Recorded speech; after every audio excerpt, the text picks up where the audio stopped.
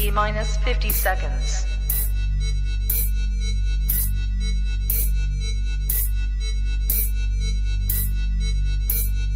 T minus 40 seconds.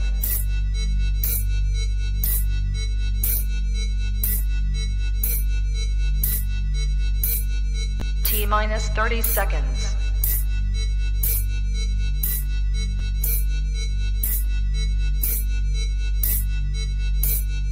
T minus 20 seconds.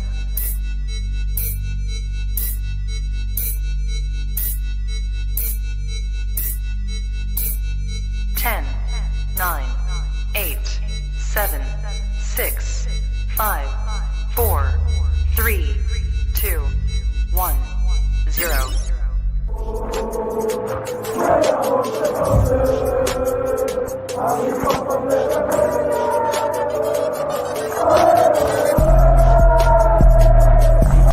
Shout out to Kopish. Shout out to Kopish, guys. Keep all the good work the up. Two legends, Emil Heskey, Howard Gill. Can't get much better than that, guys. Yeah. You know what to do now. Like, comment, subscribe. I'm with legends, guys. Kopish. Good evening, lovely people. Hope you're well, and welcome back to Kop-Ish. If you watched the preview earlier, this is the second time you'll be seeing me. Apologies for that, people, but thanks for rocking with us. As always, when we get behind the mic, make sure that you subscribe, comment, and like. My name is Callum. I'll be joined by a man like Matt probably in about 45 minutes. People, how are we doing this evening? What's going on at Liverpool? Jurgen Klopp's press conference. Do you know what? Let's just get straight into it. I don't point me beating around the bush. That's what we're all here for, right? To discuss it. Massive shout out to Pimpin' the Stress and Jamie straight away, because they were going back and forth in the comment section of Twitter when we posted up the video. And again, I shout out to those two because you see that they disagree, but it still remains civil. And so you know my stance on that. That's what I love to see from them too. That press conference, boy, I don't know what to make of it. I don't know. The fan base is so divided because as soon as the press conference happened, you had one section of fans come out straight away and be like, "Told you, everyone who's been saying stuff about Klopp, say sorry. Look, he's being held back by the owners and this, that, and the other." And then you had the other the fan base going, "He's contradicting himself. He said this last week, he's saying this week. But if you look at the wider quotes, he's saying certain things." It's like, my head is scrambled like a couple of eggs right now because it doesn't all make sense. And for anyone who hasn't watched it, anyone who hasn't seen the quotes, he basically, I'll sum it up. He basically says we can't fix things like other clubs can fix things. We have to squeeze everything out of what we can. But then he also went on to say, we have 4 injured attackers right now. It's not as simple as going into the market and bringing in a 7th attacker. If we bring in a 7th attacker, it's brilliant. But what happens when the other 4 come back from injury and you can't register all of them for the Champions League? Klopp, bro, I hate to inform you, we ain't talking about attackers right now. You just got Gakpo. We understand the attacker situation. Bobby's out, Jota's out, Diaz is out, and now Nunes looks to be out for a game. Bro, no one is getting at you for that. Klopp, that is calm. Yes, we can have a wider conversation about training regimes, overplaying and all that. No one's speaking about that, Jurgen. In fact, if you went out and bought another attacker tomorrow, we'd probably get onto you as a fan base because we'd be like, that's not the priority, bro. Klopp, the roof's leaking. And you're buying stuff, you're buying furniture instead of fixing the leak. The midfield is leaking. Jurgen, bro, the midfield is leaking. But at the same time, this is maybe the first time for a good little while he's actually come out and said something about being restrained in what he can do. Again, I'm not saying he's got to come out and do a Mourinho and dash FSG under the bus. Would I like to see it at this point? Yeah, I would. I'm not going to lie. But I understand why he doesn't, because that would just send everything into anarchy. But these owners as well, we know what they are. They're not ambitious owners. Top 4 is is the pinnacle for them. Anything else is a bonus. Anything else is a bonus.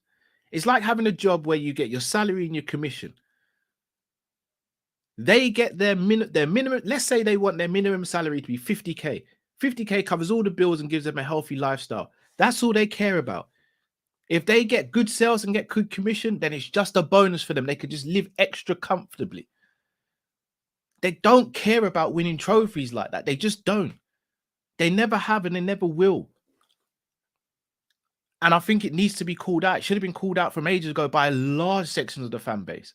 And it hasn't been. It's been me, Matt, and Drift beating this dead horse for time while people have been battering us for it. But at the same time, what's the relationship between FSG and Klopp? And this is where I come back to Klopp as well. If you knew we didn't have that sort of money and we only had, say, 40 million this January, I mean, did it have to go on Gakpo? The moment we needed an attacker, you got an attacker. What's going on for midfield, Jurgen? Because you're saying we don't need anything in midfield, but now you're moaning about not having this. And you know what? Another thing as well. We as content creators, and I see a lot of people on Twitter doing it on social media.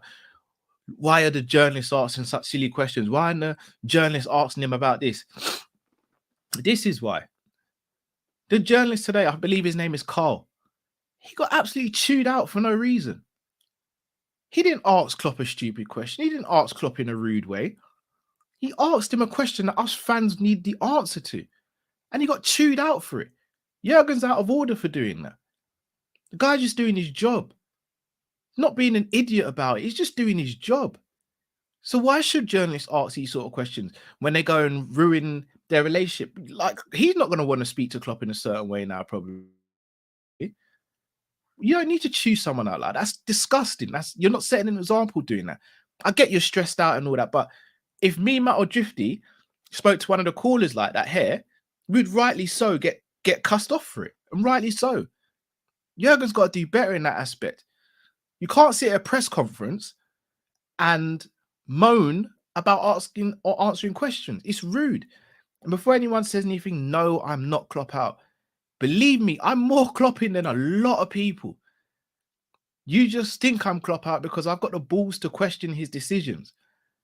I recognize he's a human being, a phenomenal human being, a phenomenal manager, but he's still a human being. So I don't ask questions when I think he's doing wrong. Just because I'm FSG out doesn't mean I'm going to turn a blind eye to Jurgen Klopp. Like, I'm going to call anyone out. Firmino's my favorite player. If Firmino has a bad game, I'm going to call it out. I love Salah. If he has a bad game, I'm going to call it out. I love Virgil. The list goes on. I am Klopp in. I can't be any more Klopp in. Like, literally. If you were to sit me down right now and be like, Cal, who would you take tomorrow to replace Jurgen Klopp? I'd say no one. No one. Not taking anyone. Jurgen's the guy. I want Jurgen at Liverpool at least until his contract runs out. But at the same time, things need to change. And again, yes, the transfer market is here and there, but also tactics are shocking as well. All right, let's be real about it, people. Tactics have been shocking.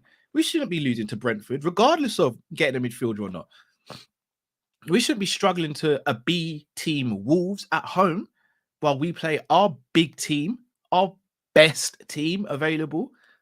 So come on, guys. Like, there's bigger things and there's bigger focuses at hand here. But I just can't get my head around the fact that as soon as he wanted a forward, we got a forward. Does he actually want a midfielder right now? That's genuinely my question. Does he actually want a midfielder right now? Because all the midfielders, if I'm not mistaken, all the midfielders are fit now. Apart from Artur, that's another story. Are all the midfielders fit? I'm going to go through the list. Milner's fit now. Thiago's fit. Fabinho's fit. Hendo's fit. Jones fit. Elliott's fit. Bichetik's fit. Milner. Did I say Milner? They're all fit. So Naby, Ox, they're all fit. So does he not want a midfielder now because they're all fit? Did he go for an attacker because he knew Gakpo would be coming into play because Diaz is going to be out for the rest of the season? Like, he's saying one thing, but his actions are doing another. Like, it's extremely frustrating. Look, the question on the thumbnail as well, guys. And I'd love to get your thoughts on this when you guys call in or in the comment section. Do you think we overinflate some of the stories we see come out from the media? And the reason I say that is, and look, we're content creators, and shout out to Jamrock, because Jamrock says this a lot in the comments. We'll see a story, and because it fits an agenda or a narrative that we have, and look, we're all humans, we do it all the time in life, but do we see a story, and because it fits the narrative, do we go, knew it? And then do we turn a blind eye to stories that don't fit our narrative? Because I feel like that happens a lot. Because let's be real, I only really saw journalists speaking about Manu Kone when content creators like ourselves started speaking about Kone. I only saw us being linked with Musa Diaby when content creators like ourselves were speaking about Musa Diaby. Like, I don't know. Let me know what you think. Again, not even going to do the back and forth with you, Dylan. I say this to you with all respect, bro. If you don't like my take on things, and there are so many other fantastic Liverpool channels you can watch. I do not sit here. I've not once said I know better than Klopp. But again, you seem to have the blinders on. You seem to have the blinkers on that Klopp can do no wrong. If that's your stance on things and you think no human being, if you think a human being is perfect and can do no wrong, then you do your thing, bro. But again, respectfully, Dylan, you don't have to be here to watch this. You really don't.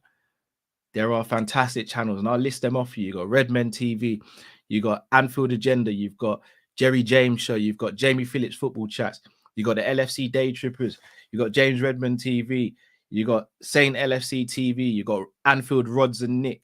Who have I forgotten? You got Ryan LFC. There are so many fantastic channels. I appreciate that you're here, but if you don't want to be here, or you don't agree with something I say, or you feel that strongly against it, then honestly, feel free to go, bro. No point in you staying here if you disagree that strongly with what I say, or you think I'm being that arrogant. Cop TV, man like AGT, big up. Monts, Big Six Bants, Grizz Khan. So, bro, there's so many. There's so many. And again, if I've missed anyone out, big up to those channels. We all know it's all love on all those channels. But respectfully, if you don't want to hear what I'm saying, then, and Dylan, that's what I'm saying. You can agree, but you can't. You can agree, but you can agree respectfully. I don't sit here and say I know more than Klopp. But if you can tell me what I've said tonight or in previous weeks that has been wrong about Klopp, I'm all ears, bro. And again, phone lines are going to be open in a minute, bro. Feel free to absolutely call in. Not going to be an argument. There's not going to be anything like that. But I genuinely don't like people lying on my name. Like, I just don't. Like, I don't think I lie on people. Pause. But again, because I don't lie on people, because I don't disrespect anyone, I'm not going to have anyone do it to me as well. Big up Don Hussam as well. Another great channel you can watch. So that's me. That's my thoughts on it at the moment. I still think Jurgen Klopp's the man to get us out of this. I think he's the only man to get us out of this, to be honest. FSG need to be gone yesterday. They're still there, unfortunately. And the reason I'm Klopp in is because when we get new owners, that's when I'll fully make up my mind about Klopp and where I stand. Because if he's acting like this when we have new owners who are potentially ambitious, let's say we get in a Todd Bowley. And before you cuss me, I'm not saying it has to be Todd Bowley, but let's say we get in a Todd Bowley. Let's say you're getting a Todd Bowley who is willing to spend the money and Klopp's not, then you know where my stance is going to be. And you know why? Because Liverpool Football Club is my first love, not Jurgen Klopp. Liverpool Football Club is what I want to see succeed, not just individuals. So FSG need to go ASAP. All right. That's enough from me, people. No point me blabbering on. This is your guys' show. I've already taken up 15 minutes of your time. If you haven't already, please do smash the like button. Guys, you know the rules for the call-in show by now. But for anyone who's new, I'll just go through them for you. Everyone and anyone is welcome. You get 3 minutes to come on and say what you want to say, and then we're going to move on to the next caller after I chop up what you've said. When Matt jumps in, he'll do the same. Please, if you are in the comment section and someone's on the call, do not be disrespectful to that person. They've had the cojones to come on here and speak, so don't be disrespectful, even if you disagree. Banter is always welcome on the channel. And if you don't want to show your face for whatever reason, you don't have to. You can just call in like it would be just a normal radio call. You don't have to show your face. You don't have to be on camera, but we want to hear your thoughts. So, people, the lines are now open. Come join Team Kopish. Let me know your thoughts. Love to hear some of your thoughts and opinions, because I'm going to be real with you. Being a content creator for Liverpool at the moment is bloody tough. So, yeah, let's do this, people. Let's do this. Let's do this. Let's do this. All right, yo. Let's get the first caller on tonight. Cow's Netter Army. Can you hear me? I'm good, man. Am I the first one in today? That's crazy. The first one, bro. Big up, man. I didn't expect myself to be the first one. Big up to everybody in the chat. Big up. Quick hands, bro. Quick hands. Man, love to see you, man. You got the reflexes like Leon Edwards, man. Love to see you, man. Headshot, dead, bang. Headshot, dead, bang. And big up to everybody in the chat. Big up to Drifty and Matt. Always love him. Big up to you, Callum. Big up, bro. I'm a little bit in the middle with what happened today, because listen, I was at work earlier. I came home around 4:30, 5 o'clock. I think one of my friends sent me the message earlier about what Klopp did, and I'm gonna be raw.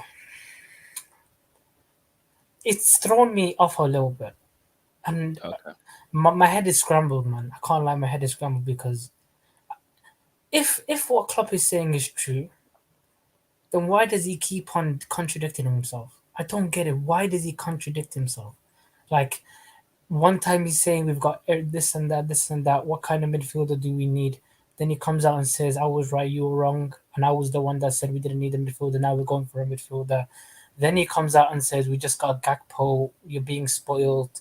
Then he comes out and starts chewing up a reporter, which for me, listen, I don't have an issue with Jurgen Klopp. Listen, I'm not going to sit here and say I'm his biggest fan after the season, but for me, like, why are you chewing up a reporter? Has he done anything wrong to you? Like, he's just doing his job, like, just like you're supposed to do your job as well. I don't think that was very uncalled for, in my opinion. But the issue that I have with Jurgen Klopp is this: I think we have to look at Klopp in stages. In the first stage, Jurgen Klopp is one of the best managers of all time, in my opinion, when it comes to coming into a team, ripping up, and then making his own team and own stamp on the team. But the issue that I have with Jurgen Klopp is nobody in the chat can say that I'm lying when I say this. Nobody has ever seen Jurgen Klopp do the second phase, which is he's made a team now. He's gotten this team. Now it's time to rip up that team and go again. Nobody's seen it. He never did it at Mainz. He never did it at Dortmund, and he never did it at Liverpool. And he hasn't done it at Liverpool so far. So I can't sit here with a straight face and say that Jurgen Klopp is going to be the man that's going to do it, because this is the issue that I have, Cal. If we're going to allow Klopp to stay, let's just say this season's a write-off already. Let's say we get new owners by the summer of 2023. 2023, 2024, 2024, 25, and 25. That's 3 years. Is 3 years enough for a rebuild, Cal? Because I don't think he'll be enough. I don't think he'll be here for the rebuild. That's what I'm trying to say, because let's just say he gets rid of players and brings in players to about 24. Jurgen Klopp's rebuild, in my opinion, started in 17-18. Then he was 17-18, 18-19, 19-20, and then 19-20 is stopped, and then the injuries came up. If the injuries never came up, we would have added 2021, and then 21-22 was the last season. That's 5 years, Cal. If we're saying that his new rebuild starts with new owners in 2023, 2026, I don't think he'll be here for the whole rebuild. So that's what I'm saying is Jurgen Klopp just a manager that's so elite when it comes to coming into a team, ripping it apart, and then putting his own players. Because let's keep it all count. There's a big difference between a manager coming into a club he has no loyalties to any of the players. He has no prejudice. He gets rid of the players that knows that he doesn't fit his style of play, and then bringing in his own players, bringing in his own type of personalities into a team. And then when those players show that, okay, now their legs are starting to go, it's so difficult to get rid of those players that you've built relationships with. You probably know their kids, you know their families, you know their situations. But is Klopp the man that's going to do that, even with or without money? Money, I Yeah. guarantee, with new owners is going to be easier, but is he going to do the job? In my opinion, I don't think he's going to do it. All right. Well, bro, let me chop that out for you now, bro. And listen, big up to everybody in the chat, man. Big up to Big up everybody to in the chat, yourself man. as always, bro. Big up to you, my guy, Carl. Take care, We'll bro. talk on Twitter, man. We'll talk on Yeah, Twitter. I was gonna say UFC's back tomorrow, so we get a bit over. Yeah, tomorrow. Yeah, What's the back fight? tomorrow. Oh, I forgot, man. Imavov and Strickland. But we'll talk. We'll talk on Twitter. Let's go. Big up yourself, bro. Big up, man. All right, take care. All right, the Klopp and a rebuild question. Honestly, we don't know. Kaznet Awami's right. We've never seen Klopp do a rebuild, but I don't think he could have done one at Mainz, and I don't think he could have done one at Dortmund. This is the first club where he could have done a rebuild. The question of is 3 years enough for a rebuild? In my opinion, absolutely. The rebuild's already in progress. Like, let's make no bones about it. If you look at the rebuild, yes, Alisson's still in goal, but Kelleher for now is meant to be the heir to the throne. Right back, Trent is still young enough to be part of the rebuild. Robbo and Simicas, you've upgraded left back, and you've also got a backup left back. Konate, for me, is meant to be the next guy to take over. I don't think Gomez is, so I think they need to look at centre-back situation, but maybe not straight away. Midfield, that just needs ripping up and starting again. Attack, I think the rebuild has started in attack. Like, you look at the rebuild and attack, Nunes is a new striker, Jota is a new striker, Gakpo and Diaz are the 2 left wingers. But once again, that right-hand side, there's no one for Salah. Unless he sees Harvey Elliott as a guy, which I don't think he is. Not with how we play. We need pace on the wings. We need trickery. And Elliott's not that guy to do that. So I do think a rebuild's underway. It's just not started off great because I still think he's showing loyalty to certain players and being stubborn in his approach to certain things as well. So I'm not too sure. I'm not too sure if he can do a rebuild or not. In my heart, I think he can, but I can't say factually that he can because we've never seen him do one. But he's never had the finances to do it. He probably doesn't have the finance to do it now. So if he gets new owners, I think he could do a rebuild in 2 years. And I think in those 2 years, while rebuilding, I think he can still win stuff. So again, I see a couple of you saying Ben Doak. I don't want to pile on the kid too much, man. I've seen this play out so many times, and I've been guilty of it myself when it comes to youngsters. I've seen it from way back in the day. I'm talking about Danny Pacheco, Christian Nemeth, Suso, Tom Ince, Eccleston, all these players that are meant to be the next big thing. Like, the only one I've really seen bust through who has left the club and gone on to do other stuff is Sterling. Like, Jerome Sinclair was meant to be that guy, and for whatever happened. Thiago Ilori, all these players were meant to be the next big thing. Andre Wisdom. Like, let Doak chill, man. Let him just chill. Let him chill.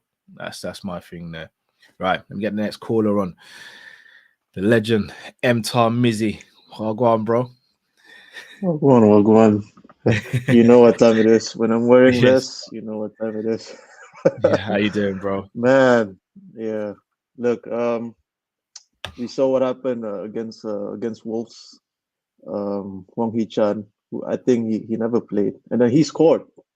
You know, but I rate highly on the brother. And then now we have another Asian brother in Mitoma coming up. Let's just say my prediction: Mitoma to score a brace.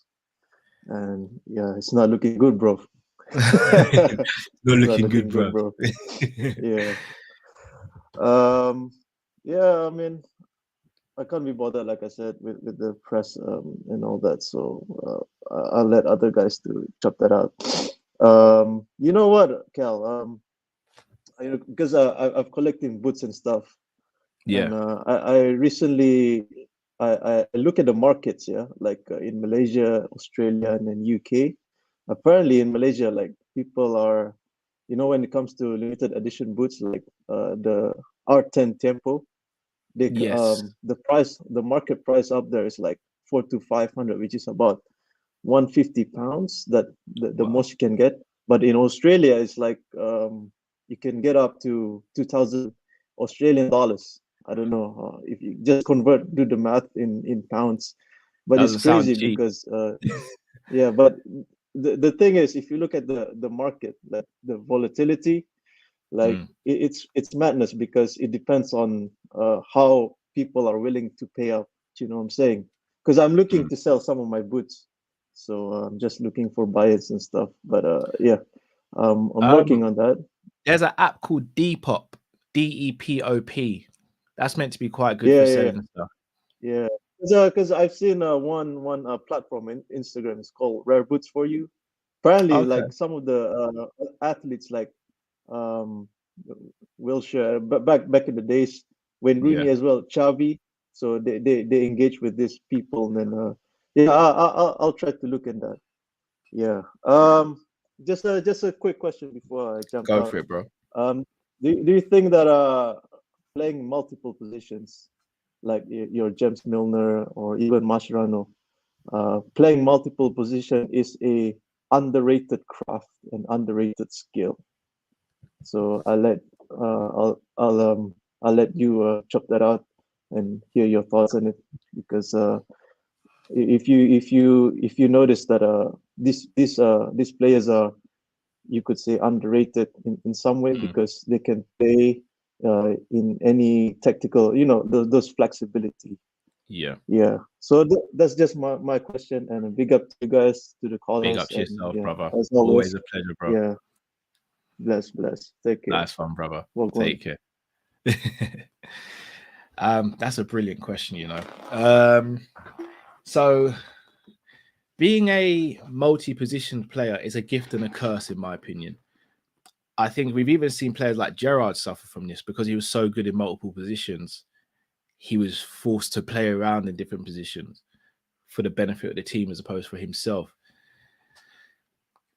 But at the same time, they sort of get labeled a jack of all trades, a master of none. I've heard people say that about Milner. If you were to ask people what's Milner's best position over the course of his career, you may get City fans saying on the wing he was brilliant. Newcastle fans will say on the wing he was excellent. Villa fans will say centre midfield. Liverpool fans, some will say he was excellent at left back. Some will say he was brilliant in centre midfield. It's difficult. But for me personally, I think you need to have at least one or two players who can play multiple positions to a good standard in every squad. I think you look at all the successful teams over the course of history. You look at our team, obviously Milner. You look at the Man City teams. Fabian Delph could play centre midfield and left back. Zinchenko could play left wing, left back, centre midfield. Like it's so beneficial having players like that, but you don't want to have too many players like that. And I think that's what we maybe did at the beginning of Klopp's reign. We had so many players who could play in different positions. Then when you started getting your specialists like your Virgil van Dijk, who was just like, I'm here to play left centre back and I'm going to do the best in the world. You get players like Robbo, who says, I'm a left back, I'm going to become the best in the world. You get Flacco, who says, I'm a DM, leave me to do my business, you guys go and flourish. Salah, Mane. In fact, Mane is a bit of an anomaly because Mane could play left, right, and centre. Salah, right-hand side, I think you've got to have that nice blend. And I think at our peak, at Man City's peak, that's what they had. So short answer to a question. I think players like that are underrated, yes. But I also think you need specialists as well. Right, going to get the next caller in. He's got his own channel, people. So we're going to big him up, especially the one, the only, Jamie Phillips Football Chats. My bro. How you doing, bro? Yeah, all good, all good. I hope you can hear me because I'm on the phone at the moment. No, I hear you clear, brother. Yeah, man. Yeah, you're livid at the moment, innit? If anyone saw my video earlier, they know how livid I am. I'm not poor, yeah. I've got my watch later list. I'm just super confused. I'm super confused over everything. A whole club. I don't know who runs this football club no more. This is my problem. A few years ago, this club ran beautifully. We had a scouting department. Klopp was the manager. We had a coach. We had a sporting director who did the stuff from there. We had a chairman in Werner. We had an owner in John W. Henry. I knew everybody's roles at this football club. I don't know anyone's roles at this football club no more. It's like merging into one. And when I look at the press conference today, I'm still confused by it. What I'm confused about is, so we went for Tuchemeni in the summer. He's made that clear. We all know that happened, We went for Tuchemeni in the summer. For some, it didn't happen because, Monaco got heard that Real Madrid were going for Mbappe. That didn't happen. So he knew Real Madrid had money. The transfer fee went up. Tuchemeni had his head turned to Real Madrid. Fair enough. I don't mind losing a player because they will either go to another club. You don't want to buy that player because they're not going to give their all for you. Fair enough. And then we just go, right, we just leave it. And then Klopp makes that interview that we've all seen that's done the rounds now about where he's listing all the players he's got and he's like, tell me who I can get better. Right. And then he comes out a week so later and goes, I was wrong, guys. We do need a midfielder. We've got issues here. We've got injuries and problems. We need a midfielder. But then it's the right midfielder, that old right midfielder scenario. And I'm like, who's the right midfielder? Because is there no one around Europe that's better than Hendo, that's better than Milner, that can actually run, unlike Fabinho, that is more reliable than Naby and Ox? And when you look at the midfielders that have gone around Europe in the last 18 months, they're around that 20 to 50 million pound mark, right? FSG money, Klopp money, right? What we can apply. And then we're told, no, there's no coppers left in the bank after the Darwin deal. So we have to get Arthur on loan, right? Okay, whatever. Let's just get on with the season. Then Luis Diaz gets injured. Major player for us. It's a shame.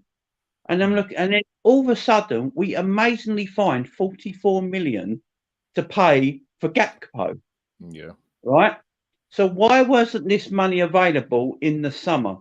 So it tells me the money either was available in the summer, but Klopp is reluctant to get rid of some of the players in his midfield, his generals, to get someone in, or the right player weren't available. And again, I don't know what the right player is because I've only ever heard this right player thing come up for the midfield area.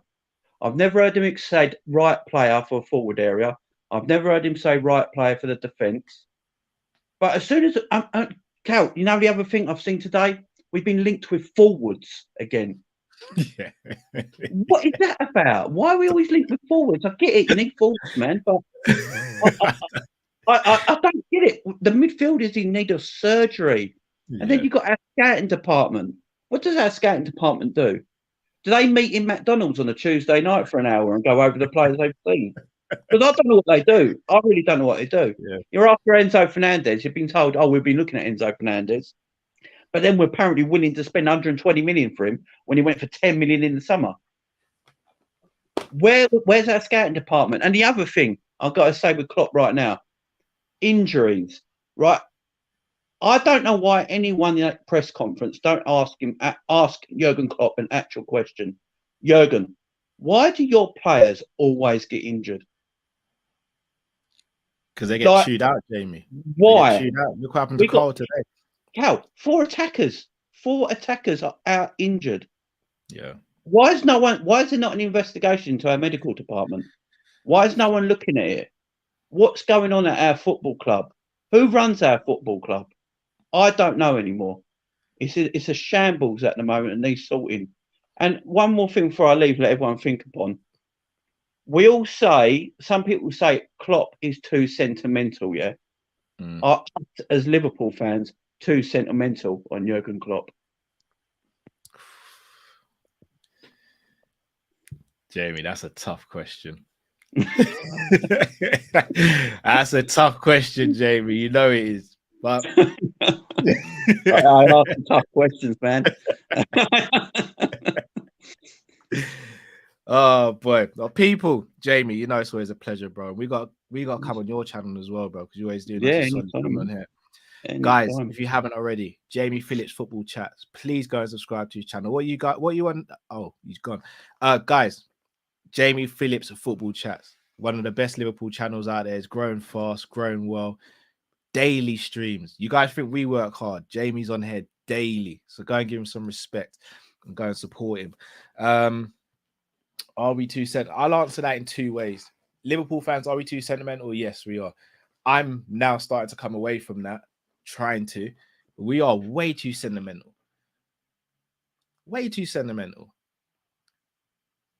Like, not if it's a cool Drift out, that's my boy, but me and Drift have back and forths about selling players all the time. But Drift ain't even one of the worst when it comes to it. See people online, I speak to friends, and they will not let people go. Shout out to my friend Andre. I played football with him on Tuesday. He's a Liverpool fan. He pulled me to a side and he was like, Cal, you're being too sentimental with some of these players. What is the point of holding on to a player and watching them completely finish when you can sell them while they're on the decline? And he's right. You don't sell your car when it's completely broken down, or you're trying to avoid that, should I say. You try and sell your car just before it gets to its worst, or before it gets bad, so you can sell it and make some money on it, so you can potentially invest that into something new and better. We are treating our cars, we're treating our players like cars, but just letting them completely break down before we replace it. By that time, you're having to spend completely new money on a car and just let cars go on a free, which is what we're doing at the moment. So it's got me thinking. Shout out to Dre, shout out to Jamie, and he's right. We may be too sentimental. Being too sentimental with Klopp, I don't know yet. You know where I stand on Klopp. I want to see him go anywhere. But yeah, that's my thoughts on it.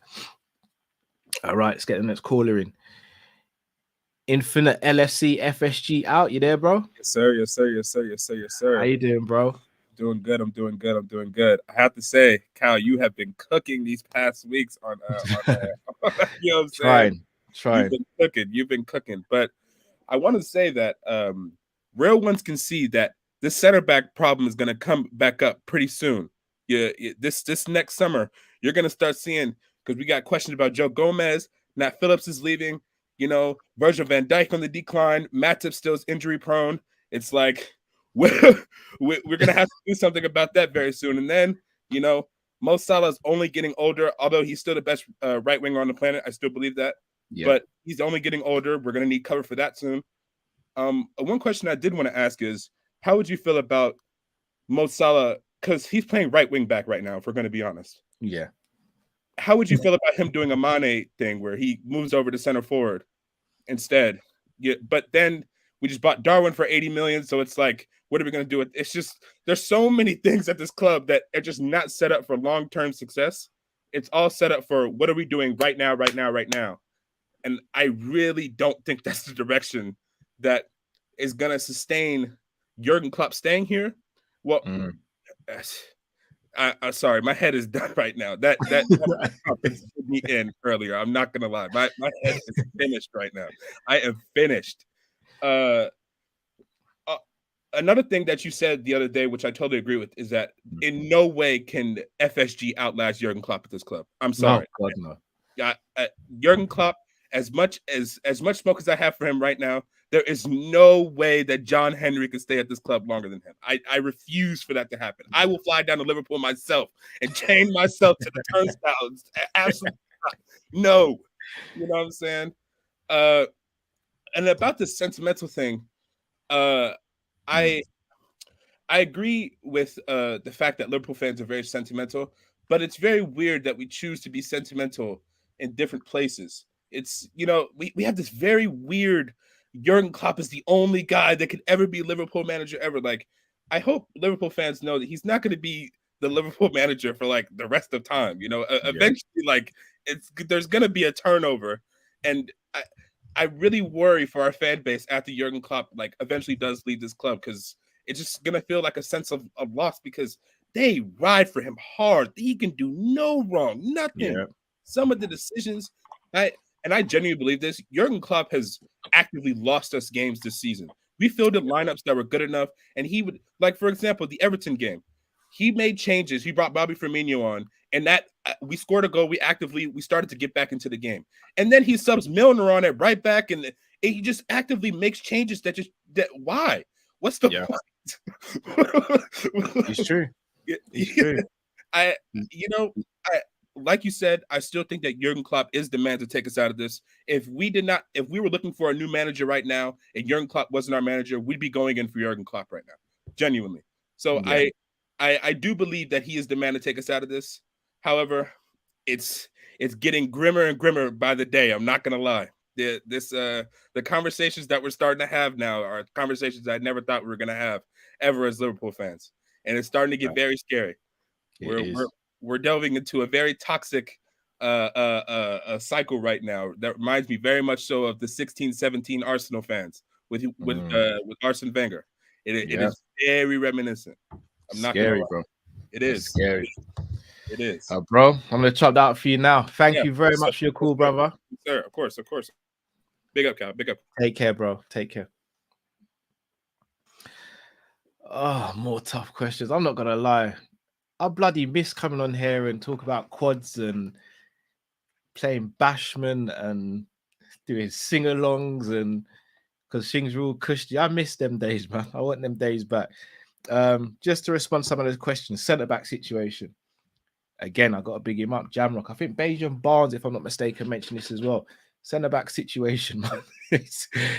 We got numbers there, but it needs to be addressed, because if Nat goes, I mean, we're going to do a show at the 19 game mark about who we'd keep and who we'd sell as well. I mean, got to speak about Gomez, but you know what? And this is where my sentimental side's going to hurt me. Got to speak about Joe Matip as well. Like, he's picking up injuries. In my opinion, he's been our best centre-back, but he's picking up injuries, and, you know, his contract's starting to come down to an end. Do we renew him? Do we have to move him on? Virgil, is he past his peak? We don't know. Centre-back situation needs to be addressed as well, but we're leaving ourselves with so much to do in such a short space of time. That's why none of us are really speaking about centre-back, because there's a gaping hole in the middle of the pitch, and that's midfield. The centre-back needs to be addressed as well. Salah playing centre-forward. So personally, tomorrow, I think Salah will play centre-forward because Nunez and Jota won't be available. Long-term, I think so. Right now, I don't think so, though. I think Salah's still best suited for that. But what Salah does need is someone to compete with him on that side, to allow him to have rest. You get longevity from being rotated. He's not been rotated. Bear this in mind, people. He's been here since 2017, and he's not had competition for that side of the pitch since he's been here. That's scary. That's almost 6 years of continuous football without any decent break. He came back from the AFCON last winter, and came straight back into the team, which to me was to his detriment, because he wasn't the same player that he was before he left. Why? Because he played, if I'm not mistaken, all the games in the AFCON, went to extra time 4 times, lost in the final on penalties, came straight back to Liverpool and played virtually all the games. There was no rest. That's not good. That's not good at all. Virgil the same. Virgil's picking up hamstring injuries now. Are we should we be surprised? No, in my opinion. The only time he's had off was when he had the knee injury. He's fit again and he's straight back into the team playing all the minutes. That's not good. That's not good player management. And the whole lack of planning. I mean, I remember a famous quote from Liverpool, which was, we plan 2-3 years in advance. If we plan 2-3 years in advance, I'd hate to see what our day-to-day planning's like, because this is 2 years of planning. What, our tour alone is 2 years? Did we plan for that? Did we sit there and go, you know what, in 2 years' time, you see that Artur, who's just left Barcelona and he's being bombed out by Juventus? We'll grab him on loan instead of getting a centre midfielder who suits us. We ain't planning for nothing. I was always going to swear then, but I won't. Mum might be watching. Don't want to be getting in trouble. Right, let's get the next caller in. Jamal. Can you hear me? Yes, brother. How you doing? Yeah, I'm good, man. Yeah, man, Carl. I just want to say, bro, this Klopp thing, I'm with you, bro. I 100% agree with all what you're saying on Klopp. I think you have it good. I think it's actually facts what you're saying about Klopp, because, bro, it makes no sense how quick you can get Gakpo, and when it's a midfielder, you're saying all kind of thing in press conference, all kind of long talk. So yeah, man, I think you 100% are spot on with this Klopp thing. But yeah, what I want to talk about is tomorrow, bro. I'm not looking forward to that game. You know, you said something? I'm petrified, bro. Oh, yeah. You know, the reason why I'm petrified is, you know, I watch the watch-alongs and watch the game, but I actually have you guys behind. So I'll let the goals go first and then watch your guys' reaction. You know, as soon as I watch you guys' reaction and I look up, you know, the other team is straight on our goal. It's it's it's so easy. It's nowhere feel, And I know his name is Moise Caicedo, but tomorrow his name is gonna be Moses Caicedo because he's gonna pat our midfield. He's gonna open the sea. Every week there's somebody's gonna be Moses and let's pat the sea. Last week it was Mateus Nunes. Yeah. Bro, I think when we played Everton, I don't know. I think it was Gordon. I know he played on the wing, but bro, he gave us a hell of a time. It's every week, man. So yeah, I wanna say last thing I wanna say is on the top four. Now I know everyone's saying if we lost, top four is over. For me, I think top four is going down to the final day because I'm sorry, I'm watching the other teams. The other teams are smelly as well. I mean, Chelsea right now are stinky. They're stinky. And Spurs, come on, we know the history of the Tottenham. Shout out Carolini. And Manchester United, they are doing good now, but bro, they're like a RQ. They could self-sabotage out of nowhere. So that's what we know with Manchester United. And Newcastle, who everyone thinks is guaranteed, two things about Newcastle. They're in the semi-finals. So that's a lot of games where they play. Because I think that is still 2 legs. Plus, their squad is 10 and their strikers are very injury prone. Because Isaac, Callum Wilson, St. Maximum, these guys, and we see they struggle for goals. So I think we as Liverpool fans think top four will be over if we play that. But bro, the other teams right now, I think it's going straight down to that. So I would like you to expand on that. And the last thing, which is a fun. What player do you think is going to be the first one who you want to join, Carl, for Liverpool, since you've been on Kopish? Who is going to break the curse? Because, bro, this curse, you wanted Diaby, Fekir. There is a whole lot. But I feel it's going to be Mateus Nunes. I feel he's going to be the guy who break the curse. But yeah, that's all I got for you this week, Carl. Hope you have a good one. Yeah, bigger. Moses, man, Moses. Right here, Carl. Next week. Bro. Take care. I'll start with the second question first. I'll be honest, at this point, I don't think my curse is going to get broken. I'd love to be proven wrong. I've wanted so many players at Liverpool, and it doesn't happen. I just don't think it's meant to be. Maybe it's Matthias Nunes, but you know what? I sit here and I was just like, I wouldn't be surprised if we don't get Matthias Nunes in the summer. I wouldn't be surprised if he goes somewhere else. I'd love him to come to Liverpool. I wanted him from last summer. You guys know this. I hope so. But hopefully once the first curse is broken, they all come through like buses. But think about it, like every player I've even wanted, it's not just that they don't come to Liverpool. They either go to a rival or they get a bad injury. Like, I'm jeopardizing people's careers right now. That's why I've stopped talking about certain players. I don't want to end someone's career, but I don't know. Maybe it's Matthias Nunes. Who knows? Top four. So, Jamal, everything you said about the other teams being smelly, I get. But we're not in a position to even capitalize. That's the problem. If we were ahead of these teams or even like level on points, I'd be like, yeah, we'll get top four. But we're behind. We're behind all of these people. So we're relying on not just 1 or 2 teams to fall. We're relying on about 3 or 4. That's a lot to ask for. And I don't know if we've got it in us to go for it.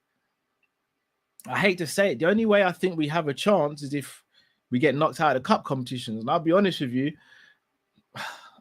without being negative, I think Real Madrid are going to do us, and I think Wolves are going to do us at their place as well. So that may happen. But at the same time, we're also a team that rely on momentum and building momentum. Being down to 1 game a week might not actually help us either because we're used to playing regularly. So it's a catch-22. Me, honestly, sitting here right now, will we get top 4? I'm 60-40 on it. 60-40 in terms of I don't think we'll get it. If we win tomorrow and results go well for us over the weekend, maybe we start to sway it a little bit. But as of right now, the way we're playing, the way we're set up, the injuries, I don't see it happening, man. I really don't. Right, gonna get the next caller in. In fact, before we get the next caller in, what are we saying? Yep. All right, gonna bring in the main man. Someone who's gonna share my pain. Like Matt. What's going on, bro? I'm so glad you said share pain because it's sharing just pain, bro. Rough. It's rough in these bruv, streets, it's, bro. nah, it's really bad, you know. Like it's bad. Aye, do you know what, Little Ghost? You're right. Yeah. Hard pause at Real are gonna do us still. Hard pause. Yeah, I could get clipped up. I don't need that sort of drama in my life. Right, let's get the next caller in. He's got his own channel as well, Glasgow Red TV, aka John. How you doing, my bro? Depressed. I shouldn't even laugh. It's the way you just said it, like me. There's nothing. It's just. I don't even know. I don't even know what to say. Angry. Every bad emotion you ever feel, I feel it right now. Yeah. I don't get it. During Klopp's press conference, I can get where some people may come out and say he's a hypocrite. But I had that press conference and I went, well, he's only saying what he said back in November. If you look back in November when Jurgen Klopp was talking about investment in the squad, he says he looks forward to fresh investment. It's what we need. Players don't get any cheaper. And he went on about someone went in and asked questions about spending money. He said, well, we've never spent big money. The money that we have spent, if you look at our two biggest signings in Virgil van Dijk and Alisson, it was made from the Coutinho money. We don't spend big money. And that is what Jurgen Klopp is wanting. Jurgen Klopp, he's literally said, we need to be willing to spend big. I believe he was told, there's reassurances made to him that this sale of the club will go through by January. And he was hoping to have the transfer funds in place by January. And now he's been told that that's not going to happen anymore. And that is why today he's literally come out, he's lost the rag. He's fed up. I seen a manager there that's fed up, bored, frustrated, angry. I see a manager that he's sick and tired of being lied to. And I personally think he is getting lied to by these owners. Well, my only worry is, I want to ask you guys, if Jurgen Klopp is getting lied to, and if this does keep going on, the club doesn't get sold for, say, another year, could you probably see Jurgen Klopp walking at the end of the season? Now, don't wrong. I don't want people, please don't come at me because I do not want Jurgen Klopp to leave my football club. I really don't. He's the best manager I've ever seen in my life. He's the best manager I've ever seen in my life at the Liverpool Football Club. He's won every fucking trophy for me, apart from Europa League. And nobody wants to win that Europa League anyway. That's Man United Cup. Leave Man United and Arsenal to win that one. We don't want to win it. But I mean, unfortunately, the way it's going on at the minute, if results don't improve and the club doesn't get sold, then I have a real fear that Jurgen Klopp may walk come the end of the season, if not before it.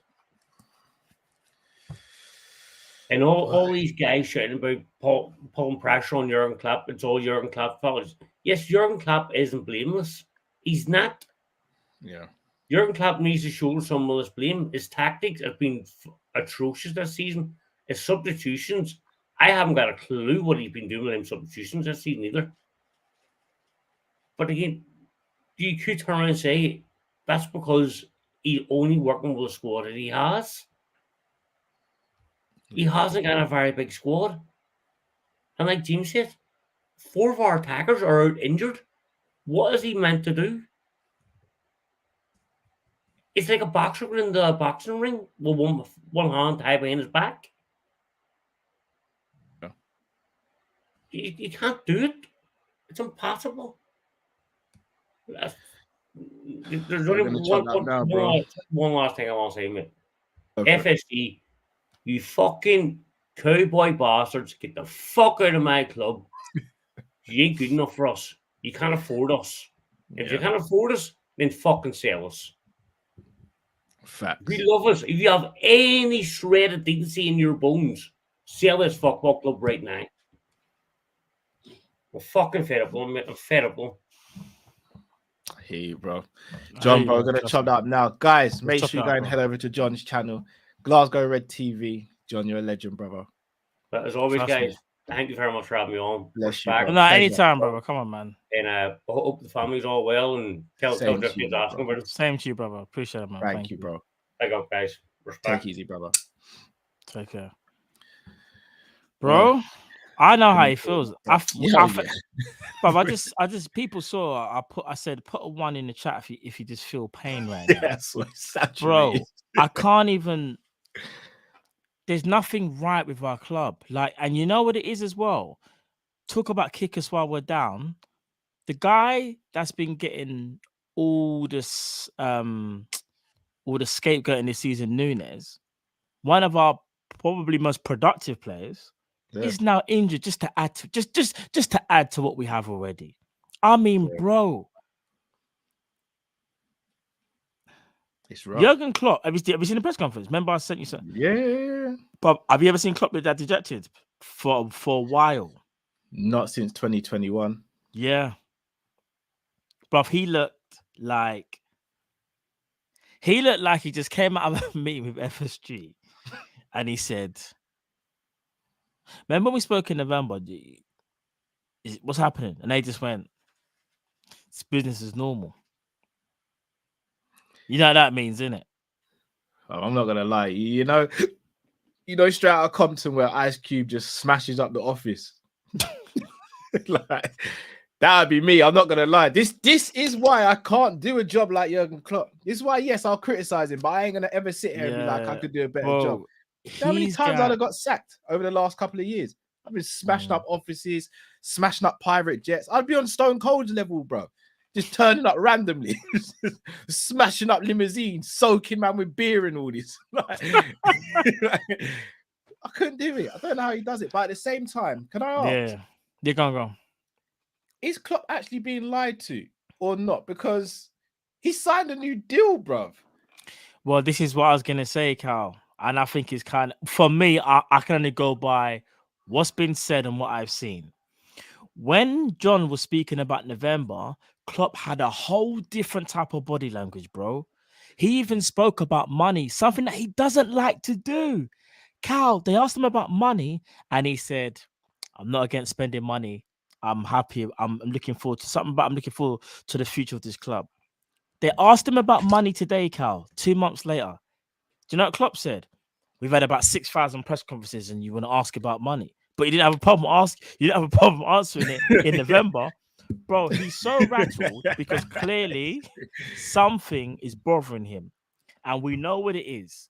You can't say definitively because nothing has come out factually. You can only, as a fan, see what you can try and piece together from what's been given to us. All I see right now, bro, is an ownership that definitely wants out, an ownership that's even under pressure from their own fans back in Boston. But I don't know if you've heard about, there was a player that was about to leave. Yeah. And then they were put under peer pressure. They've re-signed that player now. Boston Red Sox were like, why is it taking you so long to re-sign this player? But they've got their own issues. Liverpool fans have said for a while that we will always give FSG all the credit in the world because they was able to get us a Champions League and a Premier League and a Carabao Cup and an FA Cup. We will never forget that. We would never disrespect them like that. But the problem is, though, is that the longer this goes on, well, we can see these gaping holes.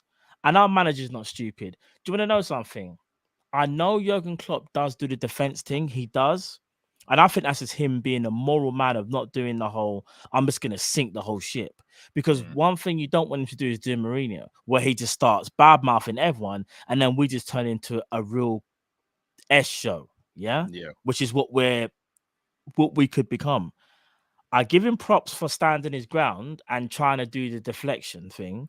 But at the same time, it's like, bro, we can all see your body language. When you say things like, you know how we work and all that stuff, but he's trying to make it seem like it's not a big deal, bro. Why are you all slumped in your chair? And why does it look like you haven't slept for as long as I have?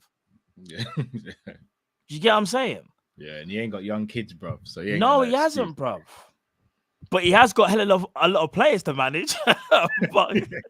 but bro, it's I don't know, bro. Do you know what it is, Carl? You know the feel good factor that we had last year? It's gone. It's gone. It's like it's just evaporated.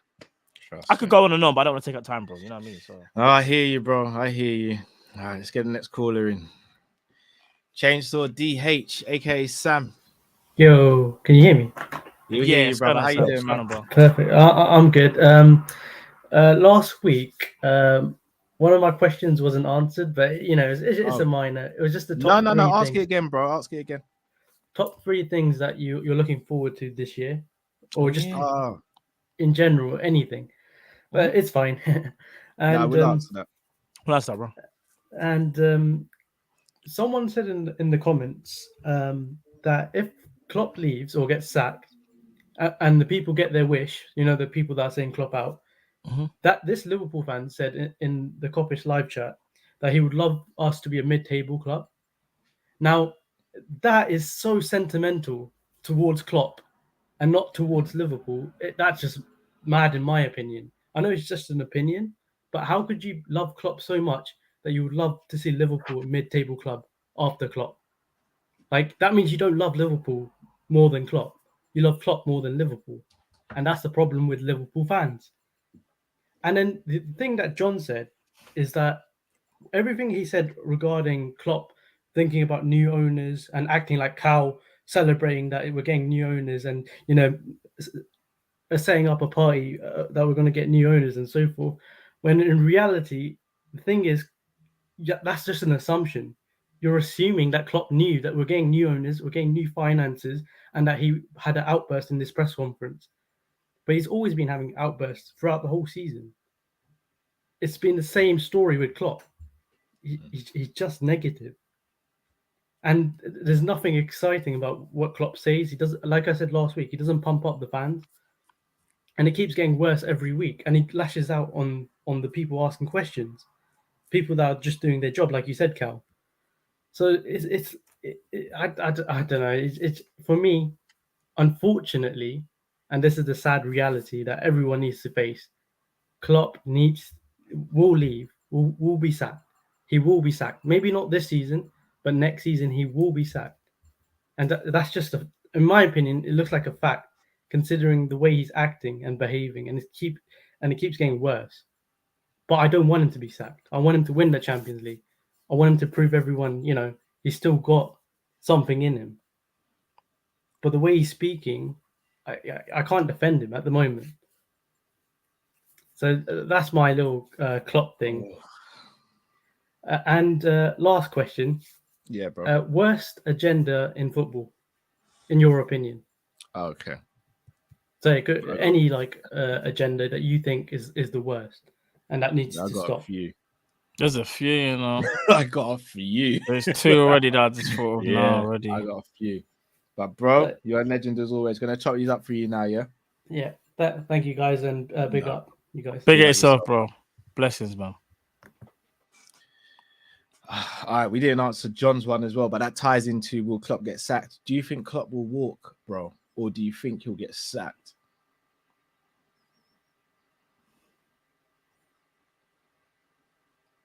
I think there's more possibility of him walking than being sacked. Same. And that's a sad thing. That FSG will probably outlast him. I think if I'm being honest, I think for people to really see what the issue is. FSG outlast Klopp, man, I'm gonna. No, do you know? Shall I tell you what it is as well? Because you can kind of see. You see, I know what chainsaw means when it's like it's hard to defend Klopp, because sometimes Klopp comes out of the maddest stuff. Like, for example, having a guy like Eddie saying, "Oh, yeah, have you ever played football?"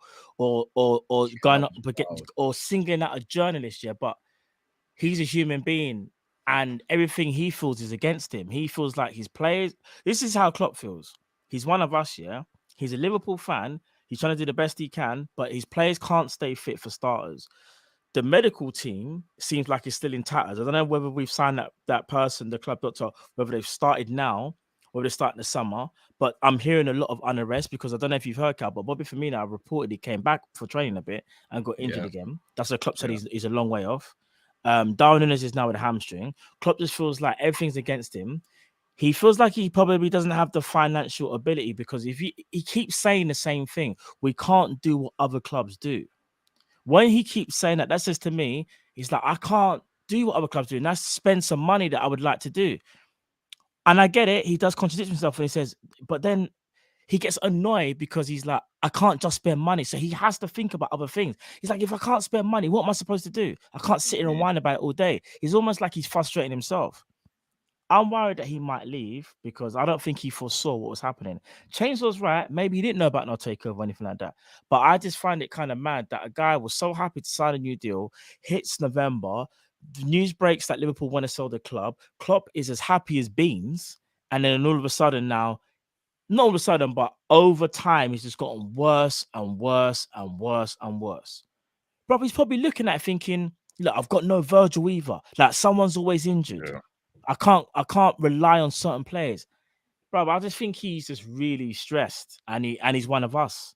And I feel like again, if some people think Klopp is really done out here, for me, the real test would have to be new owners with Klopp in charge. That's when you get your answer.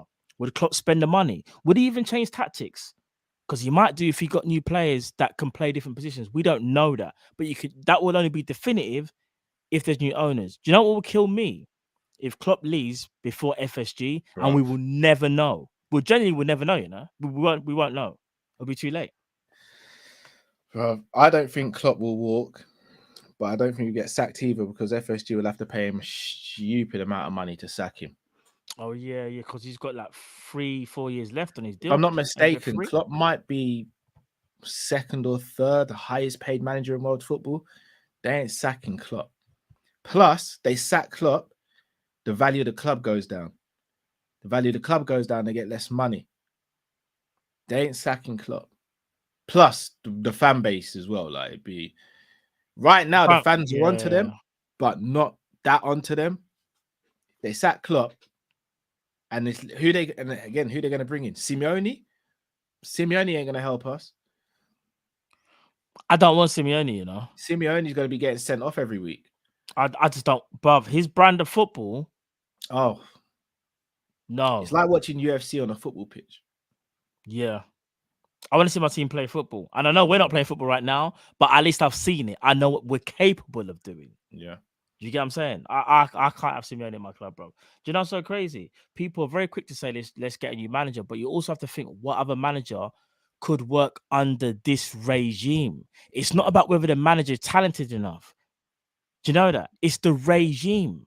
And if we had ambitious owners and there was talk of Klopp potentially walking, I'd be upset, but I'd be like, you know what? We got owners who are ambitious. They'll make it happen still. Under these owners, oh gosh, no. What top 3 things do you want to happen this year for yourself, Matt? First of all, good health, see another year. Secondly, my family's health to see another year. And thirdly, I don't even know. Maybe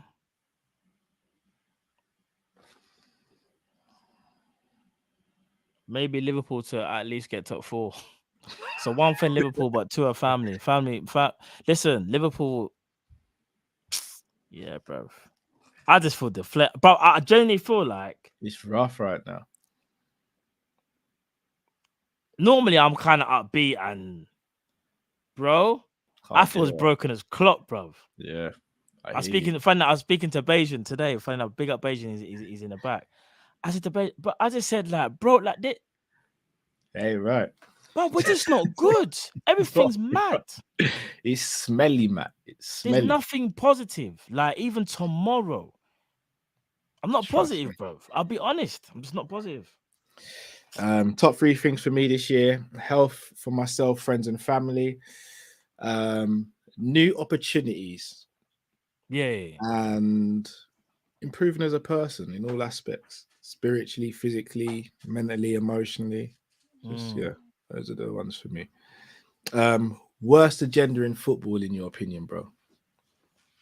As things currently stand, Darwin Núñez Mm. is a real bad agenda. Liverpool as well. That's a real. Sorry, Yeah. Hansen, I'm fulfilling the homegrown quota. That's quality. Well done. That's sick. That's sick. Yeah. So Liverpool, Núñez agenda, and the other one would be maybe Jurgen Klopp is done. There's this agenda that he's just done. Liverpool have had their cycle. He's done. I don't think he's done. I just think he can't do his homework because he don't have his pencil case. He don't have it. He's got. You know what I'm saying? Or he can't do the job. He don't have his toolbox, bro. What's he supposed to do? There's only so many times you can ask your neighbor, "Can I borrow your toolbox?" Right? Yeah. Your neighbor's gonna get a bit annoyed if you. Well, this guy, what, 5th time this week? Isn't he just gonna go to the shop and buy his own tools? Yeah. I feel like it's a bit like that, bro. I can't even lie. So yeah, I think Jurgen Klopp being done because he's not done. We know how good he is. Liverpool and Núñez. Yeah, I think all three of those I agree with. The fourth one I'll add to that is Messi wouldn't have been able to do it in the Prem. Oh, yeah, for real. Which I think is wild. I think And it's another crazy. one is that Lampard's better than Gerrard. That really winds me up. And I'm probably one of the few people on the Liverpool side of things who rate Lampard really highly. That's got to stop, though. Yeah. Oh, if we're doing the whole all-time thing, there's a lot of things, but that's another day. There's so many things like. All right, let me give you another one. Is like, you see, like Vidic. There's this agenda that Vidic is like one of the best all-time Premier League defenders. I'm gonna be honest, I actually don't think he is. You know, Yeah, Rio carried my man still. He carried just him. aggression. His aggression. You see what sums it up for me. Vidic would struggle in today's game at the highest level, like playing for like a Man City, a Liverpool, somewhere behind to play like attacking brand of football. I think he'd get found out. Personally, I'm not saying. Yeah, Rio could play in this era now. Right now. Rio Every plays team. now. Any team right now in the Prem, world. Tell someone Any to team sit in the down. world. Because I noticed, you know what it is? Vidic had this aura about him where he's like this thug, innit? Like, if you come near me, da-da-da. And then some people were just like, let me just see what he's about. And look what happened, bro. Torres just said, let me see. Yeah, Torres. Carlton Cole squared him up, bro. Them step overs are legendary. Carlton Cole said, I'm from South London, bro. That tattoo stuff don't faze me. Carlton Cole was doing his step overs in stages. You know when you're trying to upload something, you see the bar go up. That was Carlton Cole, bro. I swear to you. Big up Carlton Cole. Big up Carlton Cole. Right. Let's get our next caller in. We are just speaking about him. Bayesian Barnes. I know. My God, what's going on? I know, bro. I know. You know it's rough when someone comes on the screen and they're not even saying nothing. They just nope. Cal? I know. Mike, you had the good analogy. Your head scrambled. Mine's fried and scrambled, bro. Imagine that. I just can't get. I don't get it. Yeah. And then you got my boy Matt yesterday on the Prem Panel show, and is getting ganged up. Yeah. On some wannabes, man. You got Man U fans puffing their chests out like they've won anything in the last how many years. You've got a Tottenham fan that, man, have they ever won anything? Ever. Puffing them chests out. And then you got Guna. Oh, man. Kel, tell me you watched the show yesterday. No, I haven't. But Bobby hit me up. No, he didn't hit me up today. I seen him in the chat earlier. I need to catch up on the show. But remember last week it happened to me. Do you know what it was? You know when Conor McGregor at the end of the Khabib fight got rushed by everybody, but he still managed to get a few jabs in. Do you remember what he gave? That's what I did. So they rushed me, but I gave out a few black eyes. I still got rushed, but I gave out a few black eyes in it. Do you know not defending himself well. I wish I could have jumped on that at the same time because I had to back him up, to be honest with you. But Guna, making a bold, wild prediction if they win this weekend, that they're winning the league. Yeah. Brother, pump the brakes. You still got Man City for 2 games and you're going to get pumped. I'm sorry. You can't deal with them. I'm sorry, man. Stop Baden, it. I hate you're gonna hate me. I think Cal, don't say it. No, man. You don't. You Yeah, don't. bro. You don't believe that. You don't believe that categorically. Cal, Or you just listen. more. Yeah. Arsenal is not winning the league over Man City. They've done it too many times. Arsenal is not beating them. I'm sorry. The same Man City. Yeah, you're saying that, but tomorrow the Cyborg's got his new firmware upload, so Man U's gonna get pumped tomorrow. I'm sorry. I agree. He's gonna go crazy tomorrow. Another hat trick. It won't surprise me tomorrow, to be honest. Against Maguire.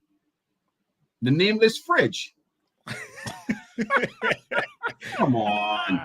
I don't think City are beating Man United. What? You don't think so? Cal, Liverpool's really got you gone in, bro. They've got your head.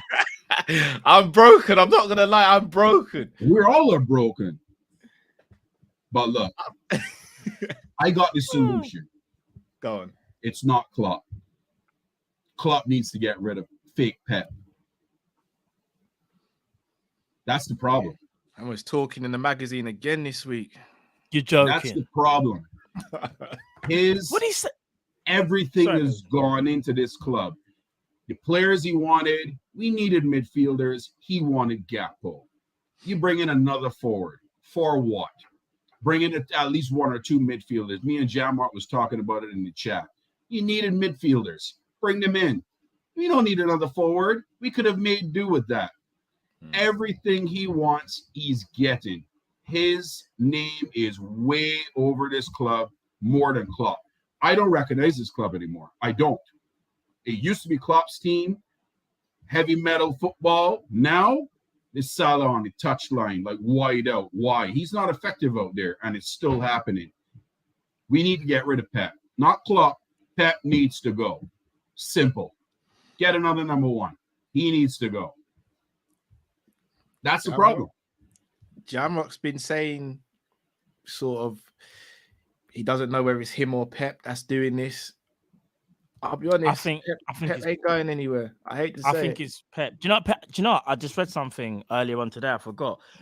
Pep said, "Oh, I'm gonna support Jurgen until what did he say? I'm gonna support Jurgen until it's his time to go, something like that." But he basically said, "I'm only gonna be Jurgen's number 2," and then that's it. And then he goes, "I'm gonna look for options, bro." Firstly, just firstly again, why are you always doing interviews? Like it's, bro. I don't. Who's Man City's number 2? Do you even know who he is? Who is he? Nope. I don't even know who he is. Hold on. Is it? Oh, it's not. I don't even know his name. Is it Rodolfo? The one we used to have. It might be Rodolfo. Rodolfo what? Barrera? Rodolfo Barrera. I don't think he's the number. But you see how this hesitancy. This is the point. You see how this hesitancy. Definitively, we don't know. If I pick up a news, if I read a news article, it's Pep Guardiola's doing something radical for when something radical gets Man United. I'll pick up Liverpool. So we're talking about Liverpool. Yeah, breaking news. Pep Linders thinks Cody Gakpo's the missing link. I'm sorry, what? Why do you think he's the missing link? Shouldn't Klopp be saying he's the missing link? Mm-hmm. And again, one thing I do want to do though, I'm not just going to say it's all Pep Linders' fault. It's not. But he is very heavily influencing how we play and the players we are bringing in. I cannot sit here categorically and say, 100%, the reason why we're not doing well is because of him. Obviously not. You've got to factor in injuries. You've got to factor in our ownership. You have to factor in him and Klopp. But he is still part of a problem, though. And he's a bit more of a problem than he should be. So, you want to hear another quote? You're gone. Pep Linders claims he nearly joined Man United under Sir Alex Ferguson. Did he write that in the book? Why is this? Why are you saying this now? What's that going to do? Bro, why is he talking so much? Exactly. I'm not gonna lie, man. This guy's just got a microphone attached to his tash or something. I don't know, bro. He's always speaking. Klopp needs to put some masking tape or something over his mouth. Shut the hell up and sit down, man. Simple. Klopp just needs to go crazy on him and be like, "Listen, you've been talking enough. Sit down, know your role, and shut your mouth. Just like you're wrong. Feel good. I brought you here. You know what I mean? It's like Facts, he's bro. like trying to disrespect Klopp in a kind of way. Like, I'm going to talk more than you are. Yeah, Like, yeah, yeah. bro, he's giving you the opportunity. You got fired from your last job. Respect him, man. It's crazy, man. But yeah, I ain't gonna go FSG Cal. I'll leave that up to you because me and you are on the same page there. Yeah. They need to go. And I'm glad to see They need Zubiri to back go. in the chat. I told him, did you talk enough to JW to convince him to sell the club? Because he needs to go. Liverpool's too big for FSG right now. Facts. They don't Facts. spend money. We need Yeah. someone that's going to spend money. This is crazy. Crazy, bro. But look, big up the Facts. channel. I'm wearing Big up the yourself. lucky kit, hopefully to bring some good luck tomorrow because listen, Bro, I'm not, Beijing, I'll be honest, I'm not confident about tomorrow. You know, and you Me never neither. hear me say that. me neither. Never, but I'm not confident whatsoever. Honestly, and I don't like saying this because I'm a true Liverpool fan.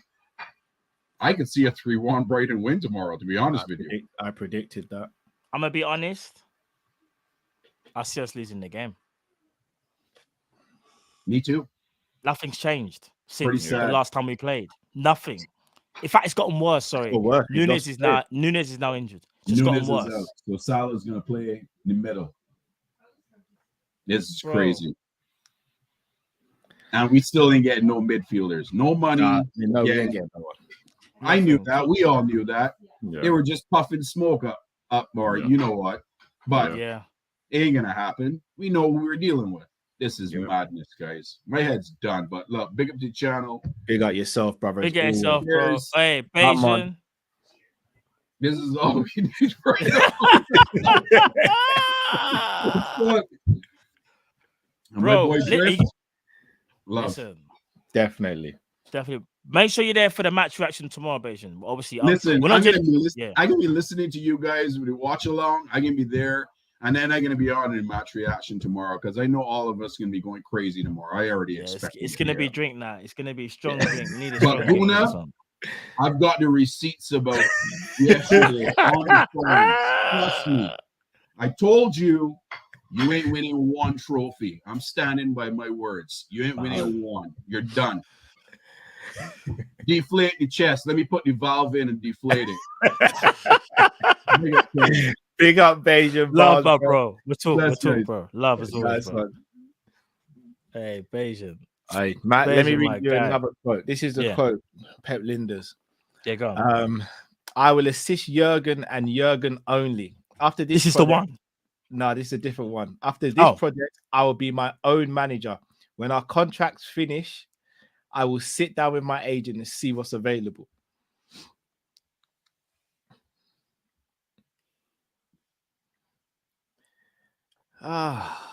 Liverpool are going through a crisis, and he feels the need to tell everybody his personal ambitions and his plans.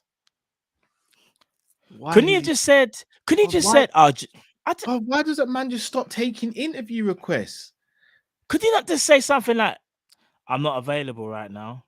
It's not available. I've got work to do. I've got work to do." Like Matt, imagine me and Drift were struggling on the channel, and then every other day you just see me in a different podcast going, "Yeah, nah, I'm good. I'm just waiting until things clear up with Kopish, and then I'm just gonna find my own way and do my own thing." Could you imagine? Like, you and Drift would rush me. You'd come to my house and you'd rush me in front of my kids. man's gonna next podcast and being like, Imagine, "Yeah, bruv, no, imagine no, we're I'm on good. here, bruv. I've got ambitions, fam." Imagine we're on here and every video we do, we get way more dislikes than likes. I'm just out there like, yeah, my life's calm, you know. Like I'm still doing my thing. Let me talk to you about that idea I had on Kopish, you man. Let me tell the world the idea I had on Kopish and why we were successful in show number 622. Because what I said, this is what we did in that. Like, you'd be like, Cal, what are you doing? What are you doing? No, it's true. It's true. It's true. This guy is the football equivalent of P. Diddy from the 90s. Yeah, Every video, he's just in the background, sunglasses on, just he's just there. take that. Can't stop. Won't stop. we don't even know how to stop. Like, bro, we get it. You produced a song, you paid for the setting and all that, but bro, we don't need to see you in the video all the time. It's just there, innit? It just won't go away. We don't need to see... Let Biggie do his verse, bro. Like, we don't need to see you in the video all the time. Let Biggie You know what do it his is? verse. You can imagine Biggie writing the verse of P. Diddy going, oh, no. You change that. Like, bro, I'm Biggie. Why are you telling me to change my verse, bro? No, but that's how my man's coming across, though. No, but bro, let me tell you something. Shall I tell you the quote that realized that we actually have a real problem on our hands? How can our assistant manager tell the world that Gakpo is the... Remember, because this came out 2 months ago before we signed him. So he's doing an interview when they probably asked for Jurgen. He went, no, don't worry, Jurgen, I've got this. Oh, Pep, so Liverpool, you got a few problems right now. Yeah. How do you think you're gonna go about improving that? We just need Cody Gakpo, missing link. I'm telling you, that's what we need. That's what I need. Sorry, that's what I need, bro. The manager is the one. I can imagine saying that. Jurgen be like, how did it go? Fine, I told them we need Gakpo. What? We need a centre midfielder, bruv. That's like the missus saying, you know what, babe, I'm gonna cook today. Can you just go to the shop and grab a few things? And we come back with popcorn, biscuits, Snickers bar. She's like, where's the meat and the rice? And we're like, I just fancy some snacks tonight. Bro, she go nuts. Bro, it don't make... Like, where's the mixed herbs and the thyme I told you to go? Where's the ginger? The all-purpose. Where is it? Might come back with the noodles, fam. Just the blue Super bag from noodles. the corner shop. You know the blue plastic bag from the corner shop. No branding. What are we doing? Why is he getting so much power like Couple this? flapjacks.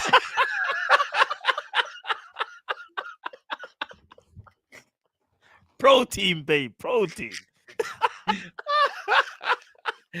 Oh my goodness me, bro. Imagine that, babe, eating dinner and you just man just rolls to the corner shop, getting a KA, onion rings, popcorn, and flapjack. And to top it off, some little piece of butter. Oh man. Oh, bro, I'm done. We'd be in the mud. We are broken, fam. I swear. Oh man, Matt, you got me still. Oh my You got me. days. Oh, Fam, man. the super noodles, you know. Yeah. And just Cost one as well. You're effective. sharing it. You already bought one. Bro. You're sharing Man comes back, yeah, babe, they're cost effective. Didn't want to break that budget. That's FSG, you know. The snacks will fill us up. FSG know we need to go and get a full meal. Them man are coming back with a bunch of noodles, bro. Yeah. It's a whole pack, wholesale. Oh man. Gosh, bro. Right, let's get the next caller on. He's sipping wine at the moment, aka Kilo. Chris in the building. It wasn't wine. Are you sure? It wasn't wine. It's plantation rum. Oh, bro. Oh. I hear that, bro. Oh man, like I just landed today and shit because like Friday after the show I flew out to Colombia and shit. I got back today and shit, and I kind of like blocked out all Liverpool. You're not doing what you used to do back in the day, are you, bro? Let me not ask anything else. I kind of like stood away from like Liverpool stuff. So I got back today, and all I hear is people injured. Interviews, like I got back to all the news, so I was gonna come in like to like joke around, but like now I'm kind of like depressed as shit. But I actually I went to Colombia because we're finalizing. We bought a house out there. Oh, sick. So we're gonna put it to like a Airbnb and stuff. So we bought one in Cartagena, and right now Cartagena is kind of like, not to be disrespectful to my country, it's like the Thailand, and you know what happens in Thailand and stuff. It's happening in Cartagena. So we just thought it was like a smart investment, Airbnb and stuff like that. So, yeah. So now that I got the place, you won't be going to Colombia and stuff. Damn, bro. Whenever you're ready, bro. No, yeah. Do you guys sooner speak, the better. you guys speak Spanish? I don't want you getting mugged in the corner and shit. Bro, this is why you're there. Yeah, but we're just gonna leave us there, bro. We're just gonna leave, man. To this. Yeah, of course. What you mean? Bro. You don't know any you don't know any phrases in Spanish? No, I'll be honest. If we're gonna go to Colombia, I would actually try and learn something before I go there. I'll be honest though. I can't just I need to know certain words, bro. Like danger.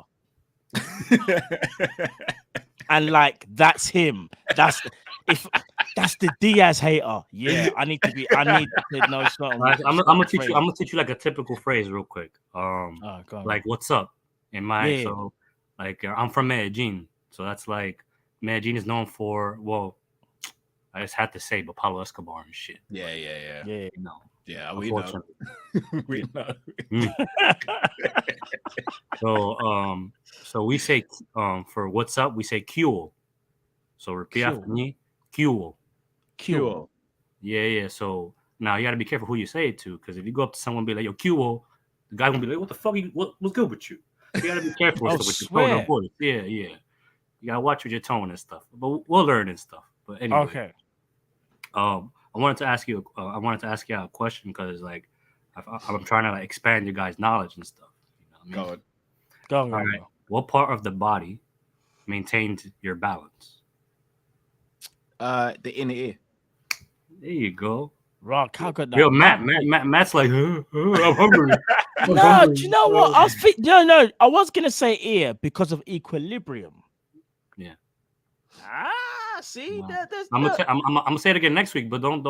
I want like 1 second answers from you, Matt, and stuff. You took a bro. You were thinking about dinner. Relax. Bro. No. Yeah, come on. Man. The reason I knew about that one though is from like sparring and watching people spar and stuff, because you get hit in the ear or it's a problem. Yeah, and I've always known about the whole ear and equilibrium thing and balance. Yeah. Like, I got another question for you and stuff. All right, just to like get your knowledge up there and stuff. You know what I mean? Because I'm not always gonna be here and stuff. All right. What tissue connects the bone to the muscle? Ligament connects I'm bone not to sure. bone, right? It's the tendon. There's no wrong answer. Remember, y'all don't know, but you know what I mean? This way you can get your mind up there and stuff like that, you know? Okay. And I found out you said Nunes is injured and shit. Like what injury does he have? Hamstring. Hamstring. Serious hamstring? No, see, here's the thing that conflicts.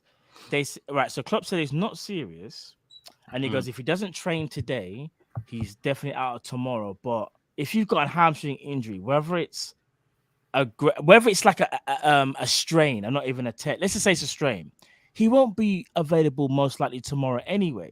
Well, it depends the grade. If it's a regular strain, he can be back within 4 to 5 days. But I don't know when he was issued that he was injured. You know That's what I was gonna say. So if let's just say he doesn't train today, let's say he never trained today, I'm gonna say that me personally, I just don't think he'll be ready for tomorrow. But you're right, you don't know when he was diagnosed with this issue. All we've heard is that he wasn't training all week. So let's just say from Monday. I think part of the issue with Nunes as well is the fact that I think he's an enemy to his own ability, I believe. So he tracks back. He's a striker, but he's out there playing defense and running like a maniac and stuff. You know what I mean? I think that's something that himself and the coaching staff have to. You know, it's okay to kind of help out, but like, you know, he'd be running like a maniac and shit. It looks good because that's the South American way of playing, but yeah, you know, when you want him to last for so long, he's gonna get himself injured and shit. I'm starting a petition to put me in the medical team for Liverpool if y'all want to sign and stuff like that. Bro, I'm signing it. Send it to me, please. No, we need you there, bro. And just to talk about like this whole Klopp shit real quick. Sorry that I'm taking up the time, but cool, man. Where's the plan B in like Liverpool Football Club? You know, can I ask you a question? What's the plan A?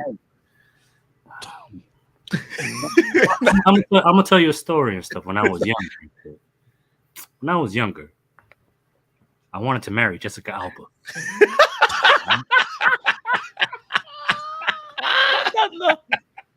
Hey, Right. you have to. You have to. I wanted to marry Go this on, gal, but I didn't know her physically, Yeah. personally. But I was in love, bro. I was a kid. I'm like, yo, this chick is beautiful. I wanted to marry her. I get older, I realize it ain't gonna happen. You know what I mean? We're two different leagues. You need a plan B in life. Now, my wife is not plan B, but you know, yeah, understand me. Don't get me in trouble with shit. I'll try to use an analogy. But we need a plan B. Yeah, We don't yeah, have yeah. one. You know what I mean? And it's like Klopp's interviews are confusing me. And I know one day he wants to be all-knowing Odin type shit. One day he wants to be Batman and be a vigilante. My guy, pick one and shit. Next day he wants to be the Pope. My guy, pick one, bro. Because it's getting confusing at that point. You know what I mean? And it's kind of getting tiring. And I've never been Klopp out, but I'm kind of strained to that way because action speaks louder than the words. You know what I mean? And I don't know why people are so worried about a new change. You know, and I'll give you an example. Like this to talk and stuff like that. People are gonna like hate me or whatever. I don't care. So Klopp has been a manager for how long, Matt? Kyle, like how long? Since 2015, so 7 years. 7.5 years. So he's roughly had the same squad for 7 years, right? Right. Technically speaking, a few new players here and there. I say 5 because he kind of had to gut out. Yeah, let's say 5. 5 years. Let's say 5 years though. 75% group of his of players for 5 years, right? Yeah. Telling them the same message every day, same formation, same highline crap every day. Now, if he was bringing in new players in, then that's okay because they're not really hearing the same shit over and over again. But you got these old heads now, like, bro, that shit ain't working, man. If it was me, bro, man, fuck out of here, bro. My old ass Van Dyke, I'm not track, man. He pulled the hand, like it was that game. I knew exactly when he pulled it, bro. When he started running back and he started running awkwardly, I'm like, yeah, he pulled something. You know what I mean? So it's like, I don't know. We need some type of change and stuff, you know. And to talk about the Gapo thing, bro, like, it's nice that we signed him, you know, planned for the future and stuff. But like, shouldn't we have invested it on a midfielder? Like, you know what I mean? It's like, why is Carvalho here if we're not gonna like, here, man, play, develop, like, until someone comes back? Like, here, this is your time, you know. This is when you get to know a player's like, you know, when it's grind time, when I need results, like, you know. Yeah. So, and another thing, this is gonna be controversial and shit because I'm Colombian and shit. I think we need to sell Luis Diaz and stuff. Yeah. So when I was in Colombia, what? I stayed 2 days in Barrancas, and that's where my cousins are at and stuff. And it's a small community, like, so everyone knows each other. Like, so we know people close to Luis Diaz's entourage and stuff. Oh, I know you're gonna say it. So there's certain things that are being said that I think he's going to be sold, in my opinion. Luis. Yeah. He just arrived. Are you talking? All right. Yeah, and then I also like apparently You can't say too much, but yeah, go on. Apparently, they're talking about his knee and stuff, and yeah. So I have a lot of love for, you know, as a countryman and stuff like that. I want to do the best, but at the end of the day, like, I feel like I've become less attached and less sentimental to certain players. And I think for his progression or for the way we play, we just have to see until he comes back and how he handles the knee issue. but I wouldn't be against letting him go. If that makes sense. Like, and I think We're I gonna have think- to speak offline. We're gonna yeah, have to speak. We have Yeah. to talk offline because Yeah. I know you can't. You basically Yeah, like, can't I say think- certain things. Yeah, yeah, and I think the Naby situation kind of like, and the whole medical team kind of got me in a way of thinking like, because I work in the field and it's like like if a player's gonna get better, if he's gonna heal right, and it's like I don't have the scans, so I can't really say. So like, we all agree that Naby should have been sold years ago, but it was prolonged. But you had the facts, you had the stats, you had the MRIs, you had all that stuff, So, and the same for Jota and stuff. Apparently, he's being pushed back to come back soon. Why? Ever since he's been in the club, he's had a calf and hamstring injury every season. Yeah, and we force him. You know what I mean? And the thing with the hamstring is that the hamstring is like, for example, an analogy, like a cold. It's going to come back. The older you get, it's harder to freaking fight off a cold. And that's the same thing with the hamstring, you know what I mean? But I'll probably start a controversy or whatever. It's whatever, though. You know what I mean? Like, I know what I know. Just quickly, I know you can't say too much, Chris, but just in your humble opinion, do you think... I'm going to tell you something. I'm going to tell you something. Don't say too much that will get yourself in trouble. Just say what you need to say. Yeah. Whatever. Liverpool wasn't his first choice. It never was. Okay. I think you're kind of alluding to, because never was his first choice. It isn't his dream club. He has a dream club that he wants to go to.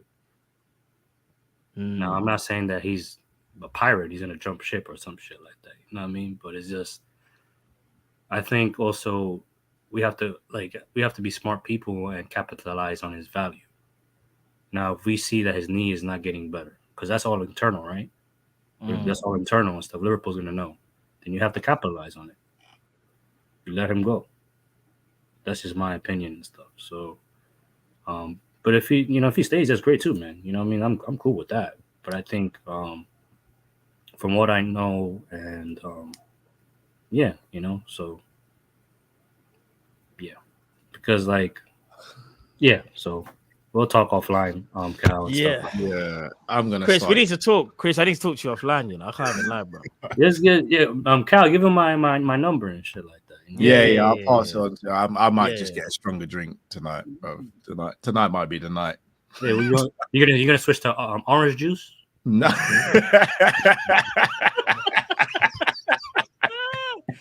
Bro. And just to touch on this comment from Ash. I'm upset. João Gomez is going to Wolves for 17 mil. Yes, the one we were linked to. Yes, bro. Don't worry, Cal. No, They're spending that Nunes money. They're spending. Don't worry, right? Because Lemina they're gonna get him, and then 2 years later we're gonna be like, we're gonna pay 60-80 million for him, bro. Hold on. That's how Hold on. That's yes. moves. But João Gomez a month ago, Lemina. He's come out in an interview. I can give you the link. I want to play for Liverpool. That's my dream club. You know what I mean? But let me get out of here and stuff like that. I took a lot of time. I'm sorry and stuff. But nothing but love for everybody, everyone that's come on and stuff. You know what I mean? But yeah, man. Yeah. All right. Love, bro. Right. Blessings, bro. Hold on. I'm just drinking my drink. And it's strong. I can't even sit up anymore. Man, let me get this straight, yeah? What do you want to dissect first? We can't be too long, so I don't want to keep the people waiting for too long. We got the people in the back. I see you as well. Wait, Matt. Yeah. So João Gomez was linked to Liverpool. Yeah. We were told that the fee was what? Like 50 mil? But Wolves have got him for 17 mil. And we need a midfielder, and we can't spend 17 mil on João Gomez. Is it the João Gomez from Benfica? No, the one from South America, bro. Oh, yeah. No, I don't know if the it was one that Chris come on here and spoke about in the summer. Yeah. I don't know if Oh my, hold on. Lamina, João I Gomez, said, and oh, Sarabia. you didn't hear that bit, did you? Sarabia as Oh, well. okay. Hold on, what you lot aren't Yeah. deep in? Who's playing Wolves soon again? We're gonna Are you ready for the best bit? Sarabia reported is going to cost €5 million. yeah. Liverpool is sick. I know who's running things. Liverpool is sick. Do you know what we've done? Pep Linders has said, spend your money, go and get your players, because we're going to take Nunes for more than what we could have got him last season or this season, last season, whatever it was. How much are they paying for Lamina? Lemina's cheap. Cheap. I can't remember. Bobby's cheap. I'll be honest. Lamina could do a job for us. Hold. The only thing that I'm thinking in my mind right now, the only thing that is giving me a little bit of hope is that they're spending this money now because they're going to sell Nunes early. Oh no, not early. No, they can't. You can't even register for anyone. You can't register. F off, man. No, because he's played for 2 clubs already. So Liverpool can go and do one, bruv. I'm done, bruv. What's the point of me being here? What's the point of me doing this? 4D chess on ourselves, you know. No. What's the point of me doing this, bruv? What's the point of me doing this? Do you know what I don't understand about Liverpool? Liverpool was so heavily interested in Matthias Nunes, then decided not to buy him, but to watch him because we are Watchmen FC. So we watched the player do what he does, knowing that he was always going to become a player anyway, then sit down with Wolves at some point and say, yo, or shall I say the agent, and say, yo, we'll get him at the end of the season. I'm here waiting for the train on Christmas Day, bruv. I know there's no service running. What am I waiting for? Bro, but we're not signing him in midfield, you know? Probably never at this rate, bro. Never. What are you saying? Tyler Morton back in the summer, yeah? Tyler Morton, Clarkson. Remember, Curtis Jones signed a new deal, bro. Wow. Committee has been brought back. Oh, it's life. Wow. Is this what they're really doing? Yeah, bro. This is what they're really doing. You know? Yeah, but all jokes aside, I think Wolves are spending the Nunes money. Like that's what I think they're generally doing. I think they're gonna do a deal, a bit like the Nkunku deal that hasn't been revealed officially, but has been done. I think that's gonna happen with Liverpool and Nunes personally. That's just what I think, because I don't see how Wolves are spending all this money. That doesn't help us now. No, of course. Maybe they're spending this money because they've got ambitions, brother. They don't want to get relegated. I'm not even saying I'm even right. I'm not even saying it's even gonna happen. I'm just hoping, bro. You see, 17 million, Matt. I know. We can't find anyone in the world better than Hendo, Keita, Ox, Jones, Elliott, and Carvalho. No one in world football. Gakpo cost 36 up front, rising to 44. I don't think it was all the money up front though. If I've read a few comments saying it's like 8 mil up top. All I'm saying is I'm not discrediting the signing because I think we needed him. Funny enough, it seems like we need him bad because from what Chris said, my word, but that's another story. But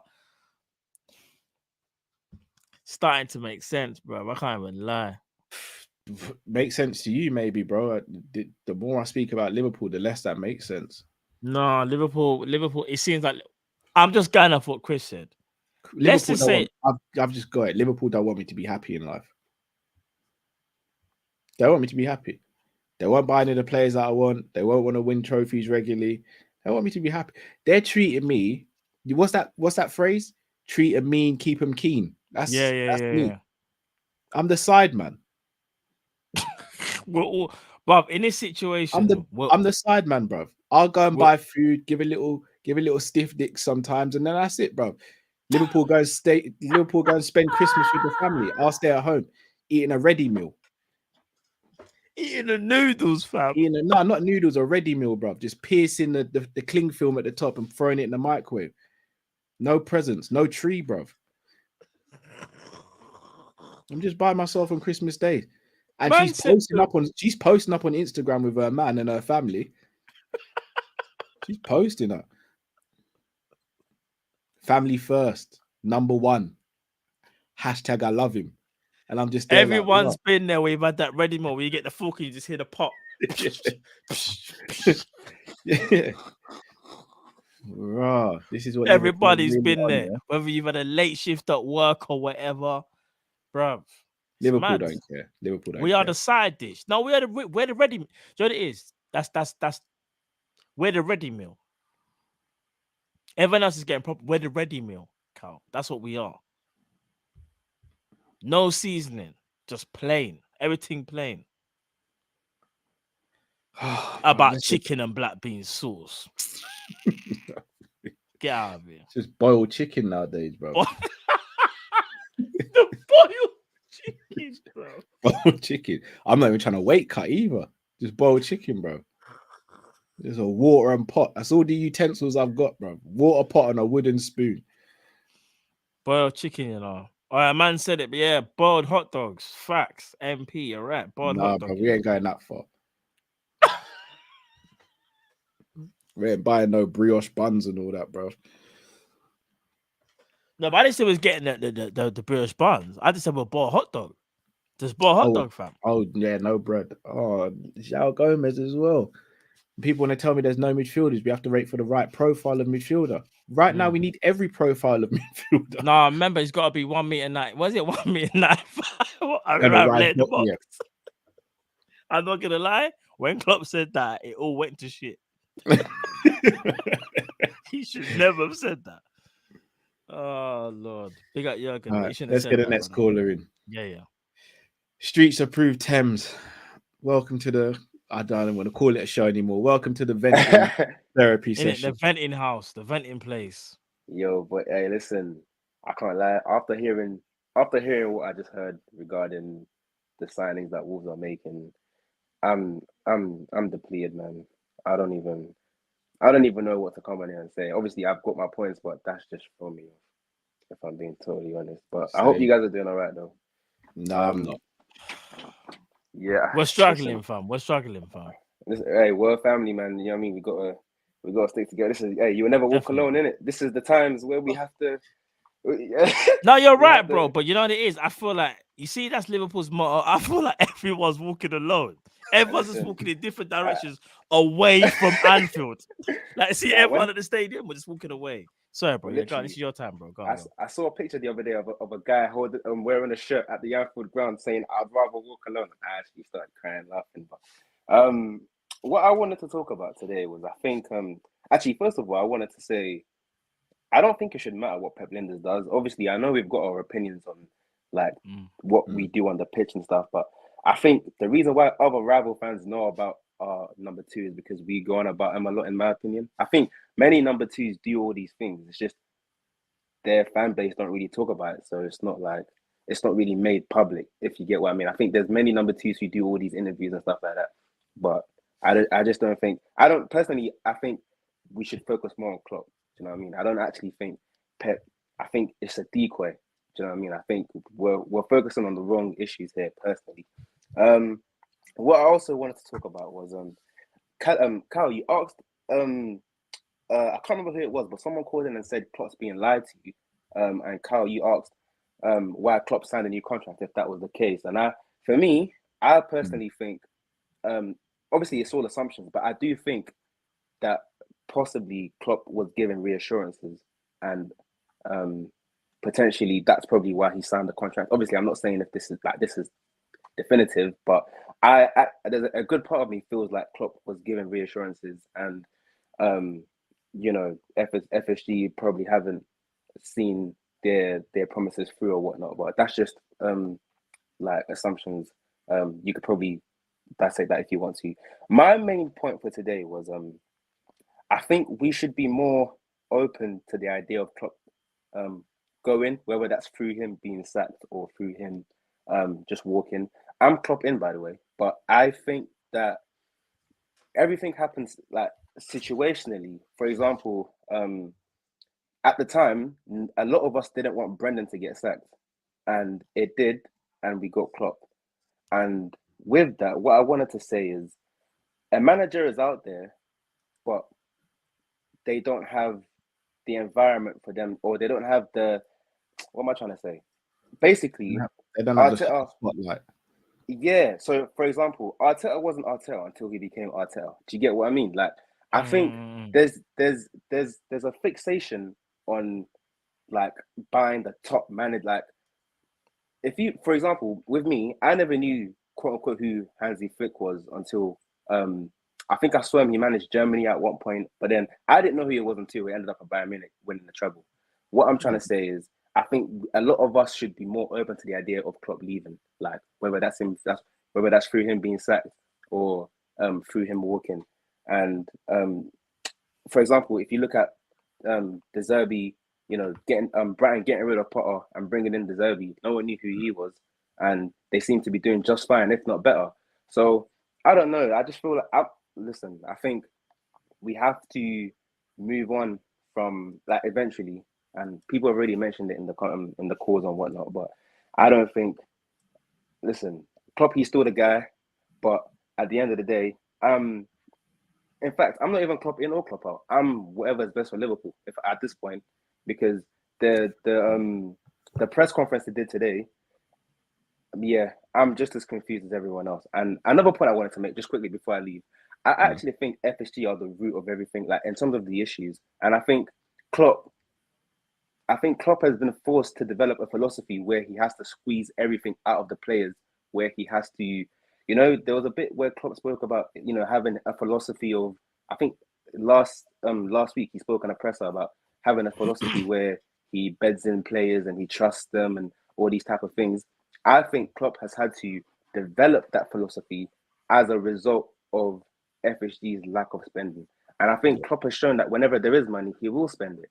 So in my opinion, when we're talking about, oh yeah, there's opportunities to sign these players here and there, but Klopp is saying no, I think there's opportunities, but it's not about whether the opportunity is only there as far as the owners see it as a good opportunity. If they don't, I think Klopp's hands are tied. So for me personally, I think Klopp's philosophy has come as a result of FSG. And I think, obviously, Klopp still takes some blame, but I do think the way Klopp is right now is because of FSG. But I think I've said a lot. I don't know. I just wanted to get a few things. No, I didn't really have a question, but I just wanted to kind of say what's No, on I my love what mind. you I said. appreciate that, I bro. hear it, You bro. said some I hear it, good man. stuff, bro. Appreciate it, bro. Trust me. Yeah, no worries, guys. Yeah, just big up. Continue doing what you're doing. Bless you, Yeah, bro. good luck. Thank you, brother. I mean, I see Drift ain't here, but yeah, just give a shout out to him real quick. I hope he's all right. Will do, brother. And Will do, bro. yeah, I'll definitely be calling him another time. Thank you, bro. Please do, man. Appreciate it, Yeah, bro. 100%. All right, guys, take care. Take care, bro. Good. Cal, can I just quickly? I just want to read one quote from Klopp, and I just want to get your response from it. This is Klopp. I'm broken enough already, bro. No, but I just need you to. I just want to get your response. Klopp says, "Do you think if we had all the money available like crazy and the players were available, we still wouldn't buy them?" Question mark. When you hear that, what does that say to you? What's the first thing that comes to your brain when he says that? The first thing that comes to my brain is there's no money or there's no player he sees that he wants. Do you know the first thing that comes to my brain when I just read that? If you asked me this a year and a half ago or a year ago, I'd have said, "Oh, Klopp's not got the money." But brother, I don't trust him at the moment. I'm gonna be honest. Trustworthy at the moment. No, I'm gonna be honest. The first thing that came to my brain was FSG just won't give him money. Now, don't get me wrong. I'm not trying to say I'm even right or I'm even. It's not like a statement, but when I hear a manager say, do you think if we had all the money available like crazy and the players were available, we still wouldn't buy them? He's basically saying we have no money. So where did the Gakpo money come from then, Matt?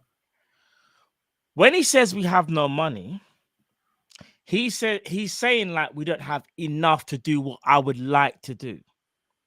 This is where I will say you can kind of criticize him because let's say, for example, let's say he wants Jude Bellingham because he does, yeah. But FSG are like, bro, you better forget about Bellingham. You better go and sign a £30 million player. Jurgen Klopp might sit there and be like, yeah, there's money there, but that's not what I want, though. That's not what I need. I know what I need because you know what you need to go and take yourself to the next level. You know what you need to do your job. And this is why when I say, bro, I've actually got to a point now where I'm just like, I'm so sick and tired of this FSG, bro. Even just like the initials, I'm just sick of them, bro. No, I hear it. But check No, this but back. yeah, go on, go on, Check go on, this. go on. Say, for example, I said to you, I'm looking for a car and I really want, I'm trying to think of a car that's. I know what you're gonna do, but Let's do say, you know what? let's say I need to get an SUV and I go, I hear you. Matt, I know you're gonna. I Yeah. want the Porsche, you know. Mm. But let's say you're my accountant and you go, Cal,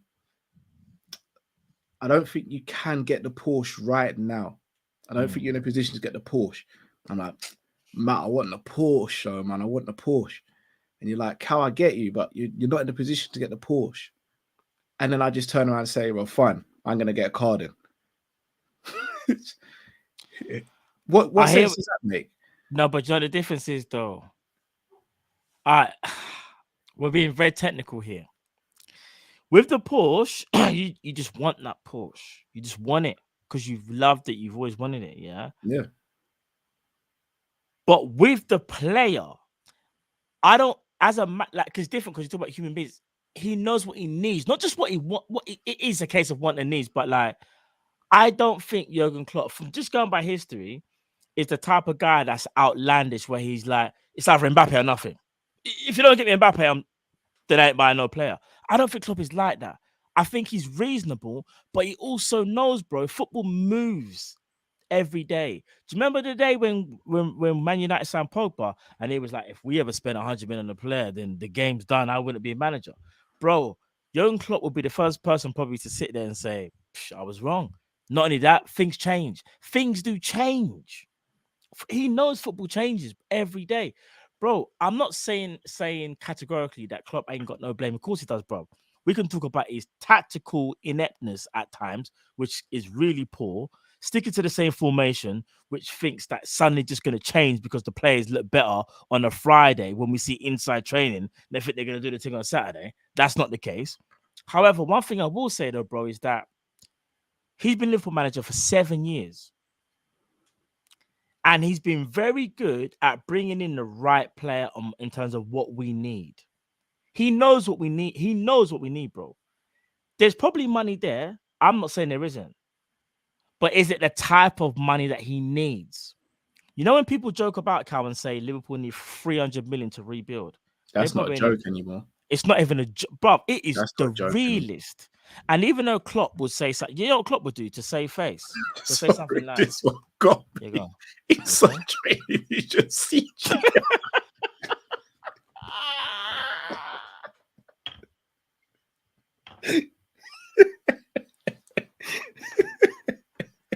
You got me though. Man said CGI, you know. Computer generated images, blood. It's not even a real thing, you know. Man said they got Monday. FSG hired Michael Bay. Them Transformers CGI there. It's different. But no, listen, Kyle. I know the whole Klopp thing because Klopp isn't blameless. He's made my mistake, and even now I'm thinking, I hope Klopp is still the right guy. Is he still in that right frame of mind? But we have to give him a chance, though, bro. Let me ask another question. Let's say he does wait till someone gets Bellingham. Does he think Bellingham is only midfielder we need? Isn't that more of a concern that he thinks we only need one midfielder? No, but I also feel like he understands that we need him. So we have to get him and try and add along the way. Do you know what I think Jurgen Klopp's doing? And it could be wrong. Let me stop you right there. You said we need to add along the way. Maybe, I don't know. But this is what I'm saying. If he wants Bellingham, but he's not willing to get any other midfielder, does he think Bellingham comes in and sorts out all of our problems? No, he's not stupid enough to know. No. And if that's the case, Matt, why can't he spend money in January and get someone else and then get Bellingham in the summer then? Let me ask you a question. The manager probably sees it as I need Bellingham and maybe someone else or maybe two others, yeah? That's what he would like to do. If the owners sit there and say, oh, we haven't got that type of money, you can go and buy 3 midfielders that are worth 30 million each. And you know that they're not the midfielders. Because I'm going to be honest. Remember, we can't even get Matthias Nunes for 30. I'm just giving you an example, by the way. No, bro, I think, I just think Klopp knows what's at stake. And I'm not trying to say we need to compare it to this other team because this other team's doing worse than us. But I'll give an example. You see Chelsea, they're like the worst examples because they're doing really crap. They're buying players. Todd Bowley's just doing a madness. Man thinks it's NBA/NFL. He's just going out being a madman and not really letting Potter have any say from what it looks like. He's just like, Potter, you got to deal with it. These names that are bringing in, you're a great coach. I need you to coach. There's a difference. Klopp's a manager, not just a coach. But the thing is that Chelsea are at least giving their manager financial backing. It's then up to Potter now to see if he can make it work. Now, it can go one or two ways because Potter can sit there and go, they're not my players, or he can make it work. But at least he's been given a chance because he's been given good players. Jurgen Klopp, since 2021, was crying out for a centre-back, and I will never forget the press conference where he looked broken, and he was just like, you know what we can do? You know how to raise, you know how we run. And what was he given, bruv? A hologram and a man that was sent back straight off a loan, fam. Straight back. Do you know how mad that is? When the man was in time of need, and do you know who got us into the full spot? The man them that we didn't even get. Nat Phillips and Reece Williams. That's two things I was going to mention. You remember that season? Yeah. We went out and got two centre-backs.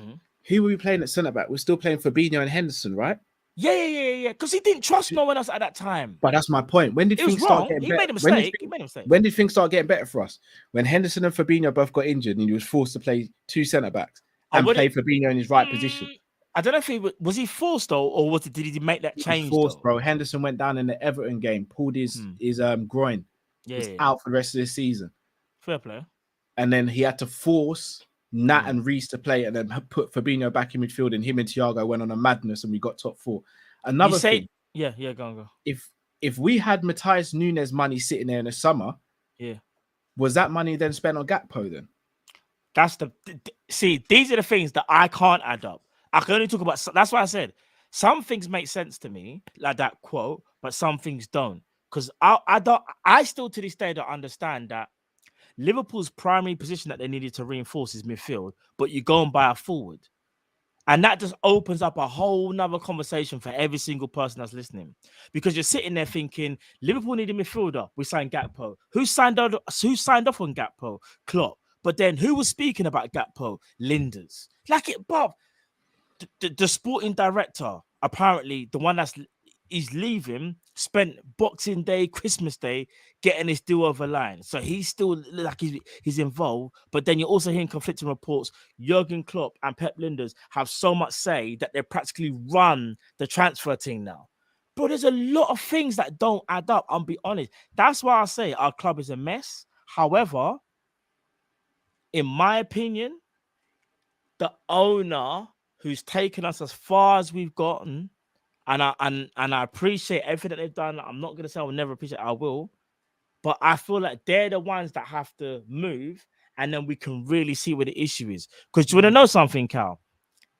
If, like I said before, the owners are still here, and we get rid of Jurgen, and we're going to get another manager who's going to be working under the same demands, by the way. A lot of people seem to think, and another manager might have ideas. He might change to a back three. Okay, that's all good. But that back three source will wear off because you still don't have the money to go, do what you need to do to the midfield. I'm not so sure that's even going to work, bro. I have to be honest. Oh, boy. All right, let's get the next caller in. Maddie? Is it rumble time again? Maddie's going to cook, All right, hold on.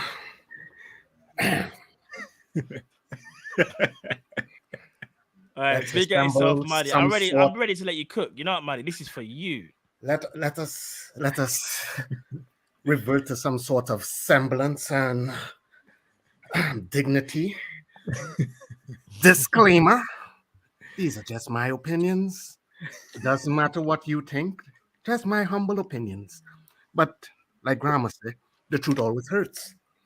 So here we go. First nuclear bomb I'm dropping. A lot of people, I'm hearing them chat, and they're still saying, oh, it's not really Jurgen's fault. Let me drop the ball. It is 100% Jurgen's fault from the beginning of the new season. You want to know why? He signed the new contract.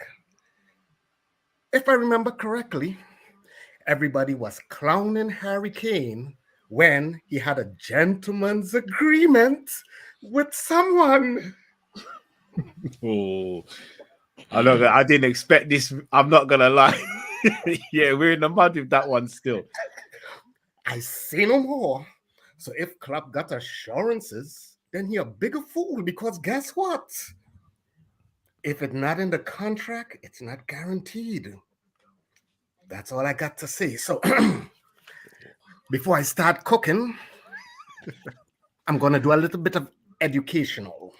And this isn't to demean anyone, so let no one get misdirected or figure that I'm trying to school anybody.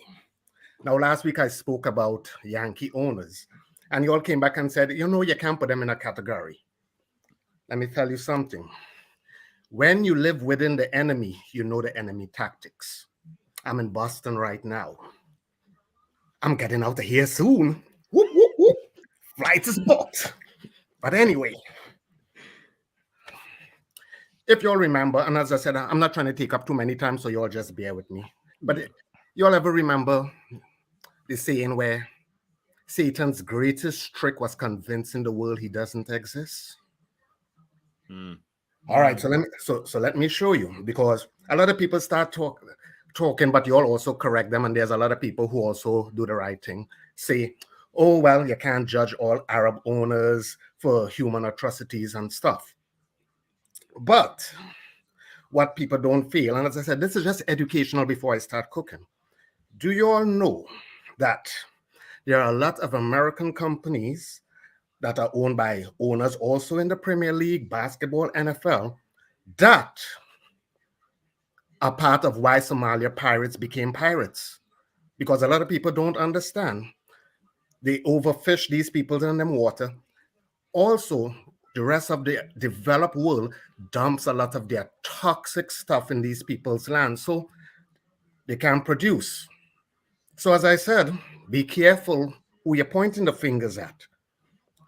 Africa, diamonds, plutonium and stuff, that's all war machines. Done talk. Not saying nothing. Also, a next thing that you all feel to understand, the entire American football franchise, sports franchise, they have a commissioner who is hired by the owners of the league. That does not happen in the Premier League.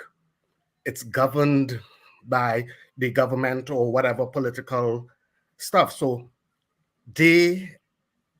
what you all fail to understand is billionaire owners don't like to be told what to do. So let's get that straight. And as I said, I'm going to reiterate because you all said, yeah, it has playoffs, but that's in the lower divisions. I wasn't talking about playoffs in the lower divisions. I'm talking about, like, in every sport, there's playoffs, there's division championships, and then there's so imagine, let's just say Liverpool win all their games, but then now they have to go back and play a lower team because they qualified for the playoffs.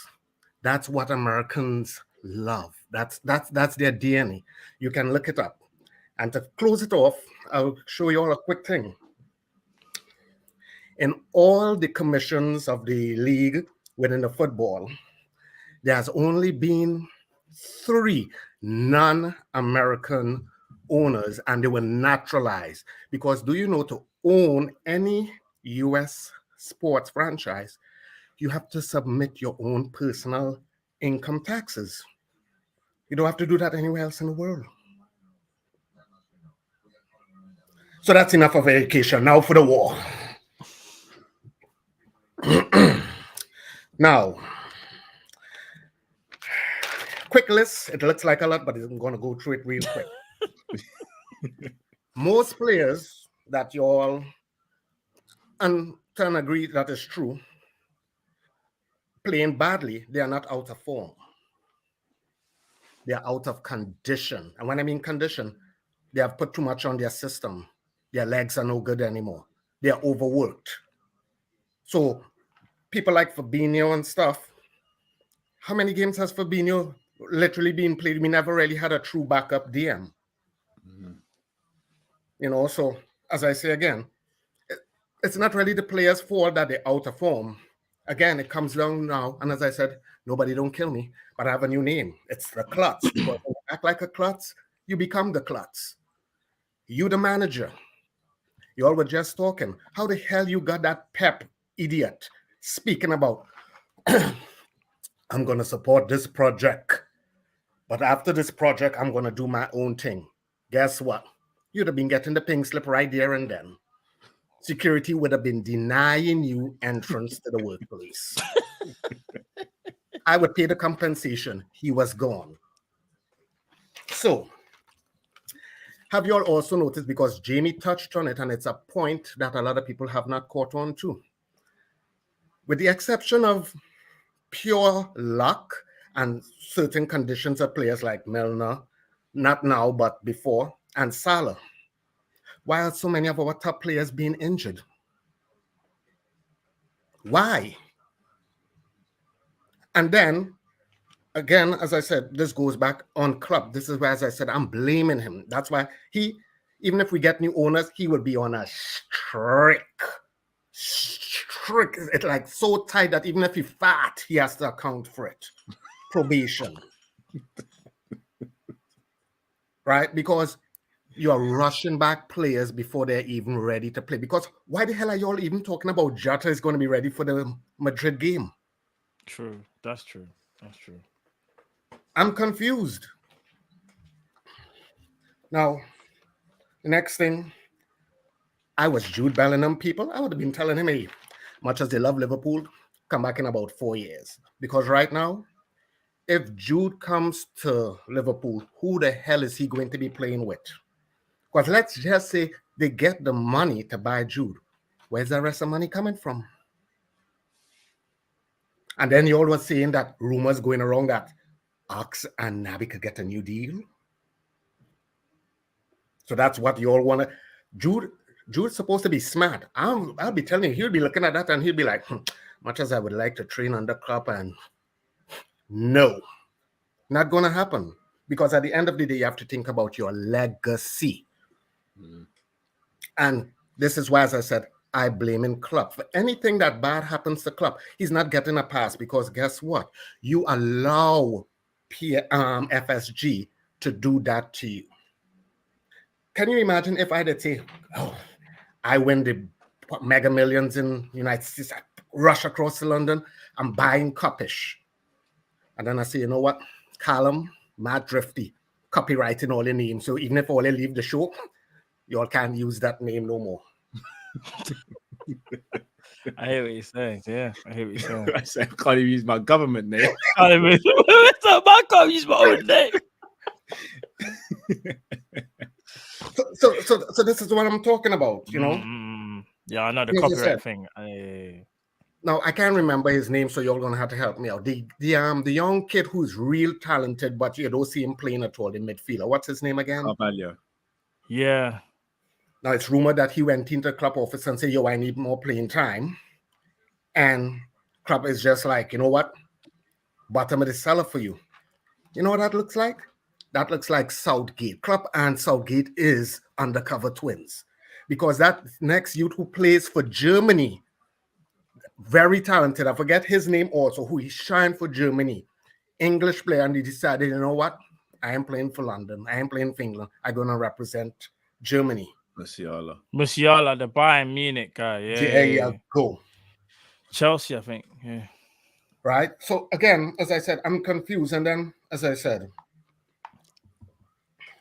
lot of talent, like you all are alluding to. People saying, well, yeah, we want to come to Liverpool and stuff, and they're not going. This is not about no money or anything like that. This is literally Klopp being closed-minded. As in, like, this is what I want, and after I want, then we can figure out anything else. Right? And as I said, I'm sorry. This is like saying now Klopp is my mechanic. Because he alluded to, well, oh, we just bought Gakpo. What the hell all you want? He's a mechanic. Imagine you carry your car to the mechanic and Klopp is there and he say, well, all right, I put engine oil in, but you still need transmission fluid and you need gas in it. But you say, you know what? Your ass is too damn greedy. You get an oil change. You should be happy with that. It's pure madness. So I'm sorry. Like, I'm not saying get rid of Klopp, but guess what? If he was to leave, I would not lose any sleep because, as I said, he has now become a problem, and this is at his own at his own risk and his own decisions. Because, as I said, you are now, as I said, Klotz Keen. Klotz Keen, that's it, KK. Because if you rely on FSG, who you know are liars, and you still trust them, and then now you're having all these weird press conferences and stuff, I'm sorry. He got to do what he got to do. You know, every good day comes to an end. Sunset sets in paradise. So with that, gentlemen, love the show. Appreciate the content you all do. And with that, I leave with this old saying. A man who sees glass without a G, take off a L, and that is he. Who's the manager not wearing glasses anymore at the club? I am gone. Maddie. Hey, Maddie, you know, I swear, listen. Always Maddie's got some strong views that I think some of them I'm like, right, Look, you know what? I'll be straight. I didn't agree with the Klopp and Southgate comparison. Yeah, no, did I? But I'll be real with you. You see the Harry Kane comparison? Yeah. That's the me one. in the gut. Yo, did you see I had to sip a drink? There's nothing I can say. That hit me in the gut. Because we've laughed at Harry Kane for time, you lot. We have. Bro. We have laughed at them for time. We've laughed at Harry Kane for time. That's the one that kind of like entered my brain. That hit my soul. I was having a guy at Kane saying like, it's Kane an idiot. Like, how's you gonna let Daniel Levy swindle you when you know what Daniel Levy's like? But then Jurgen Klopp knows what the owners are like. The only thing and again, I'm not trying to back Klopp here. The only thing I can even say to that one point is that it's very different from selling a club and thinking like, you know, like you say to someone, say to someone, I want to try and sell my house within the next 3 months. That was your plan, but it doesn't work out. You're still going to sell it. It just doesn't work out. That's the only kind of thing that I can really say to Klopp that maybe like, ever since they're going to sell or whatever, but in the time frame that they said they would, it just hasn't happened. That's natural in the sense of things happen. But again, he still has a point though, because if it's nothing is like, you know, written on a contract to say, by this day we will have the X, Y, and Z. That's for you to interpret. Do you know what I mean? How you want to. So I don't know, man. All right, big up Maddie. Let's get the next caller Big up in. Maddie. It's been a little while since we've seen him. Yeah. He is back now. You ready? Yo, with that brother there, I'm a dance up, so if my dance up, like, say, boy, I don't want to mention the man's name still, but miss me out, man, miss me out on that one, man. Yo. Anyway, big up Callum. Big up, yeah. Big up Muma Callum. Big up Muma Callum. Big up Muma Sarlison. Big up Muma Sarlison. It's a disclaimer because I'm gonna cuss some bad word in it. So I say, yo, if Muma Sarlison I watch, big up on yourself. No disrespect. You understand? Mummy mute now. Mummy mute. Yeah, no way there. Matt, I'm not too happy with you, you know. There's two things, you know. One thing, we message you the other day. No, you know, get back to me in the log, you know. The other day? When? Yeah, but you on Insta talking about blood, bro. I'm gonna be honest. Everyone that knows me, I am the worst person on Insta. Bro, ask these man. So I'm not supposed to get hold of you. I don't have your number. How am I supposed to get hold of you? You know, I'm not gonna. I don't have your number. How am I supposed to get hold of you? Bruv, you can get hold of me. You know how to get hold of me. But how am I supposed to get hold of you? I can't get. You saying the word? You know how to get hold you of on me, Twitter? bro. You on Twitter? Yes. All right, I'm gonna get hold of you. And if I come back next week and you say get hold of me, ask Beijing. Ask Beijing. Listen. He knows I'm the worst at Insta. Twitter and thingy, yeah, cool. But Insta, I'm the worst. I'll be honest. Your second thing, yeah. How you let them look at nobody yesterday cook you up like that, brother? You think I got cooked? Yeah, brother, they was trying it, blood. They should listen. Let me light a fire. Keyword you just said there, trying it. They tried it. No, hear what? I get I'm gonna light a fire. Man gave out jabs, but you have to understand. Yeah, they should have got a left hook. No. They should have got a left hook, brother. They should have got left hook, lights out, done. Who you talk to? Remember something. Remember something. One second. Remember something there. Remember something. Yeah, right. Remember, yo, take a good look. With blood clot naming out the good book. You hear that? You hear that? With blood clot naming out the good book. No boy tell you how we would look. Some boy a fish out of the car talk away. Bro, remember. You have to remember, yeah. We're not in a good place right now. Yeah. No. Yeah, no. But I'm saying. That's what I said. And I can be honest, yeah. You see them. Remember. Do you Remember watch this. UFC? Remember this. Do you watch UFC, though? Do you watch UFC? Not really too tough, really. I was gonna say because you would. All right, but basically, I'm a boxing man still. I'm boxing man. What I was gonna say is, yeah, Kyle will know this, yeah. There's a fighter called Conor McGregor in it, and he. I know him. But like after the match, when the match finished, he's up against one of his toughest his toughest rival ever, yeah. Yeah. They came in to kind of rush him. It was like mad, he got rushed. But McGregor, he gave some punches. Certain man ended up with black eye and them thing there. Bro, listen, it's one of them ones where it's like, you know what, yeah, I'll take the black eye, cool. I dished out a couple of black eyes, but man will come back. We'll rise again. It's calm. But here what happened? Let me be honest. You see what I said yesterday, yeah? It didn't really, like, if I'm being honest, it didn't really affect me. It didn't make me think, no, bro, trust me, when it's all said and done, they know what's happening. They know. Just didn't. But here what happened. It will happen from that, right? And Carl's gonna back me on this story, yeah. You see them boy there. You see them. Well, I'm not gonna say them boy there. You see them guy there, yeah, right. Number one, Tottenham fan, and anything that shouldn't even say nothing. I told you. Are zero bottlers. You are zero bottlers. You're talking about the fact that the day that what that you stopped us from the Premiership and everything that, right? If you're not going down that route and everything that, we stopped you from the Champions League because we dust you in the final. We dealt with you in the final, fam. After you come back against Ajax and everything, we took care of you in the final. You understand what I'm saying? Yeah? Right. Gunnar Lee. I fed up hearing that boy, the guy that voice, I fed up hearing voice, because you know something, you know the worst thing about it, yeah? The worst thing about 2 seasons ago, yeah? 2 seasons ago, you was a Liverpool fan.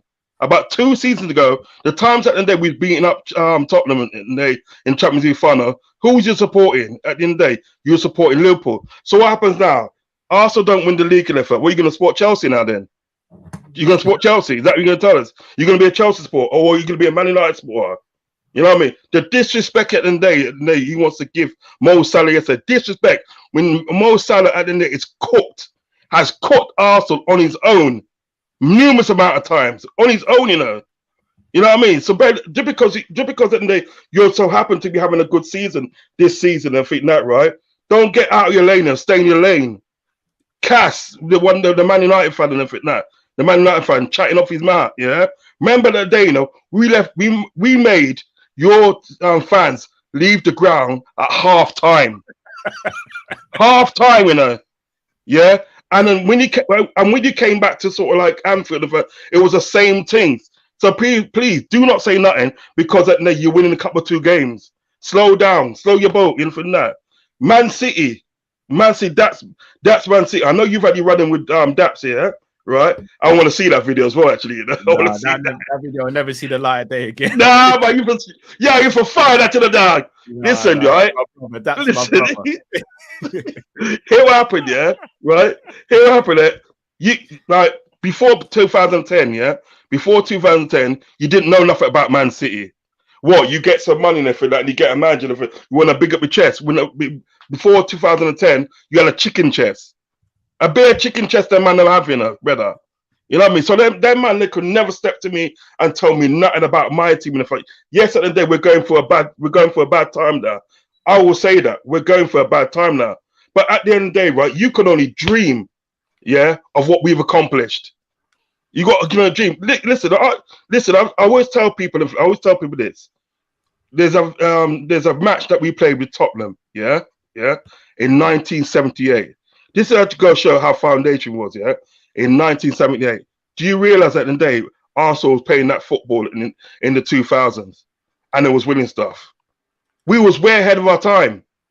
We was in a situation that day.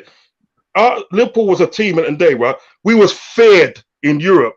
Bayern Munich, Ajax, Barcelona, Real Madrid, AC Milan, Juventus, all them top teams didn't want to play us.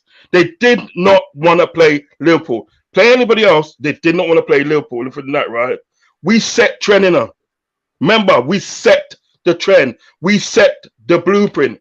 You understand? For these people to go. If we're having a bad season, we're having a bad season. But then, man, they're like, Gunnar Lee want to chat off your mouth. Come on, Gunnar Lee, man. Seriously, man. How can I take you seriously if you was a Liverpool supporter 2 seasons ago? How can you take a man seriously?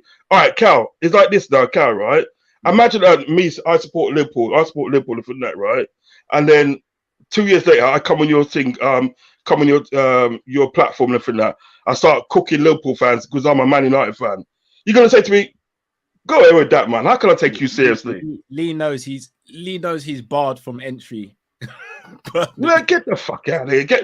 Tell Lee to get the fuck out of here. Excuse my language. Get out of here. Get out of Lee. You could never come. He's our brother, though, Roz. He's our brother. But I know what you're saying, brother. I know what you're saying, but sometimes I think you're too nice to him for that because sometimes he makes some digs at the day, right? I think of, hey, brother, slow down, brother, because you're getting disrespectful. Because I put message yesterday. No, but it is, Roz. I put a message yesterday because the disrespect. I put a message yesterday. He didn't get to read it out because the disrespect for these man's blood. Disrespecting a big man. But it is. But what can we say at the moment when there's so many points ahead of us and playing so much better? Brother, they're having a good. Brother, they're just having a good season. They're just having a good. Look how many times we've been ahead of them. We've been ahead of them so many times that we don't even talk about them. They become relevant. But that's what we got to wait for. Remember, listen, Goodly, but if the wheels fall off, knows. No ways.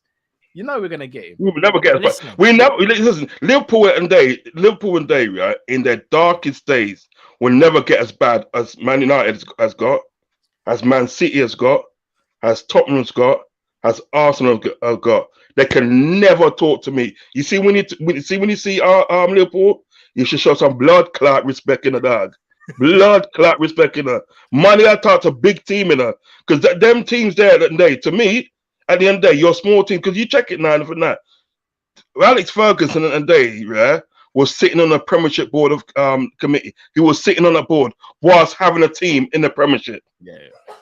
Do you know what I mean? If that's not shaky, I don't know what is. No, we know that though. Alex Ferguson. I shake it at the dog. That's true. Always. As for Klopp, you see what happened. You see what is with Klopp in effect. You know what is in the day with their man there. I've gone past them. Don't left them long time. It's gonna take a long time for them to catch us up. Remember that. As with Klopp and FSG, I've always said this. Yeah, two things. Yeah, you got Saudi owners. Yeah, and you got American owners. Yeah, Saudi people and they trust me live and breathe football. Yeah, they watch every league possible. And when they take over a club in the fit night, right, more time in the day, they will support that club. Like Sheikh Mansour supports Man City, and the guys with Newcastle support. So at the end of the day, they got an invested interest in the club. They want to see the club do well. So whatever it takes in the fit night, they want to see that club doing well. And whether they get the best manager, best players, and so forth and for that. What it is with Americans at the end of the day, right? What people got to understand with Americans, their philosophy is they're capitalists. They want to put minimum investment in, but get a lot of profit out. Do you understand what I'm saying? Most of them mans there don't watch English football. They don't watch English football. Don't care about English football. All they want to do is make money. You saw it at the end of the day with the trademarking, the furlough. You understand what I'm saying? We've seen numerous amount of things that what FSG's done, and I think that you could tell you at the end of the day. These people are capitalists. They're not going to put money in the club. Do you know what I mean? They're going to put minimum money in, but they're not going to put money in. Look how much money we've made. We've actually made at the end of the day in the last 5 or 6 years. Yeah. Look how much money we made in it for that. You're telling me that you can't buy a midfielder. You know what I mean? You understand what I'm saying? Yeah? They don't think of football like we do. They don't think of football like the Saudis do. That's when people said about the Saudis coming into sort of like Liverpool and I welcome it because these are footballing lovers. They love football, my friend. These people at the FSG do not care about football. All they care about is making money at the club because they already got invested interest elsewhere. AC Milan, hockey team, this and that. You know what I mean? They're making money out of Liverpool. Do you understand what I'm saying? As long as Liverpool is able to make that money, yeah, they don't care. And you know another thing, what people are sort of like not thinking about. You see what it is about not getting in the Champions League this season and think that, right? That don't mean that to them because you know what it is. From 24 to 25, you got a different format with the Champions League. You're getting there anyway, whether you qualify for it or not. So they don't give a shit. They don't give a shit. So long as you got this these owners there, you're not getting nowhere. Klopp at the day, not being funny enough, I love Klopp and everything that, but he's going along with it. He's going along with all the little lies and this and that. If you're listen, Cal, you work in a prestigious job. I like to think and think that, right? And so probably you do as Matt does as well. Because I know you, Cal, you work in social media. I don't know what you do, Matt. You know what I mean? You know, you understand? I work in digital media still. Digital media. Well, there you go. There you go. Now, if these are good jobs that you got. These are good jobs. No, it's not that. These are good jobs. Managerial, though. Just Managerial, though. No, Mr. Sanderson there. Anyway, right. So what it is today? Well, if you're in a place and you're working in a place and you're working for so long, if that company is not matching your ambition in order for you to thrive, do you understand what I'm saying? Yeah, and do very well in your job and everything that, right? Ain't you after a while gonna get fed up and say, look, I want to walk away from this, man. I'm gonna look for something else. Do you understand what I'm saying? Now, my argument is in fact, if FSG are not matching Klopp's ambition, walk away. Walk away. Don't stay there. Lap at the lies and everything. You're getting rattled in interviews. You know what I mean? Not so much getting rattled into. You're frustrated. You're frustrated.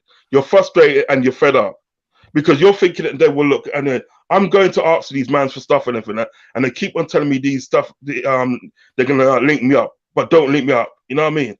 I can't say what's really happening and everything now. What do you want me to do? Do you know what I'm saying? Because the main thing that's bundling him is that he can't really say what's really going on. He cannot really say it. Do you know what I mean? Because he's probably getting as mugged off as what we are. Do you know what I'm saying? But the thing is about he's sticking with that. He's sticking with them. You're signing another contract with them. That's going to keep you there for another 3 years. What you got for punishment? And all this time and everything, our team is that our team and everything that right is. You know, it's getting deceasing. You know what I mean? It's getting dead. Do you know what I mean? Because at the end of the day, it's going to get bad before it gets better. Just remember that. Anything that it's going to get bad before it gets better. Yeah, it does. It always does. It always does. It always does. And we've been here. We've been here before. Yeah. It's not as if we haven't been here before. We've been here before under Brendan Rodgers. We've been here before under Benitez, and we've been on it before under Gerard Houllier. We've been here before. Where would be different owners and everything now, still the same bullshit. You know what I mean? Things have changed. Things haven't changed. They just got rearranged. You understand me? That's how it is and everything now. So it's going to get bad before it gets better. But my argument is in fact, I will never blame more than one person. You know what I mean? I never just blame Klopp. I never just blame FSG. I'll blame them both. I blame them both because at the end of the day, Klopp walks away or gets sacked and everything. Now you still got the same bullshit. You know what I mean? You still got the same bullshit. You get new owners and everything. You get new owners and everything. You still got the same bullshit because you're still going to have Pep Linders in Klopp's ear, tell him this and tell him that and everything that, and he's going to go along with it. You understand what I'm saying? He's going to go along with it. So really and truly, I'm not being funny and everything that, right? If we really want sort of like Liverpool to sort of like be reset, you know what I mean? Both have to go. You're gonna have to. Both will have to go. Not two of them. Not one of them. Both would have to go because you think about it, Cal. You know this one as I do. And for that, Klopp's still culpable for a lot of things that's gone wrong with the club. Along with FSG, they're both to blame. So there's no point in getting rid of one of them and still keeping the other. You have to get rid of both of them. You have to get rid of both of them. I'm not being funny. Rip it up and start again. Remember that song? Rip it up and start again. Right, them times there, them vibes there. You know what I mean? At first, you don't to see dust yourself and try again, and them vibes there. You have to rip it up, brother. That's the only thing in that, because what isn't there? If you get rid of one, you're still gonna have a problem there. Trust me, you're still gonna have a problem there. Because you said as well in one of your streams and everything that, well, if the owners go and are getting new owners and everything that, we can see whether it's Klopp or if it's FSG. Do you know what I'm saying? You're still gonna have a problem there. So really and truly, they both have to go, rip it up and start again. Simple as that. It's gonna get bad before it gets better. And you know what? You see tomorrow.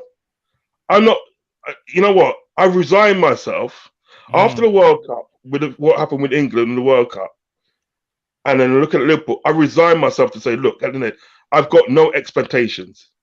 If we win a game, we win a game. We lose a game, we lose a game. If we win a cup, win a cup. If we don't, we don't. I've got no expectations anymore because I can't have any expectations anymore when it comes to Liverpool until things are properly sorted. I can't have no expectations. Don't get me wrong. I'll still support the club that I love. Don't get me wrong. I'll still be doing my watch-alongs. You know what I mean? You know what I mean? Still wearing the garments and doing this and that and defending my team. If anybody comes to chats and annoys in my head, I'll still be doing that. But I've got no expectations. Even tomorrow and everything that, right? We play tomorrow at Brighton and that. I'm not saying that we're going to win. I'm not saying we're going to lose. I'm just saying that they said, look, let's see what happens in the game. Let's see what happens. I've got no expectations of that. Because once you start having expectations of that and you get let down, do you know what I mean? It is bad when you get let down. The drop is like the drop at the day, right, is long. Do you understand me? But if you don't have any expectations, say, look, you know what I mean, Liverpool at the day with their team and if that, go out and play the game and see what happens. And for now, you find yourself more better. Even the game the other day with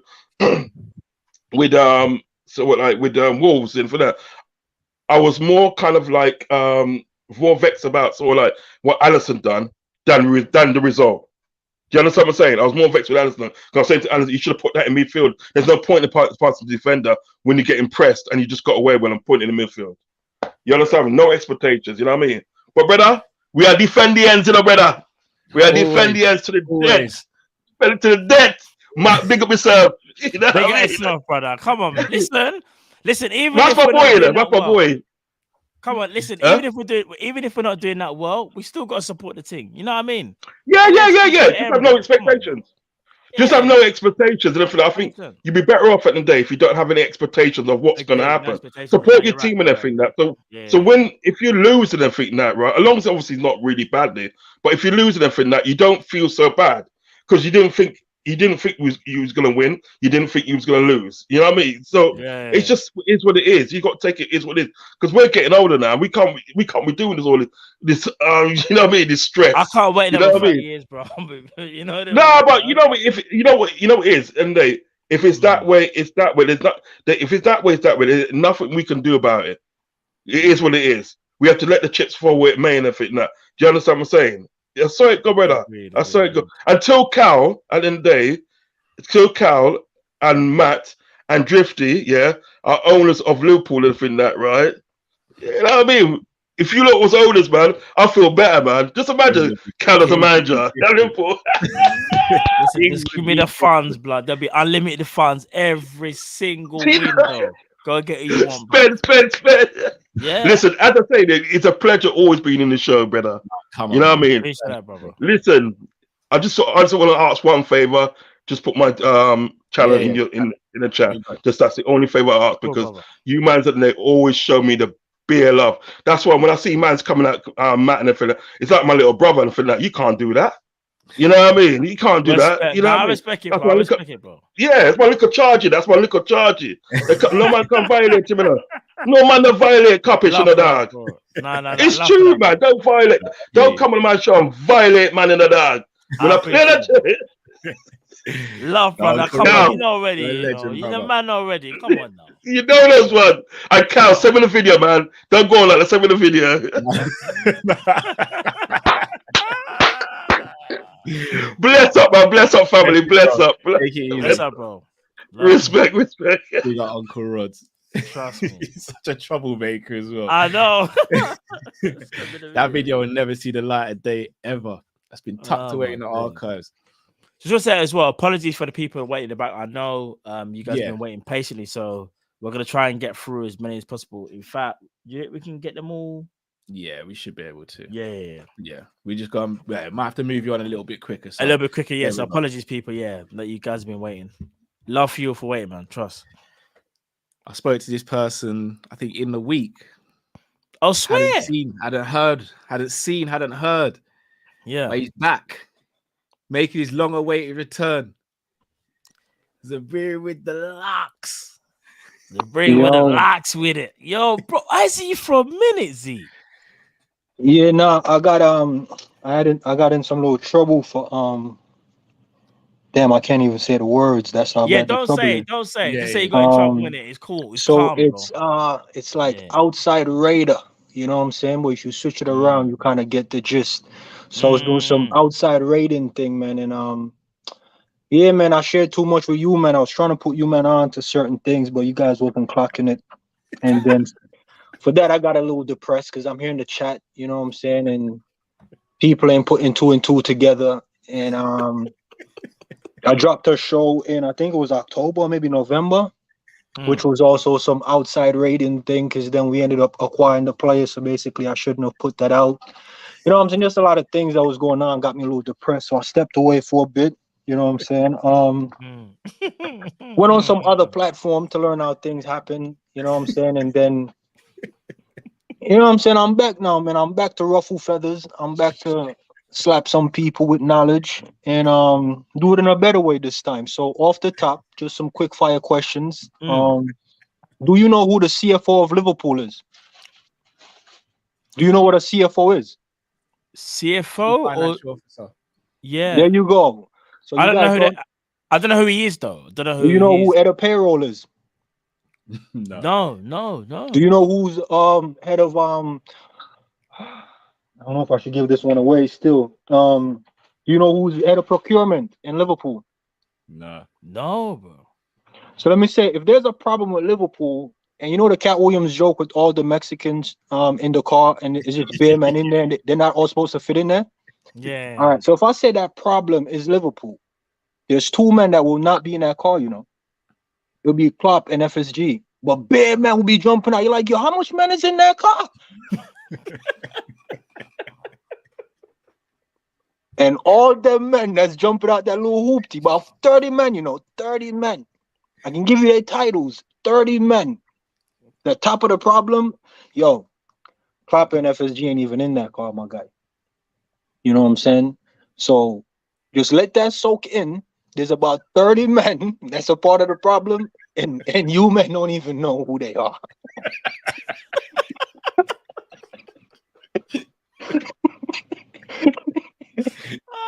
No. So let me show you the spectrum real quick.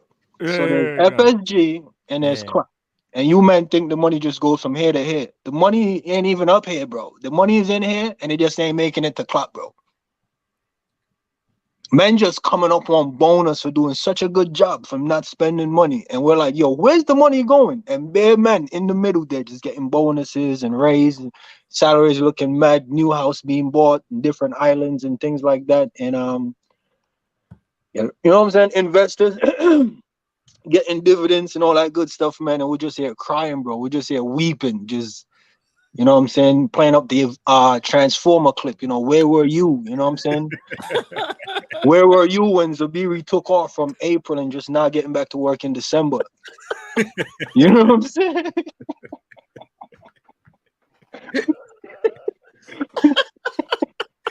Man was just hashtagging FSG out on Twitter. You know what I'm saying? So, you know, man was just, you know, waiting for the new kit to be dropped, waiting for the new kit to be leaked. You know, where were you when I was like, yo, Klopp is an issue? You guys went into we're like 6th to 8th, struggling, looking done out. You're saying the same thing you're saying when we was at the top of the league. You're just gonna say the same thing when we're 6th? Come on, bro. There's no defense, man. There's no defense. Because I'm saying this at the top of the league. You're like, nah, man, surely he's doing something right. We're going in for a quad, you know what I'm saying? It's like, yo, this coach ain't the right guy. And we're going in for a quad. And the same excuse you gave when we're going in for the quad is the same excuse you're giving me when we're at 6th. So, You know what I'm saying? It's been a minute. It's 2023. You know what I'm saying? I'm expecting to hear new things. I'm expecting you guys to come up with these new names. You know what I'm saying? You can't shoot the same men when we're going in for the quad, and now we're 6 is shooting that man. Can't be that man, bro. You know what I'm saying? And for people thinking, you know what I'm saying, I'm twisting up a lot of stuff. If you want to give Klopp a blind, I'll allow it. But you have about 20 to 30 other names. You got to know, man. You got to know these names. You got to know who's writing the payroll, who's stamping these checks, because these checks are getting cut when man is just doing up physical therapy, bro. Zabir, quick question. What's up, bro? I know you've been quite vocal in terms of like FSG are the right owners for Liverpool. You've been pretty vocal for a while, to be fair. With everything that's going on, and I know it's easy to say, or it may be easy for me to say this because things aren't going well, because 12 months ago, we're going for a quad, everything's all rosy, rare-tear, everyone's all happy and whatever. But you see how things are right now, Zabiri. In all honesty, no jokes, do you think they're still the right people to take us forward, in your opinion? In your opinion? Just your opinion. So in my opinion, obviously it's gonna differ from the answer you're probably looking for. Bro, they make no decision at the club. So you see the question you're asking me, if they're the right people, what we need to start doing, and I'm a big guy at this, accountability, right? They hired people to take care of all the concerns within that question. Well, you're not asking me, are those people the right people? You're asking me, is FSG, the guy who's just lighting a cigar, by the way, and enjoying life. My man is just enjoying life. J Dobbs, yeah. You're just gonna ask me if him enjoying his life is the right thing, bro. He doesn't make none of these decisions. Let me rephrase it. The team that FSG have put in place to supply is not the right team. Yes, they're not the right team. But here's the thing: you don't know who these guys are, and no one is asking for these men's heads, bro. You guys are not asking for these men's heads. These men ain't doing their homework. They ain't showing up to the building on time. Parking space is vacant. Billy Hogan, Tom Werner, Mike Gordon. Yeah, some key names I just mentioned. You know they are. I know key names. Are those guys the right guys to give Jurgen Klopp the resources that he needs? Yes or no? Straight yes or no. I didn't want an explanation. Just yes or no, Zabiri. But it ain't even them men, though. I did it yes or no, bro. But it's not them men, though. You know what I'm saying? Because them men answer to a man. That's not J Dubs. No, but so Mike Gordon's the one that liaises with UK and LA, Boston, if I'm not mistaken, right? Mike Gordon's very key that people might not know. Mike Gordon, not even Tom Werner, even though Tom Werner is president or he's the one below J Dubs. It's actually Mike Gordon is the one that goes between. He is very key, very, very key. So, however you want to see it, bro, all I'm asking you is this. Is the team that Jurgen Klopp have in place the right people to take him forward to the next level? No, definitely not. Because that's what I was right. That's and it's not a trick question. Because you're asking me about taking Jurgen Klopp forward. They could take probably another man farther. Really? Here's why they could take another man forward. I think it was Chris came on and was asking about Plan B. Yeah. This guy never really had a Plan B. There's 11 players in the starting 11. And if you're telling me that you want one piece to fix that and the piece isn't available, you either go without. You see what I'm saying? That decision is solely down to the guy in charge of the 11. So when we having bad games and the 11 fail us, and you look at this guy is in charge of the 11, you're like, yo, who can you use to fix this? You're like, yo, there's not many men out there, to be fair. A lot of these men, they just need a chance. Look up what's his name? The Irish guy that plays for Argentina, McAllister. Yeah. Right? Bro, no one is singing his praise until now after the World Cup. They're looking at him like he's a quality player. We're acting like some dead players like 5 years ago who's balling out now. Bro, they've always been that talented. They just never had the right platform. And some man that has the platform, Maguire, ain't really got the talent to live up to it. You see what I'm saying? So this guy Klopp, he's doing this cut and dry thing, not using the pieces he has available in the right manner anyway. Look how long he's had CJ, bro. Bro, he had CJ so long, bro. It's like you bought fruits in the fridge. All right, fruits are healthy for you. But they just been sitting in the fridge, bro. You're not eating up your fruits. You're not eating up your vegetables. Now they're sour, bro. Do you know what CJ best position is? Yeah, I How know. does CJ help the team? Bro, CJ has been here for time, bro. Man's just gonna get spoiled like a rig. We're gonna give CJ a mural, say he's a club legend. We're just gonna say CJ's a club legend. So the thing I'm saying, the question to you, man, is there the right team to bring Klopp forward? No. But that team can bring another man a lot farther than Klopp because Klopp isn't willing to take certain risk, or correction, wasn't willing to take certain risk. And I think he cleared that up, and I'll give him credit. At the end of the window, he was like, yo, certain risks we weren't really willing to take. You know, we're going to start looking at those risks. Hence the need for bringing in Gakpo. Gakpo was brought in because it would have been a risk to bank on Diaz coming back at 100%. You see what I'm saying? And shout out to Chris for dropping that knowledge on Diaz. I wasn't sure if it was my place to even drop that in there. Diaz is more of the panic buy than Gakpo.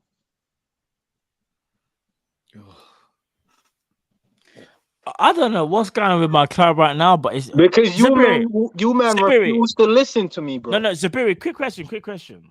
Are you comfortable with everything that's happened? Not everything. Are you comfortable? Nah, because I know the question you're gonna ask. The reason I'm saying no, I heard a man on the show earlier said, "Yo, how can you be happy for 8?" I would say I'm comfortable because now a lot of you men are really starting to see like what I was trying to tell you. But I guess even Klopp said it. When you're winning, it's hard to tell a man what he's doing wrong. But when you're losing, it's easy to point it out because it cost us the game. So when we're winning, I'm pointing out a lot of problems, and you men are like, nah.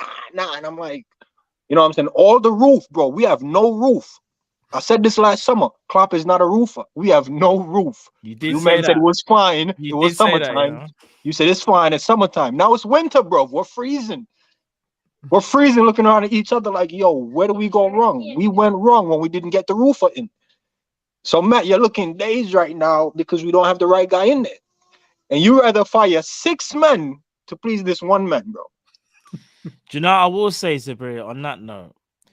I know Jurgen Klopp is one of the best managers in world football. One of, but not the best. No, he's one of the best. Might not be the best right now, but he's one of the best, yeah? Bro, he looks broken. We as Liverpool Football Club should never see Klopp as a broken man unless it's just all him. Let's say, for example, Klopp was given everything that he needed and he was just making the worst decisions. That's when they can all sit there and go, you know what, bro? We've got an amazing ownership who know what the manager needs. A bit, I won't say like Chelsea because they're a really bad example. But one thing Chelsea will do is pump money in. But the problem is that it might not be the right player that the manager wants. We've never even experienced that. There's always some caveat. Let me answer, Barry. Okay. There's always a caveat as to why Jurgen Klopp was able to afford a player. Bro, do you want to know what's kind of crazy? Football works like this, yeah, in my opinion. The manager manages his team and is always a coach. He can see what it needs to identify and what it needs to change. If he goes to his owner and says, I need to change 3 things, and the owner says, I've only got to change for 1, you're already in trouble because you're already working on a deficit. I feel like that's been Liverpool for a while now. Whenever we've done something, we've always needed more. Zaburi, we won the Champions League, and the guy that was smoking a cigar said, I want him to do the accent calculator better than me, but regardless. He basically said, whatever Jurgen needs, I will provide. Whatever Jurgen needs, I'll provide. That's cool. That's great. What did he give us? Adrian, Sepp Vandenberg. Now let me stop you right. Let me stop you right there because I think you're glossing over the main key point in that. No, I'm not, bro. I'm just giving some facts, bro. But if he said, "Yo, I'll give you whatever you need," what we're talking about, whatever Klopp needs. We're not talking about whatever Liverpool needs, right? Because it's two different things. Zabiri, did Liverpool need more than those 3 players after they won the Champions League? Yes or no? Yes or just a quick yes or no? That's what Liverpool need, but what does Klopp need? Zabiri, did Liverpool need more than those 3 players? I'm going to remind you of the 3 players. No. I know the 3 players because here's what you're doing, bro, and you're glossing over the main point. I'm gonna answer your question, man. Let me answer your question. Go. We needed to let men go. Agreed. Do you know who prevent letting the man them go? Are you gonna pretend like you don't know? Are you gonna do one of those ones? Pretend like you don't know. Hold on. Matt, let me ask you a question. Wait. Because I'm gonna answer your question as well. I'm gonna answer your question as well. Okay, I'm gonna be honest. What we need was to let players go. I'm gonna be honest. Man ain't letting players go, bro. I'll answer your question. Jurgen Klopp made a mistake, in my opinion, of trusting players or giving players too much loyalty. Hence why he didn't want to let certain people go, and that's why they've overstayed their welcome. And that's why we are what we are. No. Here's the thing now. Because we're run a certain way, let's say Klopp kept those players.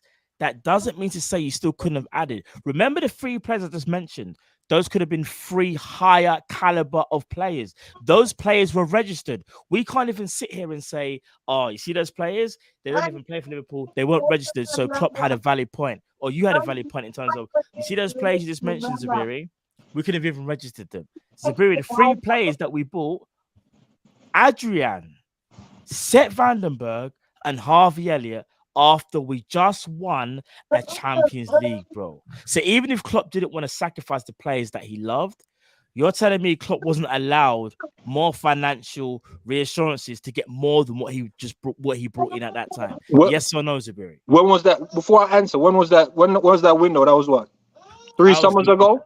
And so that's it like was the 2019. Yeah. It was 3 summers ago, bro. Yeah. So, like I said, that mindset is the reason why we're all where we are. 3 summers later, man still have the same mindset of, I was poor before. I got this old boots. It's taking up space in the closet, but you know what? I'm going to hold on to it. I'm not letting this boot go until the soul fall off of it. That's his mentality. That's why we are where we are. Man is refusing to let go of certain men. And here's the issue with that. I hear what you're saying, but it's saying FIFA, bro. You can only register 26 men, but you know how much midfielders we have at Liverpool? We have 12 midfielders. Listen to me and let me lie. It's not what you want to hear. The point I'm trying to give you, man. You missed my point. Bro, you have too much men on the books. We're not letting man go out on loan. Listen, let me lie. Okay, We're not letting man go out on loan. So CJ's overstayed because he ain't going out on loan. We brought in Carvalho. He ain't going out on loan. Elliott ain't going out on loan. All these men need playing time. You're talking about this season. That's different. Because I've been saying the same thing back then, bro. So I'm bringing the same energy back because it's the reason why we are what we are. But Zabiri, I said, me, Cal, and Drift said we won Champions League, but those 3 signings that we made are not going to do nothing. They won't even take us forward. They're just going to be there. All I'm saying is, and I hear what you're saying about the players, Klopp hold on to players. What I'm saying is the 3 players that we actually signed, Zabiri, the caliber of player could have been better. If you swapped Adrian with, I don't even know, flipping Pope, you swap Seth Vandenberg with De Ligt, and you swap Harvey Elliott with Jude Bellingham, funny enough, where would we be right now? Instead, once again, bro, you're talking about 3 windows ago, What about the last window? It stemmed. Yeah, of course, bro. Of course. You know how vocal I am about that window. I'm going to play devil's advocate. This is more maybe me asking myself a question as well. Do you think, because we know what we wanted that window, do you think that Klopp, because let's be honest, it would have only been 2 players. It would have been Sepp and Harvey. We only got Adrian because Mignolet left. I hate to even ask the question, but did Jurgen want more that summer or not? No, he didn't. That's the point. I keep telling Matt. That's 3 windows ago. Why would I talk about the window that passed? We went in for the quad, man. Matt, hear me out. I'm not saying what. No, Matt, hear me out. Let me land. Yeah, no, of course. I don't even want to believe the question I asked. I don't. Go. In my heart, I don't. But you see how he's moving now, and the fact that you look back and you look at the team that won the Champions League. We didn't sell any. Who did we sell that summer? No one left, bro. You talk about 18-19. Who left? 2019, if I'm not mistaken, I think Danny Ings left because he was on a loan at Southampton that season with an obligation to buy. Yeah. I don't think we lost anyone that summer. But that then kind of goes hand in hand if unless you sell players, you can't really bring because remember. But it's not, Matt. You're thinking of it as a sell to buy. It's not sell to buy. It's space. You can only register 26 men. Bro, I'm gonna be honest. I think Jurgen Klopp. Again, I could be wrong here. I'm not even saying what I'm saying is gospel, but the manager that we have is a better manager than all of us. He knows what we need. He would never sit here or not sit here, but he would never sabotage us, right? He knows what we need, right? He would know after that Champions League what we needed. I'm pretty sure he didn't ask for Seth Vandenberg, Harvey Elliott, and Adrian. It's what he was able to get with what he had available. There's a difference. Now, I agree with you both when Jurgen Klopp doesn't want to, because we've said he's sentimental with certain players when players have kind of maybe passed their time and he doesn't let go. However, we can't ignore the fact of, bro, even if you're sentimental to that player and there's space in the squad, because funny enough, Gakpo was signed. Gakpo was signed, whether we like it or not. I don't even know who's signing it is. The point is that he knows what he needs to succeed at the highest level. I think sometimes we do Klopp a disservice and keep saying things like, oh, he's just happy with what he has. Bro, Klopp has won the league, knows how Man City work, and know how everyone else works in the Champions League. We've got to give him a bit more credit than that. I think we kind of sit here and go, oh, well, if Jurgen Klopp says that he's happy with the 11 midfielders and he's name dropping Tyler Morton, that must mean that he really believes in them. I'm going to be honest, Klopp is a bit weird at times and will defend things that isn't easy to defend, but he ain't stupid. He knows what it takes. That's why I find it hard to believe. And maybe I'm wrong. I find it hard to believe that he doesn't sit there and go, I know what I need to take this team forward. But if I'm going to be given this little thing here, this little thing there, it's not really going to work. Because why are you going to get something for the sake of it? If you said you needed a new CPU, and I said, Sabiri, Raj, you know what? There's a third-hand CPU I've got available. It might break down every now and again. You can take it or leave it. Should you really take that CPU? Or are you going to wait until you get a brand new one where it actually works? It's stuff like that. Do you know what I'm trying to say? I could be wrong here. Matt, let me just bring you... Sorry, Cal. Say, for example, at the end, when we won the Champions League, Matt, would you have sold Lovren? What? Say that again. Say that again. When we won the Champions League 2019, would you have sold Lovren? If we could get someone better, yeah. But that probably means yeah, because I think we could have improved on Lovren. Yeah, 100%. So would I. Lovren asked to leave, and Klopp begged him to stay another year. But did he ask him to stay another year because he didn't have the funds available to replace him? Man, you're going too far to the No, Zabiri, this is where I agree with Matt. I don't. This is what I'm saying. I don't know. But we don't know. The point I'm trying to say is we don't know, but we're comfortable and quick to say it is. But FSG so they don't spend. We sold a centre back and bought a left back. Remember when we sold Lovren? When we eventually sold him and was asking for a replacement, who did we get in return? A left back. Are you telling me our manager said I don't need a centre back? I'm just gonna buy left back. He's not gonna do that, bro. He's just gonna try and do what he can, Cal. We lost the left back the year prior, and we didn't replace. We played Milner there. So basically, this is how I look at Liverpool. Klopp does one piece at a time because bruv, if someone said to Jurgen Klopp, you have 300 million and you need to address those issues, I think he says, I'm going to address those issues. Me personally, you're talking about one of the best managers in the world. You're telling me he's that stupid that he's just going to be like, nah, do you know what? I'm ignored that. I trusted my guys, whatever. He ain't, bruv. He's won trophies for Liverpool. He knows what we need. I can't even stress it enough. Even for people, some people in the chat are saying things like, oh, Klopp wanted to do X, Y, and Z, but I have to disagree because no, I hear what you're saying, but at the same time, man, we sold Lovren and we couldn't buy a replacement. We had to get Konate later on down the line. Bruv, Klopp wanted centre backs and they gave him a hologram. No, but you're telling me he asked for Ben Davies? Apparently he wanted Konate that summer.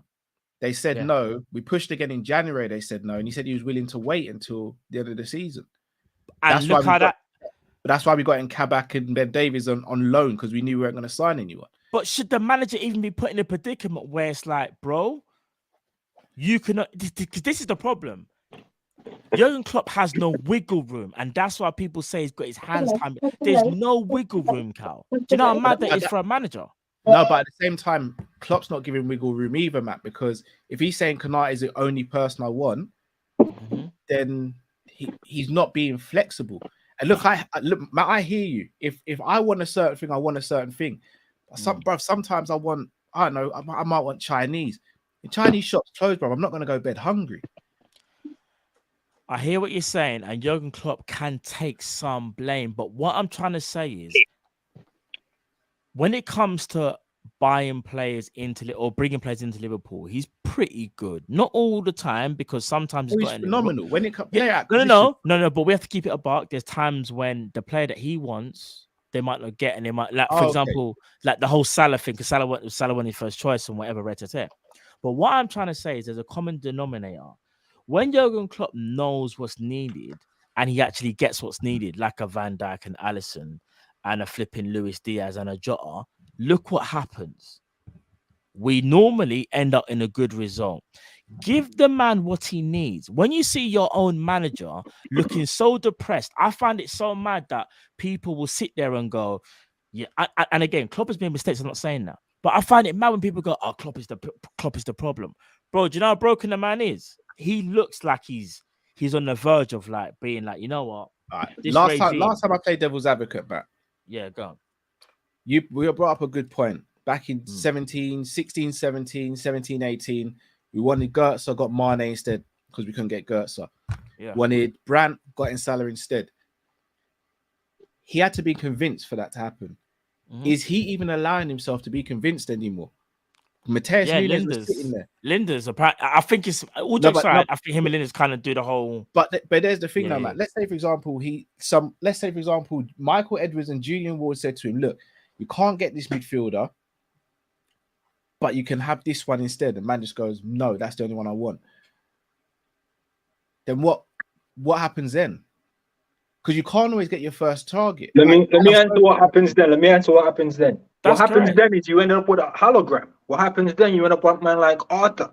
You know why? Because of that indecision and leaving it to last minute. All man had to do was stamp off on the backup midfielder he wanted in the summer. We all know he wanted Chouameni. That was Project A. Yeah. It failed. Man had no plan B. Man couldn't decide on a plan B. We watched all the good plan Bs went elsewhere. Your Paquetas, your Nunes, all these other plan Bs went elsewhere, bro. Man, I'm not sitting there and tell you now that was 6 Klopp out. I'm telling you, when we was at the top of the league, I'm telling you, when we're in for a quad, I'm saying, yo, my man floor is going to cost us. That's all I was saying to you, bro. So even now, I'm not saying, yo, Klopp out, because to your question, it's a great question, bro. It's a great question. Can the backroom staff take Klopp to the next level? No, but the backroom staff with a more flexible and reasonable man can take them a lot farther. Bro, the recruitment is out of this world, bro. We actually do good business. But when one man is signing off on the out and the in, bro, we had like 25 mil for Origi. I remember. Bro, who's getting offers for men that's not even on the transfer market, bro? Offers was coming in left, right, and center. And men go, yo, if the player doesn't want to leave, don't entertain offers. You guys don't know man said that, but man actually said that. Man said if the players don't want to leave, stop entertaining offers because you're distracting them from training. That's mad. That's the mindset of your guy that you're saying is on the cross. He can't do no wrong, bro. The man no. Zabir, one thing I will Where's say. our back-to-back trophy? We don't deserve back-to-back trophy, Zabir, man. If there's we deserve back-to-back trophy. There's one thing I have to say. I think I've said it a few times now. I will always give Klopp his criticism, and I've said because what people don't like is when you criticize Klopp and they just go at you, bro. Klopp is not above criticism, 100%, bro. You see some of the tactics that Klopp will play, or the one tactic he will play. I'm sick and tired of it. I can't be, bro. It's just jarring my brain. So you're 100%. Klopp is not above criticism. However, one thing I don't want us to do is to distract from the main culprit. Even though Klopp seems like, and again, maybe it's history, very hot-headed, very much in his own way. He wants to do things his way. If that manager is able to do things his way and is able to win trophies, you have to back him. You have to. Now, I get what you're saying. The ownership might be more flexible, and Klopp might need to be more flexible. However, if you feel like he's the guy to take you forward, you have to give him that bit more. And when I say that bit more, how can we have a billionaire ownership group of FSG that don't put no money in their own pocket? They only spend the club's money. So if you see a building burning down, you're gonna sit there and go, well, if the club ain't got that money, I ain't doing nothing. I'm sorry, bro. No matter how great they are, if you can see a building burning down, literally in front of your eyes, you're gonna sit there and go, well, boy, there's no money. I ain't getting no money out of my pocket. That's where the buck stops. So all of this stuff goes back to that one thing. The ownership group, are not willing to do this, put their hand in their own pocket and say, yo, take some of this. You might need some of this. Don't worry about it. We can sort something out another day. They're not willing to do that, Zabiri. There's no flexibility. Do you know how crazy that is? That we have to generate our own money. Zabiri, we are big, bad Liverpool blood football club. And we're having to... Nah, man. Matt, calm down. You're a good fan, Matt. You're a good fan. You know what I'm saying? I rate you. I'm gonna answer the last. Well, bro. Come on, it's love. I'm gonna answer your last question because you're a fan, and I understand as a fan, there's just certain thing you're not really. It's not in your lane to know, which is fine because you're a fan. We all have limitations. Anytime an owner, this is like the first thing of business. Anytime an owner goes into his own pocket, the organization is in the trash, bro. Good business owners don't need to go in their own pocket. That's good business. So I know a lot of football fans say, yo, put your own money in. As long as the business is good, there's no need for that, man. And business, I've been saying this, business is good. It doesn't look good on the pitch, but trust me, business backstage is good. But here's the problem, and this is why I disagree with you. The pitch is what counts the most. The pitch. So you know fans. why? No. Fans. No, let me land. If you don't produce on the pitch, the things outside of the pitch can't grow. If you don't win football games, you can forget about merchandise. You can forget about advertising. Bro, forget about everything. If you don't get results on a football pitch, because that's what it boils down to, putting the ball in the back of the net, all of that stuff outside don't matter. That's why we're all... Sabiri. That's why we're actually having these conversations. You know, if Liverpool winning games on a football pitch, there'll be no issues. Liverpool aren't winning games on a football pitch. So what we're doing now, we're looking for reasons as to how we can improve this. So what do? We look outside the football pitch, right? Things that can help us win on the pitch. Bro, Zabiri, if we don't win games and do things right on the pitch, it don't matter what we do outside it. Do we really care as fans? Oh, what, we've got an amazing stadium. We've got amazing facilities. Oh, but we don't do nothing on the pitch. Zabiri, we don't need that. We're Liverpool. We need both. I mean, I need them dividends as well. But let me ask you a question, Matt. Cal, you can jump in on it. Zabiri, you're a guy. You're the guy, you know. You're the guy. Yo, so we know Klopp tactics. Every fan, if you're a Liverpool fan, you have to know the same reverter type tactics, right? I need you, man, because I label you, man, Klopp and Matt. You know, Klopp is in the other bedroom, probably listening and stuff. I don't know. You're going way too hard for men just now, bro. But anyway, I need you, man, to tell me what can the backroom staff do to help this one revert to type tactics work? Because it seems like you, man, want the backroom to shift and make accommodation for the one tactics versus saying, you know what, let's keep what's been working and let's get a man that knows how to switch and change tactics. Because that's what a manager's supposed to do. Do homework on team that they're about to play, not just say, yo, we don't care who we're playing, run the same thing. I agree that. The tactics thing, that's another story. You see what I'm saying? So I'm not saying, yo, get man out for the tactics, but just tell me, how can a backroom staff accommodate Liverpool current tactics that we've been running for 7 years? What can the backroom staff do to help that? And as far as like the on the pitch stuff versus the off the pitch stuff, Matt, numbers move in business every day, bro. Of course. Every day. So if it's low today, bro, no one is cashing out their chips. They're just going to wait for it to come back high. So it doesn't matter if we finish 8th, bro. The foundation is there to go back to first again. But here's the thing. As fans, bro, we don't want to ride it down because we're not really invested financially, bro. You see what I'm saying? So the people that are invested financially, bro, they don't really care what the hell Klopp is doing because they know Klopp is temporary. We can get a new Klopp in tomorrow, bro. But getting a new owner to run the same infrastructure, run the same plays, that's not really risky financially, bro. That's safe. You know what I'm saying? See, that's where. See, that's safe. This is where me. Boys, let me break this up. We've got to get the next callers on. Yeah, So, yeah, we yeah, need to do yeah, a yeah, proper yeah. show, Yeah, bro. yeah. But yo, Boys, just Zabiri, chop we need up to do that another. question for me. Yo, big up you, man. I'll Big try to up, come bro. in back Big more up. regular. But let me know how we can change the backroom staff to accommodate this one tactic. Because this one tactic ain't going nowhere, boys. I hear you. I hear you. No, I hear you. So, But the so one any thing, new players you want, throw them in this new tactics and tell me how it work. the one thing I will say though, Zabiri, the last thing I'm gonna say, and we're gonna wrap it up here, is the safe bit. We don't want to be safe. That's the issue. You said the business part being safe. That don't run with me, bro. I'm gonna be honest. I don't want safe. But your That's, manager wants that's safe where we as might well. differ. That's where we might differ. That's But your all I'm gonna manager say. wants safe as well. I'm just saying. But your Ownership. manager wants safe. Manager can only do what ownership allows him to do, bro. We know that already. That's how the world works, bro. Bro, tell him bring me my double trophy, bro. We've never went back-to-back nothing, bro. Where's my back-to-back?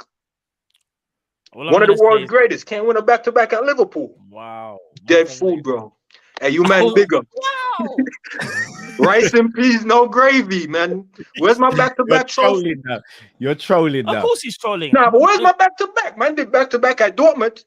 He come to Liverpool. Can't give me a back-to-back? Nah, man. What did he? You know, it's another day's of it. It's another day. Tell me about my back-to-back on that day, though. Where's my back-to-back? We'll talk about back-to-back. Don't worry. We'll talk about back-to-back. Big up Zabiri. Big up Zabiri. Zabiri made me think about a few things. I can't lie. Bro. I see Grizz in the comments. I saw Daps in the comments as well. Yeah, I saw the big up Definitely Daps. as well. Big up, all those guys. big up Grizz. Daps Big and up Doodly, I all saw of you them. in the comments. You know, Cal. It's making my head hurt. When things are down and things are bad, we always look for the common denominator, and the common denominator for a lot of people seems to be Jurgen Klopp, because when you don't win games, Cal, people look at what's happening on the pitch, and that's what's happening. But remember when I said to you, it says to Zabiri, Jurgen Klopp has tools that he needs to do a job with. He doesn't have them. And the first thing he needs to do is address things on the pitch. Fair enough, he's not doing that maybe tactically. Fair play. But bro, what is he supposed to do with the limited funding that he had? But it's so well documented, it's untrue. That's why when I say, and Sabiri might have a point when he says the whole put your hand in your pocket thing. Fair enough. But bro, I kind of disagree with that.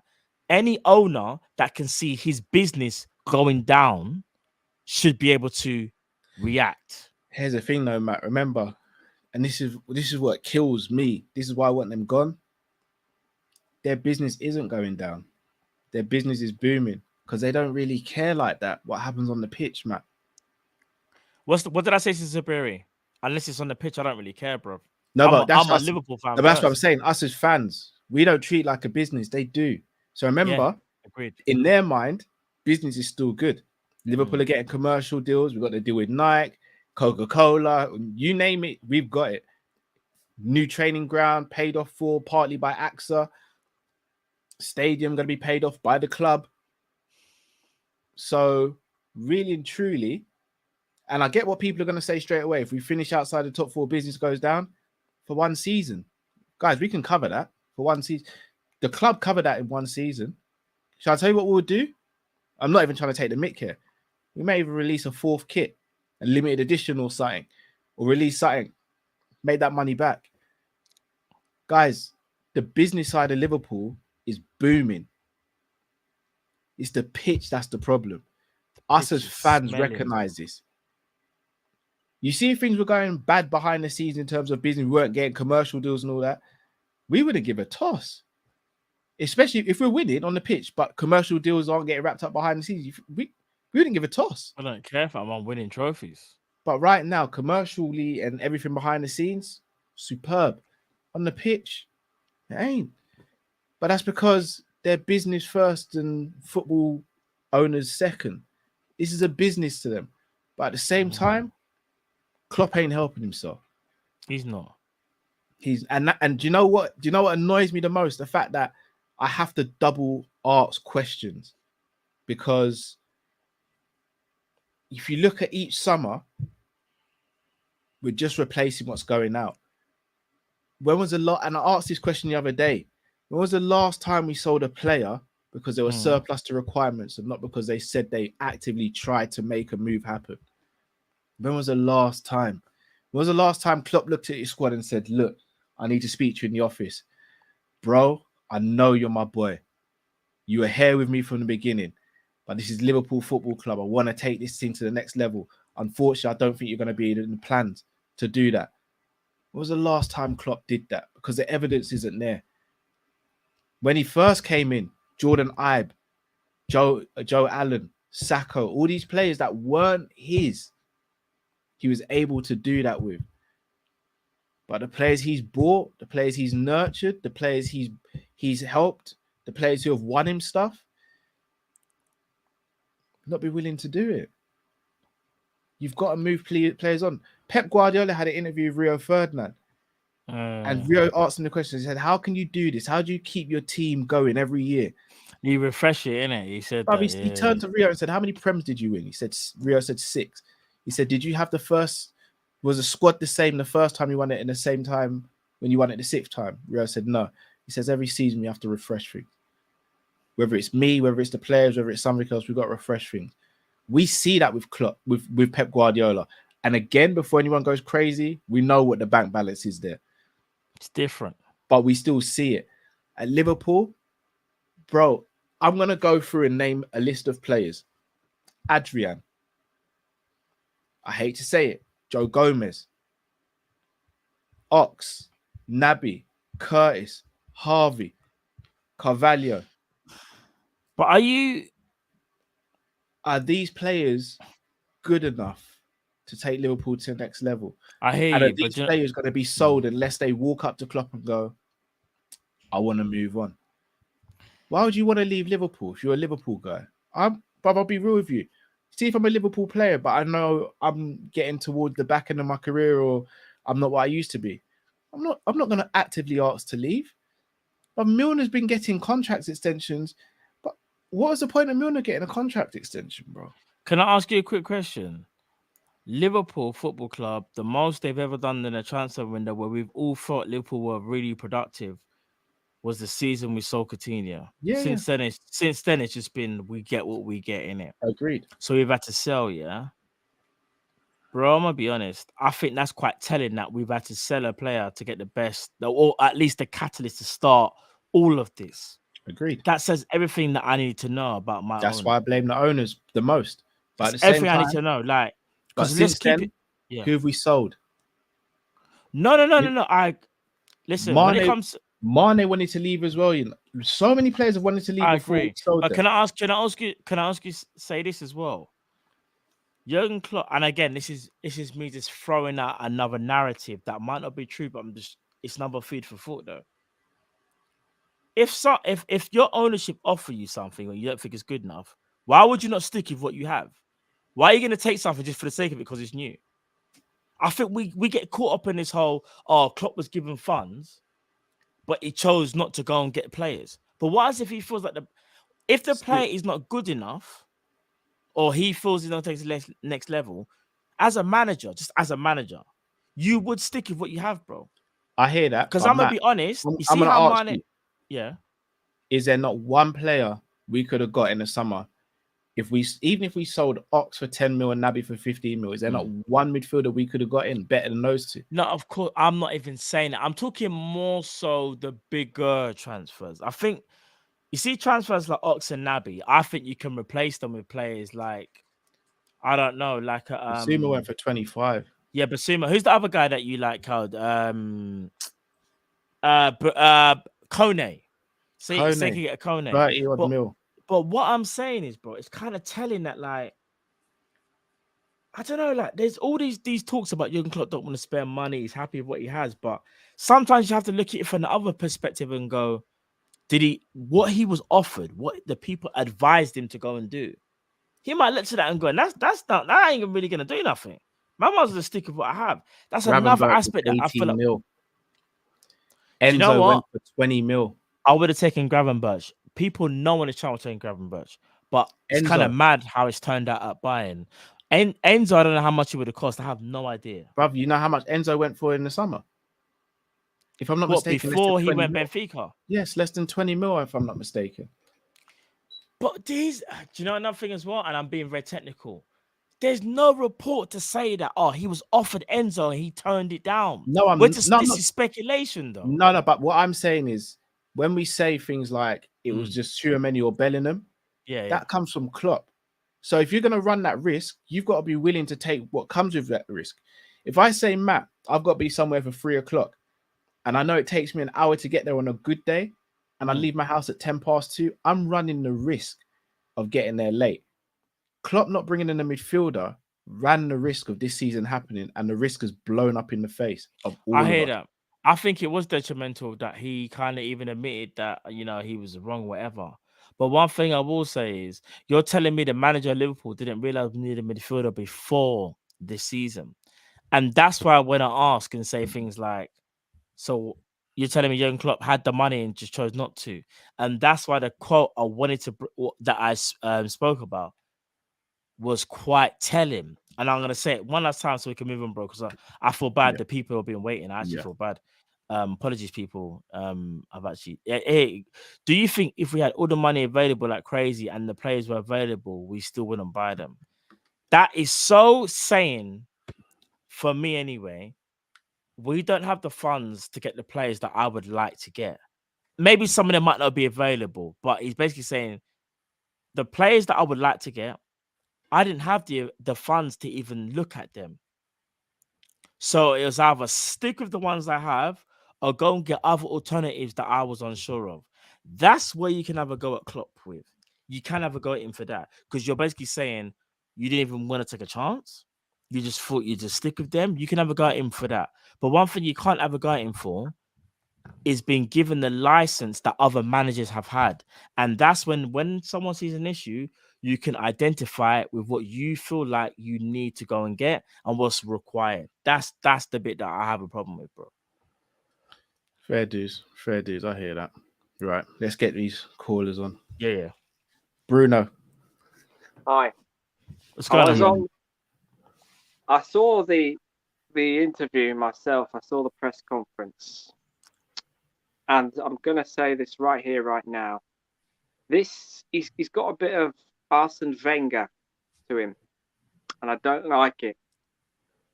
I don't like it at all. This has got a bit of 16, 17 Arsene Wenger. And I don't like it. Right? Why, in the name of garbage, does this guy not go into the office and demand signings? What's the date today? The 14th of flipping January. The midfield is a mess. It's an absolute mess, right? John W. Henry as well, he's not innocent in this. I've told you this 100 times. This guy, if he doesn't sell by April 22nd, there's going to be serious issues, right? I'm sick to death of these pathetic excuses every single time the transfer window comes on. And Matt, you weren't there in the last video that I was on last week, right? I made it perfectly clear, right? I'm sick and tired. April 22nd, I want this guy out of here because I'm sick to death of this. Every time the January transfer window is open, the summer transfer window is open, and the manager needs money to improve the team, right? It's the same old, we can't afford him, we can't afford this, we don't have enough money. Well, if you don't have the money, we are Liverpool Football Club. We're not Kidderminster. We're not flipping Wrexham. We're not Barrow, right? We're not Halifax Town, right? We are Liverpool Football Club, right? The midfield is a mess, right? The midfield's a mess. How in the name of garbage then? If you don't have the money, how did we manage to get Gakpo then for £37 million? Nunes flipping Nunes of Wolves, right? I'm hearing reports, but it's to get him in the summer. No, we don't need him in the summer. We need him now, not in the flipping summer. What are we waiting for? And all this crap. And also, I heard reports about FSG owners, the owners of Paris Saint-Germain, apparently, how they are not interested in Liverpool, right? I want this guy to be on the phone and be getting different owners from different parts of the world. I don't care whether it's from Brazil, whether it's from Africa, whether it's from Argentina. I heard what that previous caller said about different owners from the ones in Africa, about what he said, right? That's why I told you have to ask questions. You have to ask questions to gain answers, right? Are you going to put the club's success first? Are you going to make sure the club is run well? And have you done anything that may damage Liverpool's reputation? And that last question, right? I've said this 6, 7, 8 times. When you ask that question, you have to ask that question and get answers.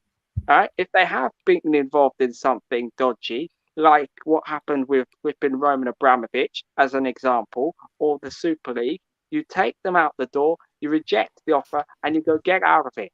Get out of it. Like I said 3-4 weeks ago, this isn't pregnancy. This isn't pregnancy. I want the club sold. This isn't pregnancy. I want this done and dusted. People keep saying, it's going to take flipping 9 months. 9 months, my ass.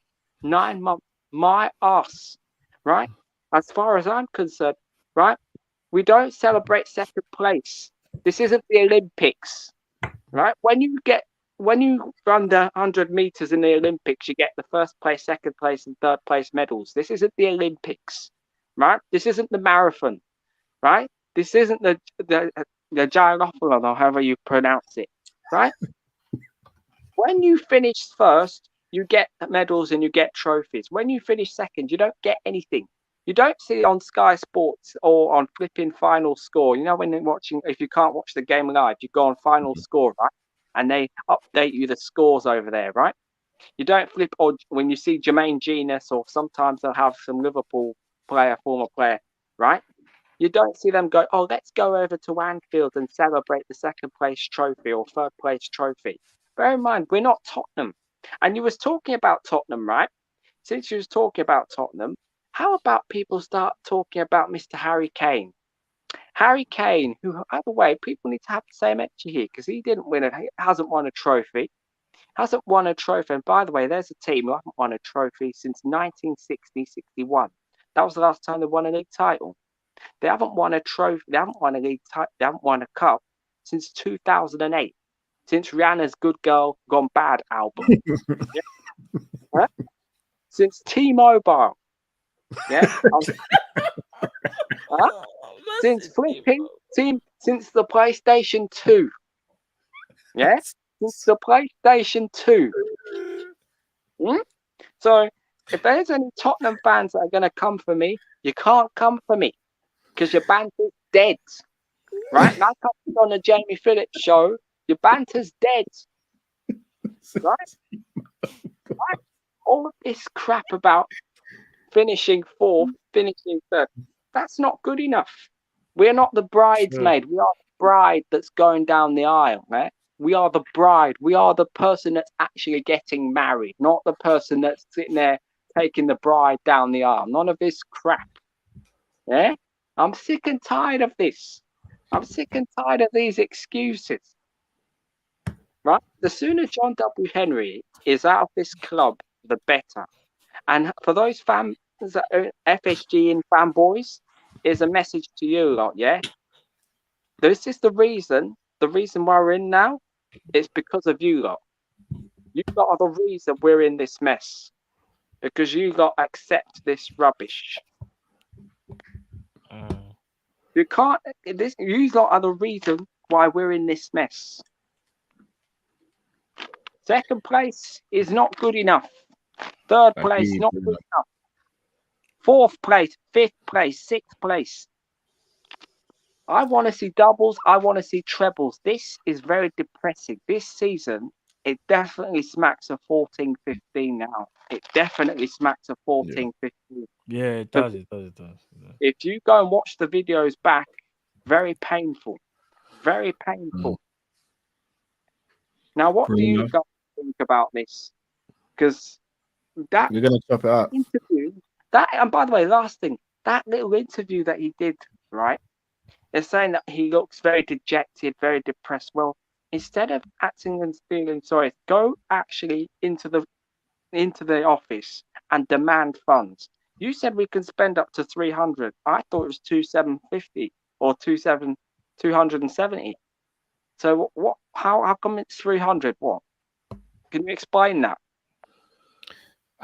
That's the money that the club can spend, not necessarily money that we have sitting there.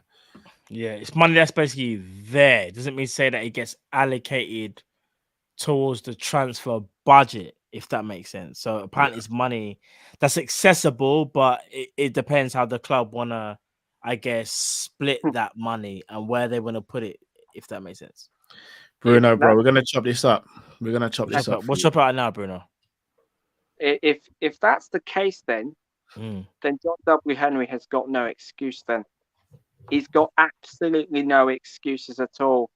I want to see 3 midfielders signed, at least 2 then in this window. He's got no excuse then, right? You let go of Mane, right? And you let go of flipping Minamino and Origi, and you've got 1 attacker in. Okay, you brought in Gakpo. You should have done that in the summer.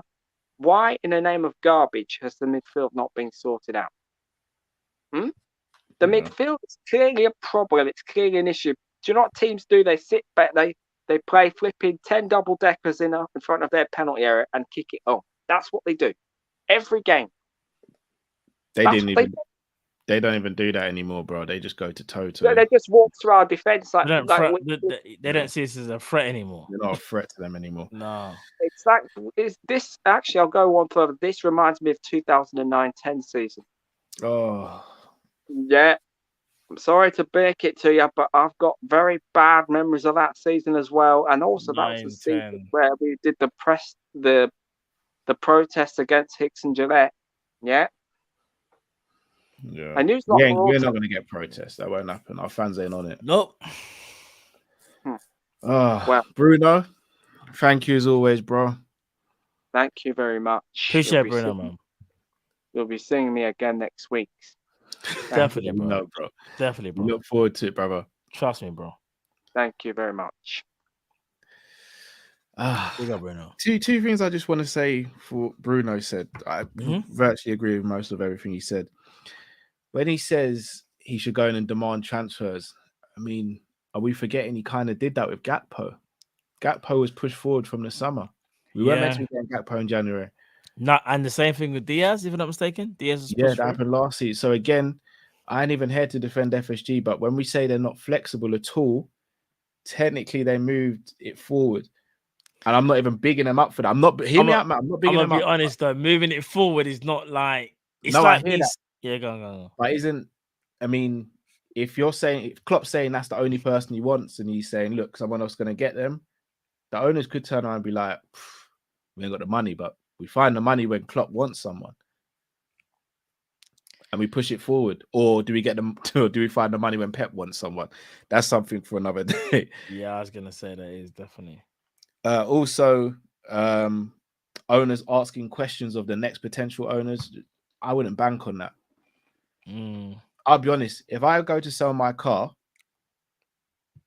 I'm not going to ask someone, so what are you intending to do with the car? Man, don't care, bro. You're going to drive it? What are you going to do? You're going to do racing? You're going to speed? Or I'm just going to say, how much are you offering? Yeah. I want $5,000 for it. How much are you offering? We're offering 5-1. Okay, deal. There you I'm go. not going to be. You don't care what happens after. I doubt they're going to be asking those questions. They won't. Going to be who's the highest, or which deal benefits FSG the most. Agreed. So we just got to hope that the people buying us have the right intentions and don't just see us as a business opportunity like some other owners. Right, let's get the next caller. Mark A, it's been a while, bro. Yeah, big up, man. It's late. Big up yourself, brother. Yeah, big up, bro. Yeah, scary times, man. It's techie. It's techie. You know what, Mark? We're actually playing today, you know. Scary hours. Yeah, we're playing today, man. Long day. Scary hours, bro. But yeah, Klopp.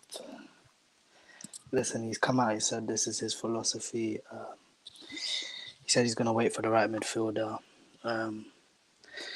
So listen, if he's gonna wait for the right midfielder, then that's completely the wrong stance. But you know, he's the manager. He's calling the shots. So what can we do? And you know, I think that stance has cost us big time. But away from the spending, just looking at the tactics, and it's poor. Now everyone says he's a world-class manager, which I think he is, but you know, I expect world-class managers to adjust the tactics to the team you have available. And I think, you know, from Klopp's point of view, he thinks his current players can still carry out his tactics, and they can't. They clearly can't. You're sixth in the table, so at what point do you then reassess and change your tactics? I think he did that before the World Cup as well, and he got a few wins, and then post World Cup he reverts to type, and you're losing, you're drawing. So if you're a world class manager, you change your tactics and you change your tactics to the team you have available. He's not doing that, so it's techie. In terms of the scouts and sporting director, to be honest, I think Klopp's actually undermined their roles, and I think these are the two big roles in the club: scout and sporting director. And you've got a manager who clearly thinks he can, mess around and get involved in other business. So he's got to just stay in his lane for me, and that would improve the situation as well.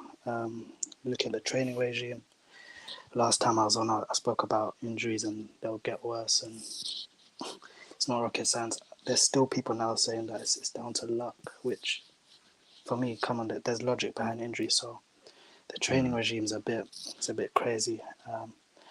Then for me, if you've got an issue with Pep Linders, you also have an issue with Klopp. Klopp wrote the foreword to the book. Klopp obviously advocates for Pep. He said he's going to go on to become a class manager and stuff like that. So Pep is the number 2, Klopp's the number 1. So if you've got an issue with the number 2, you've got an issue with the number 1. I think on FSG's sake, they've now given him too much power, and for me, this if anyone's still defending the owners, I don't know how, because they've clearly Klopp's messing about, and I don't think there's any repercussions. And Klopp knows under these owners, he's got the ultimate job security. So for me, my thoughts on FSG, they're not good enough, but they'll probably stay. But I don't know. I've got a few stuff here.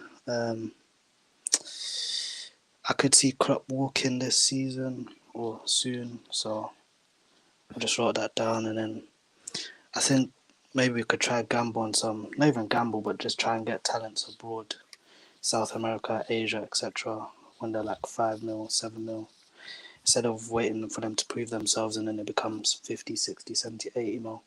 But yeah, that's all I got, man. For me, obviously, I don't want Klopp out now, but I'm not opposed to new ideas, new training methods, new philosophy, and a new assessment on the current players, because I think Klopp's got a lot of loyalty to his players, and he's got, when he's looking at a player, he's kind of looking at the family, what they've done for him on the pitch and stuff. So I don't know, he's too attached, man. But yeah, it's gonna get worse. So I'll see you guys at the end of the season. I'm not trying to call it. I don't know how you guys do this every pretty much every day, man. I'm tired, so I'll see you guys at the end of the season, man, because it's gonna get techie. This is just the start. I think this is bad. It's gonna get techie.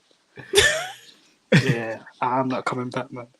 Bro, make sure you're there gone, tomorrow. bro. Make sure you're there for Brighton tomorrow. Be there. I'm gone. Nah, I'll be watching the games, but hey, it's gonna get bad. I wanna see you, bro, in the show after the Brighton game, bro. Nah, it's peak for you guys. Obviously, big up what you're doing, but my gosh, they're putting you through it, man. They're putting you through it, man. But yeah, Sorry. it's gonna get bad, man. This is just a start. We're 6th, but hey, I'm looking at 10th place, and it could see us in a few weeks. That's what I'm saying. It could see us, but yeah, I don't know, man. It's a techie season. It is. But yeah, big up, guys, man. Big up yourself as always, Mark, bro. Blessings, bro. Trust me. I'm tired, man. Yeah, big up. I'm tired as well. I'm tired of all this foolishness. Love. Take it easy, brother. Take it easy, bro. Blessings, bro. Mark, the one thing that really stands out with that, if we know our owners are tight, but why aren't we tapping into the market? But even if we had rich owners, Man City do it. Tapping into the South American market. Chelsea do it. Now tapping into the South American market. Yeah. Asian market. I've said this for a while, especially the South American market, because I remember Gomez 17 mil. Bro, you see, Jesus. Drift will tell you, yeah. Yeah, I wanted Jesus from long time. Bro. 17 mil, bro. What be real, man. What Premier League player can you get for 17 mil? 17. That's going to improve. Yeah, that's theoretically going to improve our midfield. I can't think of one. Maybe 17. Tillemans at this point because his contract. Yeah, because of his contract. Maybe That's it. would you say Lamina? I don't even know. He's at Wolves now, isn't it? Oh yeah, true. You see these new midfielders going Wolves, they're licking their lips. What, instant club legend by beating Liverpool in a couple of weeks? I rate it. Smart. If their B team midfield ran through us, what are their A team going to do? Someone said Ruben Neves, maybe. But I think Ruben Neves might have 2 years left. Ruben not Neves one. ain't going for 17 mil. Yeah. If he had 1 year, then yeah. Big up scraps. Chris Wood was 30 mil. Yeah. 30 mil for Chris Wood. I'm not gonna lie. When I see We're Chris here Wood at dilly-dallying Newcastle, around trying to get this person from that person and trying to spend big money when we could be going and getting these untapped gems.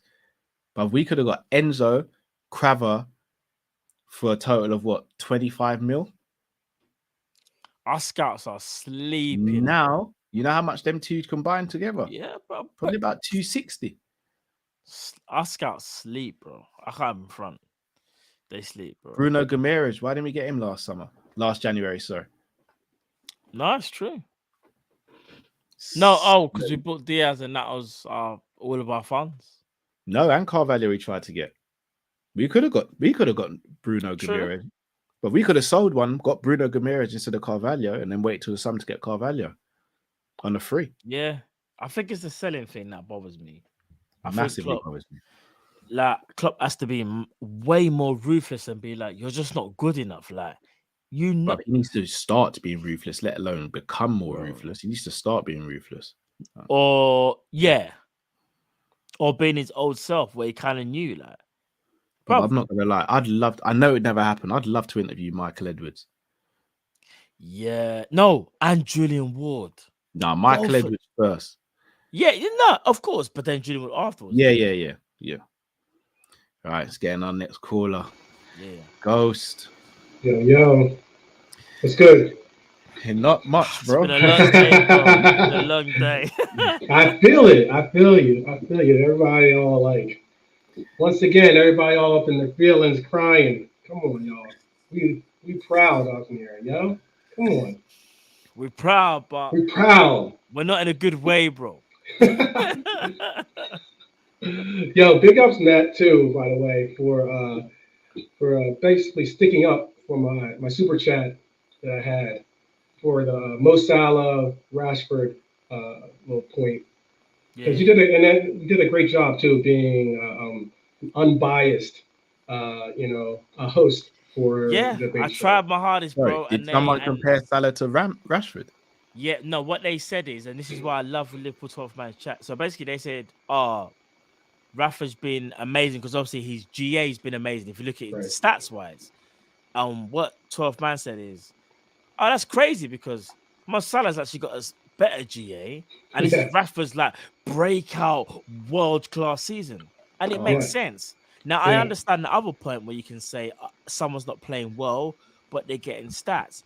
But correct me if I'm wrong, 12th man. You were basically saying like, even though Salah's not playing well, on his worst day, or if people want to say his worst or his worst season for Liverpool in how many years, it still aims up with Rashford's. Exactly. It's still better than everyone else. But here's the killer though, Cal. They'll say things like, but look at Rashford, look at the form. Bro, Rashford, if I'm not mistaken, has only been on this type of tear since maybe after the World Cup. Or like, you know what I mean? It hasn't been a whole year of Rashford being amazing. And that's what annoys me. And, I was, listen, how it is, man. No, it's tough too when you have an Arsenal and a Man U, supporter, basically with their narratives and agendas, just sitting there, so it's not easy. But you're right, because what's even crazier is that Mo Salah has the best GA in the top 4 leagues, not just the Premier League, but the top 4 leagues. That's crazy. That's crazy. I don't get people don't get me wrong, criticize Salah for his performances and that. Oh, absolutely. You see this whole Salah ain't that guy and all that. I shut off when people say it now. I'm like, what more does he have to do? Done If you it want for to do years. Messi type goals every week, he's got to do Yeah, that. he's done it for Right. years, and they're picking a moment when he's in bad form. That's the Right. correct. So Salah's in it for so many years, and then he has a dip, and then everyone's like, "Oh, I told you he's not that guy." It's like, bro, come on. Yeah. If you're a football man, you should know what Yeah. Salah's about. Sorry, You man. should. Sorry, bro. You go. No, you totally should. And that's why you're talking about narratives and all that, everything else. And I was like, I am now going to have to be the other and the other guy right now to say about something about the Klopp discussion that we're all having today. Yeah. And that is on some. I'll ask you both this: what was Klopp brought in to do? Win the league. Yeah. Okay. Oh, do you know what? I don't know if he was brought in to win the league. No, it was. I know it sounds controversial. I think he was brought in to make Liverpool a relevant powerhouse again. Yeah, but he did say, if I'm not mistaken, was it one of his press conferences? He said he'll try and win the league or something like that. He said he'll try and win a title, but his English got translated incorrect. Yeah. When he said the title, he said it's in a trophy. Bruv, when we signed Klopp, we were on our knees, I hate to say it. Pause. We were. No pause, man. We were on our knees. No, we were on our No, knees. pause. We'll pause. Yeah. 12 man's right. We'll Not pause. like this. We'll pause. Not like this. Yeah. It was bad, bro. Yeah, it was and bad. what's so mad is that you could arguably say he's done more than what he intended to do. Yeah. Because here's the thing, though. What people like to do is do the whole, how many years he's been at Liverpool, how many trophies has he's won, but not factor in circumstances. Just like in life, circumstantial. Right. Bro, I can't tell you the amount of times that everybody in the chat, ourselves, have planned to do something, and circumstances haven't allowed you to. Not because you're not capable, it's because circumstances. That's not an excuse. It's just called what's actually happened. Right. And I think that's where, Well, I really wanted to ask that question because realistically, I don't have an answer for that either. He wasn't brought in here necessarily to win the league. He wasn't, or he was brought in for us to reestablish the place that we were in the past, in our history, I guess you could say. That's at least what I perceived it as. And yet, one of your fan favorites, Pep, he was brought into City to win the Champions League, right? But yet he's the pinnacle. He's the top. He's untouchable. He hasn't accomplished what he was brought in to do yet. Yet the man who wasn't set to do really much other than maybe bring back the allure of what Liverpool is, not only did that, but won everything possible. He ended a 30-year drought for us. And yet people are still like, we got to cause that, or we got to question him during his good times and bad times and this and that. Come on. We got a real tough crowd sometimes. I understand there's some. Can I play devil's advocate for one thing? Yeah, please do.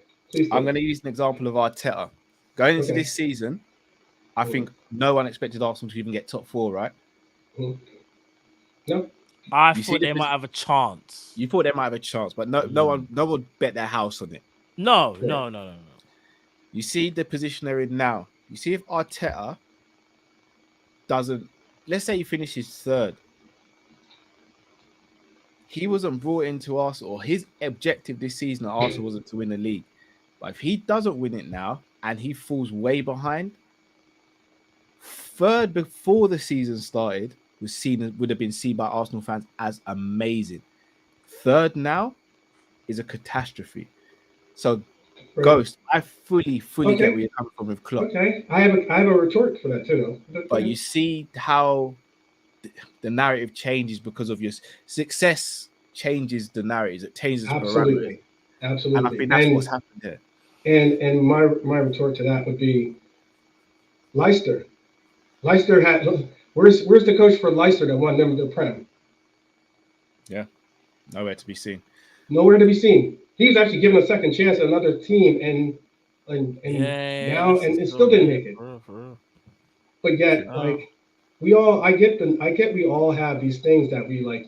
Sometimes when you're eating good, you don't really think about the fact that there was a point when you were eating government cheese or doing the whole peanut butter and jelly sandwiches to work rather than the steak sandwiches, And those things make a difference when you try to like actually address certain things. So, because like I know that we had also another caller calling about the American owners. I really don't get the whole perspective on why Americans, being American obviously, but why so many people do try to beat up on American owners per se as well, considering that like they give this narrative like American owners don't want to win, they're all about the money, but yet there's plenty of owners. Because I remember we got asked this question, I think Trick asked me this question before, like what owners in America really want to win championships.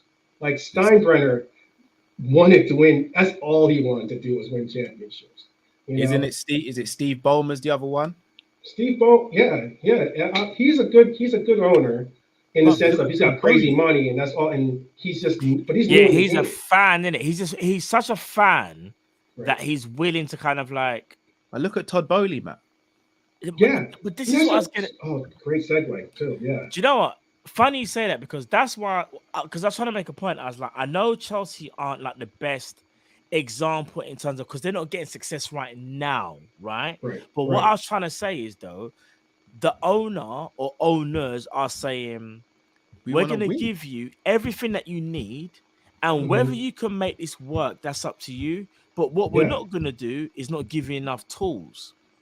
Here's the thing. Let's say someone gives you a toolbox and there's tools in there that you might not need. It's up to you to figure out which tools you need to use, right? You might not need that one, you throw it out, you might, right?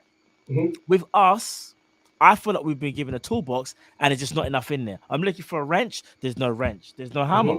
What? I've got no screws.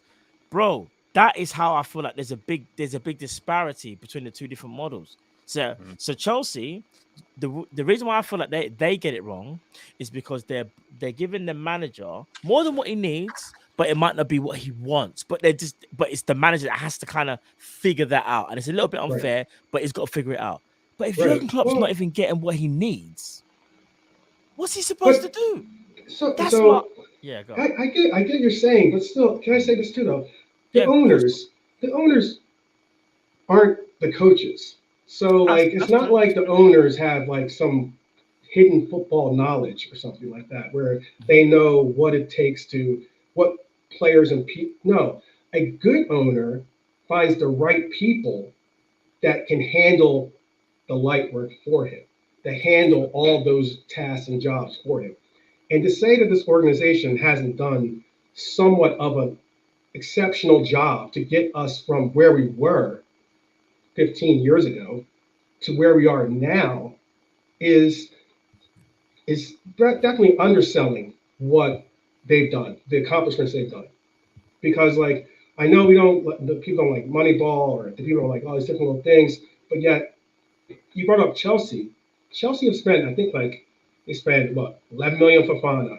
They got 10 million on Felix. They got Sione was 8 million. Sakiri was 3 million. It's some umpteen millions and millions of dollars being thrown at it. Just like they're just throwing it, and they're stealing everyone's people that they can. But all the same, he's an American owner, and he's doing that money. It has nothing to do with your ethnicity or nationality. It has everything to do with the fact of ambition. I get that, but it has everything to do with the fact that FSG understands that if this team doesn't win or isn't relevant, their value for the team goes down. So despite the fact that people are saying, oh, they're all about money, all about the money, it's still connected to success. You can't have a ass team and say, oh, this is worth $4 billion or $5 billion. If your team has no fan base or people falling off because you're losing or because you're trash or whatever it is, eventually that evaluation is going to dip too. So they're mindful of the fact that they have to keep this going because otherwise their evaluation for their team is not going to be the same. And like, I'll get like, we definitely, I hope that you do have that, like as in talk about narratives, I hope we do have a talk about Klopp and his tactics and everything else, because I know that often that narrative is an overblown, I think a certain overblown conversation piece, because realistically, a lot of what you see is Klopp adjusting his tactics. Like Klopp doesn't come out with the same tactics every game. He doesn't. Now the fact that the two words I would always throw out there. Okay. The fact I would say this one thing. I would say that the fact is I would say this word synergy and this word harmony are two words that I always stress when it comes to this team and this organization. And people say, oh well, like he's too loyal to these players. The reason why you're loyal to people, to employees or to your partners is because if you give someone loyalty, they will freaking go through walls for you.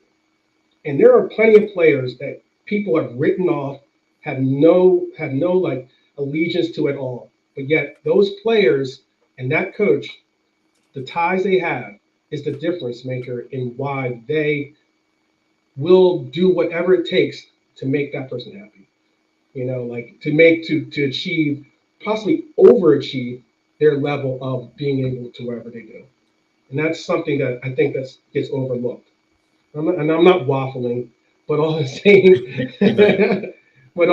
is that like I just really think that we sometimes look at things as black and white, and there's so many different. There's so much in the middle of like why things work out. There's like magic and things. Like people say, oh, that team was magic or something like that. There's reasons why that things work out.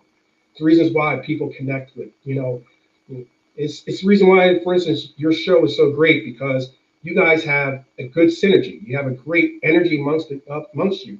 And because of that, it translates to successful banter, successful exchanges, and all that. But yet, if you were just to like simply say, oh, well, it has to be this or it has to be that, and that's the only way it goes, it doesn't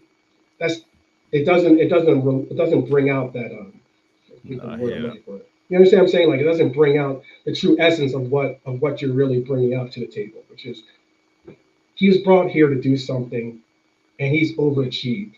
And yet the fact that he's overachieved still has people saying, I want more, I want more. And now you've hit this high level of expectations, and now everyone's like, I expect this. When yet before you would have been happy with us like just getting to the Champions League. Or just winning maybe like a League Cup. So that's just one perspective. I know I could be wrong. I know I could be right. I hear that. I do hear what you're saying, but I'm one of those greedy fans. I am. Sure. I'm not gonna try and hide it. I am. I've had a bit of the food and now I want the whole buffet. Right. Because the food tastes nice. Yeah. It does. Nice. Really nice. Really does. Hey. Right. I get that. No, I get that. I have a nice car, and like I think about the fact that like I had a Hellcat, right? And my Hellcat, the engine blew up on it, right? So I'm thinking about it, I'm like, oh, I could go get another car, get something different, but yet I'm like, I don't know if I really want it. Like, I don't want to have to like go down a step or a tier or two to get this. Yeah. I want that Hellcat. I want something even better, possibly. I get those things. But all the same, I just think that we all have. Sometimes we get. I don't want to say we're greedy. I don't want to say people in the chat are greedy or whoever's come on before us that we're not looking at those perspectives of maybe the taste of the champagne is just like. God is kind of twisted. That's all. Yeah. Sometimes you got to like put the glass down and kind of get your bearings in it. That's all I'm saying. I do have one quick question though too. There was something that was an interesting question that came up or perspective. I heard on ESPN or something like that. And what would you think if they took away the top four? They maybe took away one, if not two, of the places and replace those. Where the top two get into Champions League, but yet the winner of the FA Cup gets a place in the Champions League. Or even the League Cup gets a place in the Champions League.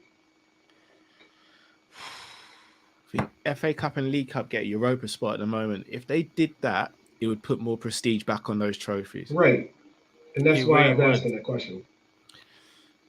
But I don't know if they'll do it. I wouldn't be against it. FA Cup maybe, but I'm not.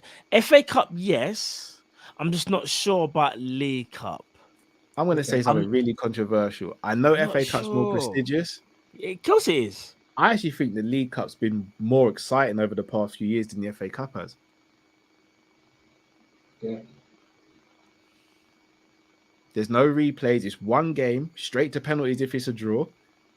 Who do The we beat in the FA semi-final Cup has final, two Cal? legs. Who do we beat in the Huh? FA Cup final? Who do we beat in the FA Cup final? Chelsea. And who was our semi-final opponents? Arsenal. No, Man City, sorry. Man City, yeah. Who was the final against last year in the Carabao Cup? Chelsea. And who was the semi-final opponent? Arsenal. What was the more exciting? What gave you more joy? The Arsenal win or the Man City win? Oh, honestly. Don't fall for the Arsenal stuff. No, because hear me out, I'll be man. The reason I honest. say, because remember, the first leg we drew 0-0, and all the Arsenal fans were like, worse of a man sent off. Could it I be? know. Went to the Emirates, we put him in the fry with Kai Gordon, bro. I know. There's something about that. I know what you're saying. It's just that there was something about that Man City win more because there are bigger rivals in it. Yeah, I know the quality of the opponent. But No I think the disrespect to Carabao Arsenal, Cup by the way. final was better I'm than just the saying, FA Cup in that moment, you have to remember, Man City are they're Thanos at that point, and we moved to them differently, bro. Maybe that's why I think maybe you're right. Yeah. If you took out in Man the first City, half, we moved them. maybe differently in the first we half. fried it. If you take out Man City, maybe it's different. But I just look at that trophy, especially the FA Cup, and go, bro, do you know how happy I was that we?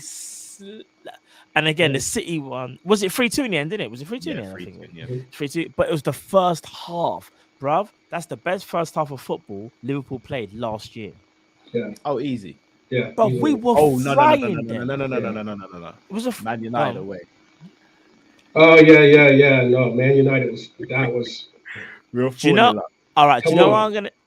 This is gonna be a Even had crazy. Naby flexing. I'm good. Naby looking at the camera like what? You're right, but the caliber of opponent made it more like. Because don't get me wrong, when we was beating Man United, I was like, "Oh, that's sick, man." But bro, when we was up against City, I remember we were going because it's City. I do think people forget that City did rotate in that game. Not to diminish what we did. City did Bro, rotate. They had a strong squad. The only difference is that Zach Stefan didn't go. No, they had no De Bruyne either, if I'm not mistaken. Listen, it is what it is, isn't it? It is what it is. Who were their centre backs, bro? I can't remember actually. If I know, it was Stones. Oh shoot! I might have snookered myself. I can't I'm actually genuinely remember. trying to remember. Listen, man, it's Man City. We had to beat them. They're normally top of the league, and they get on my freaking nerves. But I They do got on my think the nerves. Carabao Cup has become the more exciting, even though FA Cup's still more prestigious.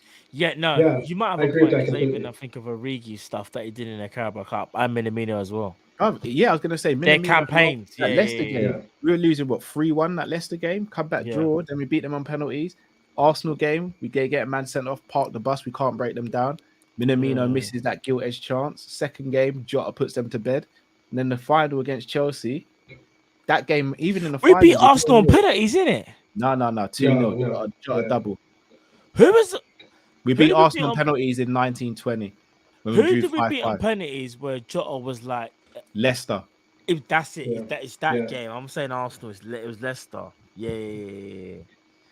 I think if that had that little twist though, it'd be interesting. I understand that giving away the placements, like bringing Miss top Tottenham. 4 to top 2 would be pretty excessive. I think Ghost. I personally think if we did 3 places for Champions League, 1 for the FA Cup winner, and then Carabao Cup still gets Europa, I think that'd be better. Yeah, I'm along the line of that. Yeah, FA Cup, yes.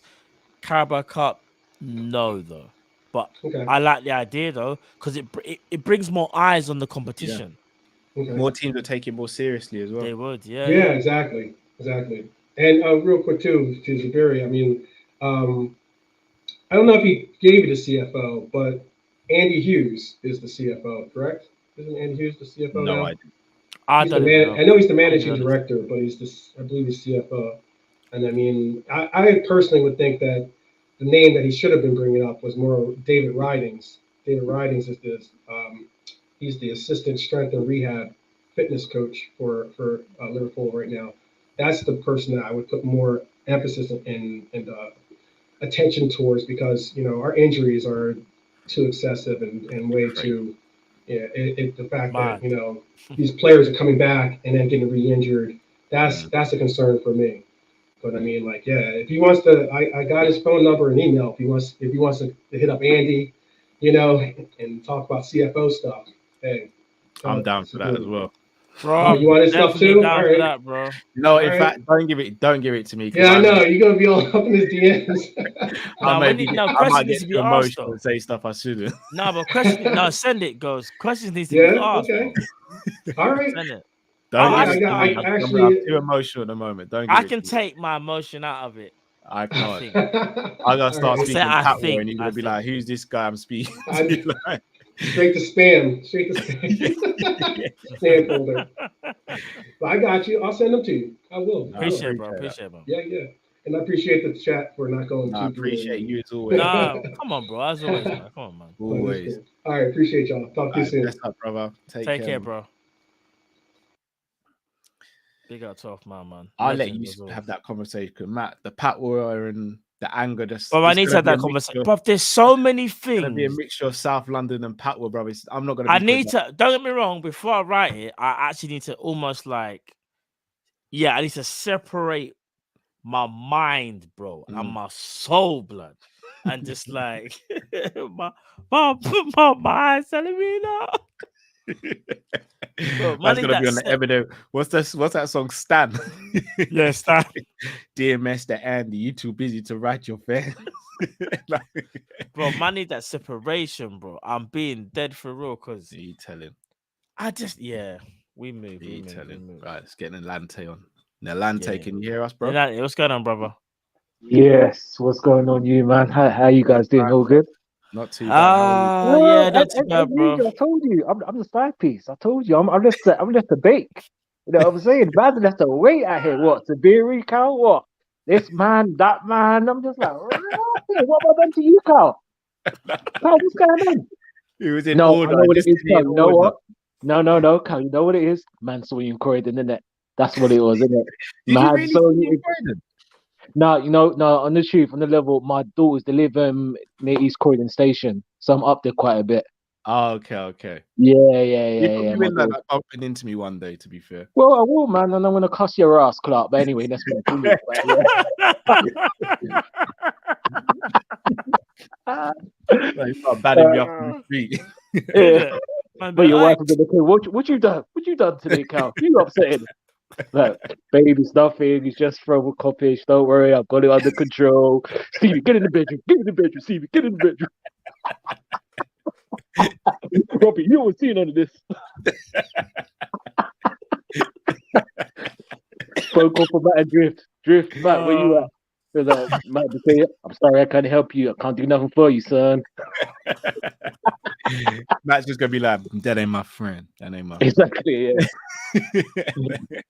Ain't my friend. Oh god.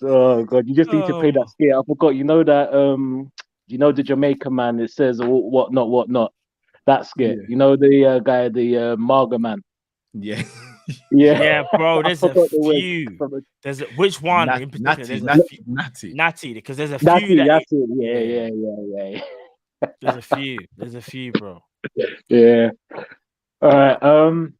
Now big yourselves up again, like both of you. Anyway, like 4 hours, and you're grinding as always. You know what? I'm not gonna lie. There's about 10, 12 pence I want to make, but I can't make that because you guys have got to go to bed. So I'm not gonna lie. I got a lot of stuff to say, but I try and keep it brief. Thank you, bro. I wanted to switch it up.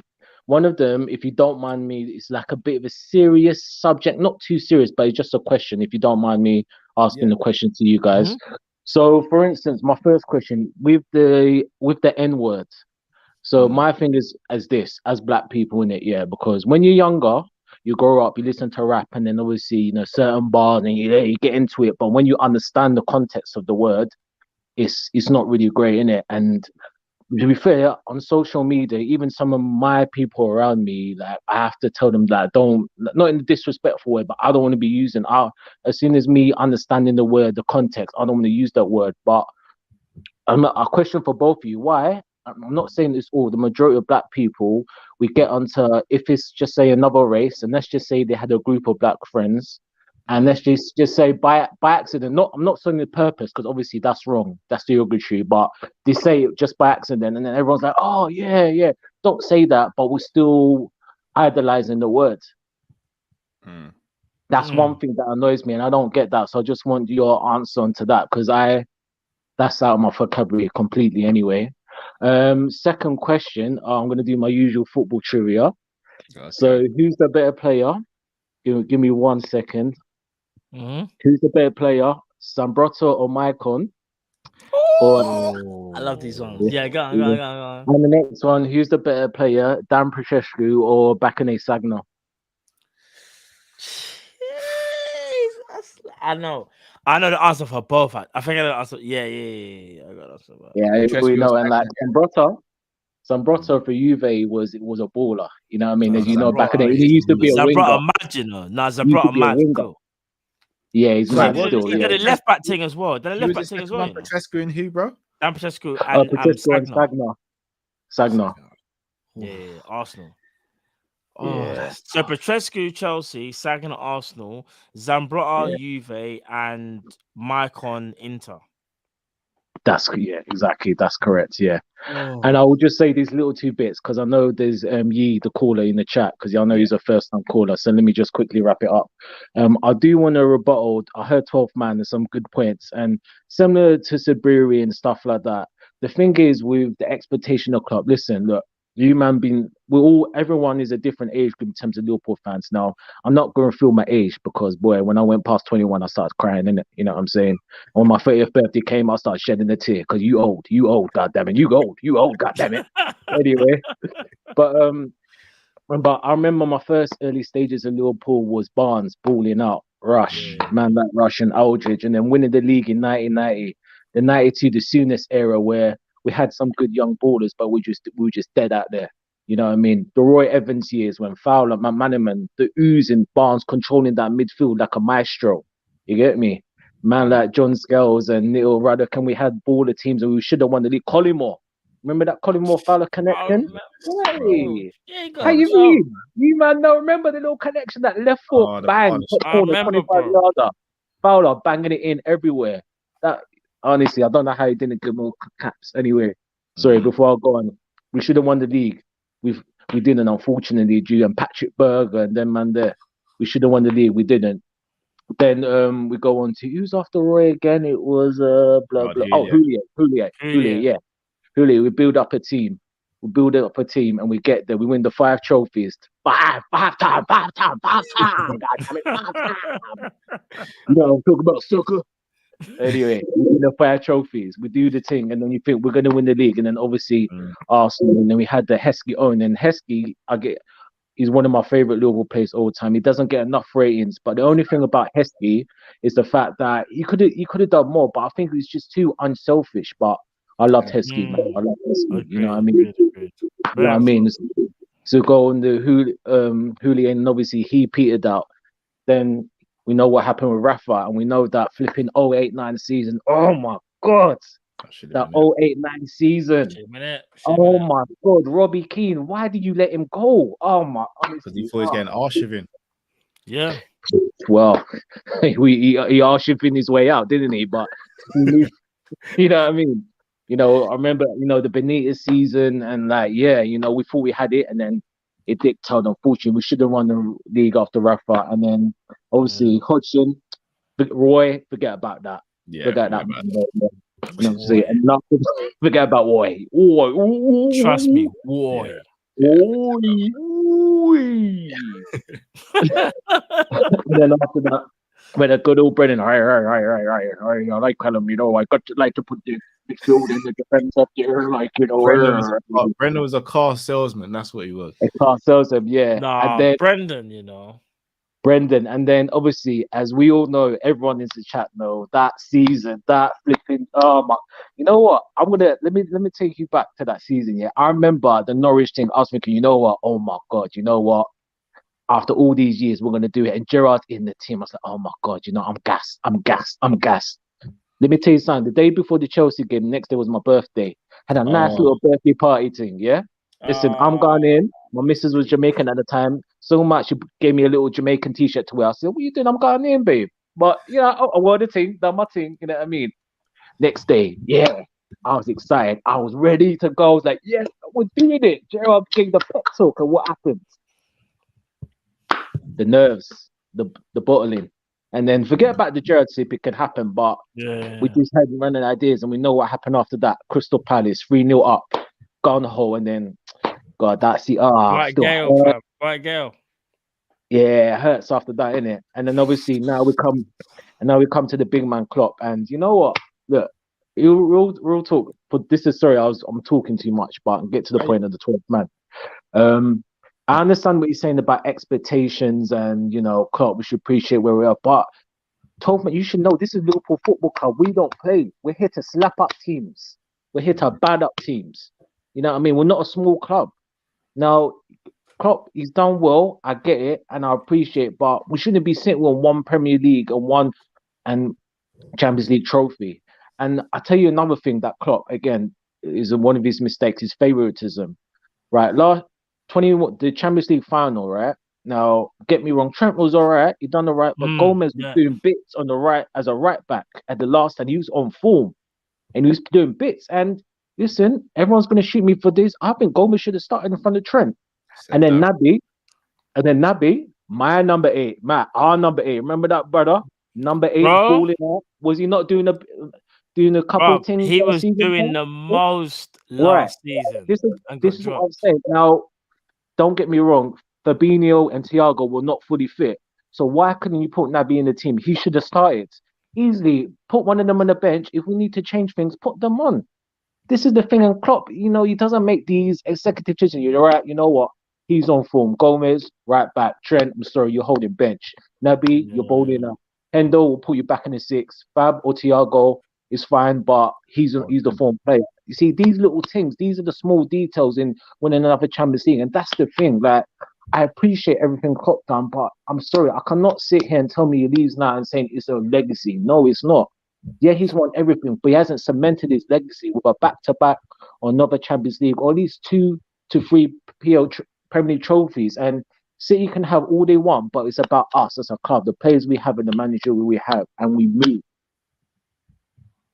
Hey, bro. But anyway, sorry, I was going on a bit, but yeah, those are the 2 questions. Calm. That's it. Love, and next time I'll come on, man. Carl, you're gonna get a bit of Vince McMahon. But anyway, see me on the Reviews show. Big up you, big up everyone. I'm out. Brother.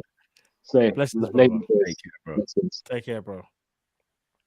Big up Nilante. Big up Nilante, man. You and the family as well, brother. Trust me.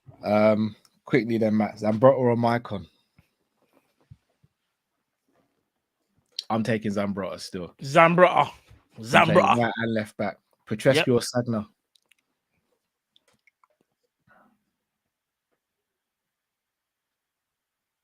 Taking Sagna, you know. Sagna. Got Sagna. And the stuff about the N-word. I'll keep it short and sweet. Yeah, I don't you think go. It's weird. We shouldn't really use the word. I just think we've become comfortable using the word when really, truly, we should educate ourselves and not really use the word at all. What I will say though, touch wood, none of my friends, whether it be black or none of my friends from other ethnicities use the word. I don't think you can say that word as an accident. No, you can't.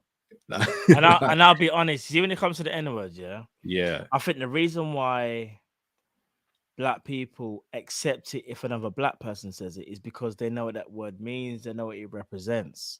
Only you can really say that, you know what that means. I'll be real with you, Matt. You see, if I was having an argument with another black person, they called me like, I don't know, like the dirty N-word or something. Like, we're gonna fight. Like, yeah, because they know what it means. Yeah, like you can't. You get what I'm trying to say?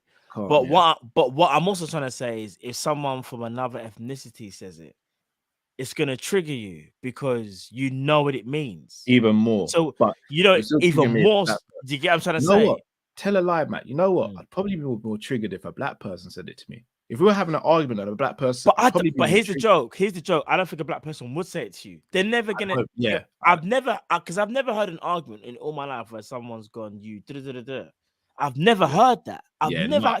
because you can't use it. Basically, you can't say it to me while, in my opinion, I'm gonna sit there and go, rah, Yeah. because it's weird because we're one and the same in the sense of we know what it means, we know what it meant to our ancestors. You can't really hurt me with that word. But Yeah. if another person says it from a different race, so to speak, it's very different. Yeah, It's very different. It's very different. It's Yeah, very different. definitely. So yeah. Big up Nelante. Right, our last Big call up of the Nelante, evening bro. before we help the supers. Yay. Hello, can you hear me? Yeah, we hear you, bro. Yeah, Welcome let's to the go, bro. show. Okay. Look, I wanted to start with giving you some encouragement first. Look, as much as your situation might not be that ideal, I mean, it still could be worse, right? London the London Cowboys, is it? Yeehaw! No, no. Look, first, unfortunately, Drift is not here because my main reason for calling in was I wanted to put him on the spot with the Messi versus R9 debate, to put it to bed. and big up to Carl. You've said it before on here anyway, but I think you were alone that day, right? He wasn't on stream Are you when talking you about said the it, right? R9 and Messi stuff? Yeah. Yeah. I've been vocal about it. I said I think Messi's the GOAT, but I think R9 was the most talented of all time. Yeah, and I was hoping for him to be on at the same time with you. Yeah, and Drifty's not. I know you. I'll tell you for free. Drifty is never going to say it. Oh, okay. You never say it. Okay. Because I was trying to have a reasonable debate with him, but he wasn't having it at all on Instagram. Oh, he won't. We've tried, bro. I've tried. It ain't gonna happen. Yeah. The most he was willing to accept was they're number 1 and 2, but they're so basically they're number 1 and 2 of all time, but Messi is definitely not number 1. But yeah, I don't know. What do you think, Matt? Well, did you hold on? Say that again. Did you say Messi is number 1 or not number 1? No, he is number 1. You think Messi's number 1? Yeah. Let's forget about GOAT for a moment. Just Messi versus R9. Full stop. Who's the better player? And we can even do both at their best. Yeah. And I've done my research. I've watched properly, and before injury, I have to admit, R9 was absolutely insane. Yeah. Yeah. And if I would say anything else, I would be just lying, you know. But I don't know. Surely you guys remember Messi around 2011, 2012? Peak Messi, huh? Yeah. And you know the amount of goals in that calendar year, but forget about that for a second. I don't know. I call it. He had some godlike aura almost, you know, because he could end the game just in an instant. Yeah, I will never forget the flipping semi-final against Real. I think Jose's first or second season. It was, and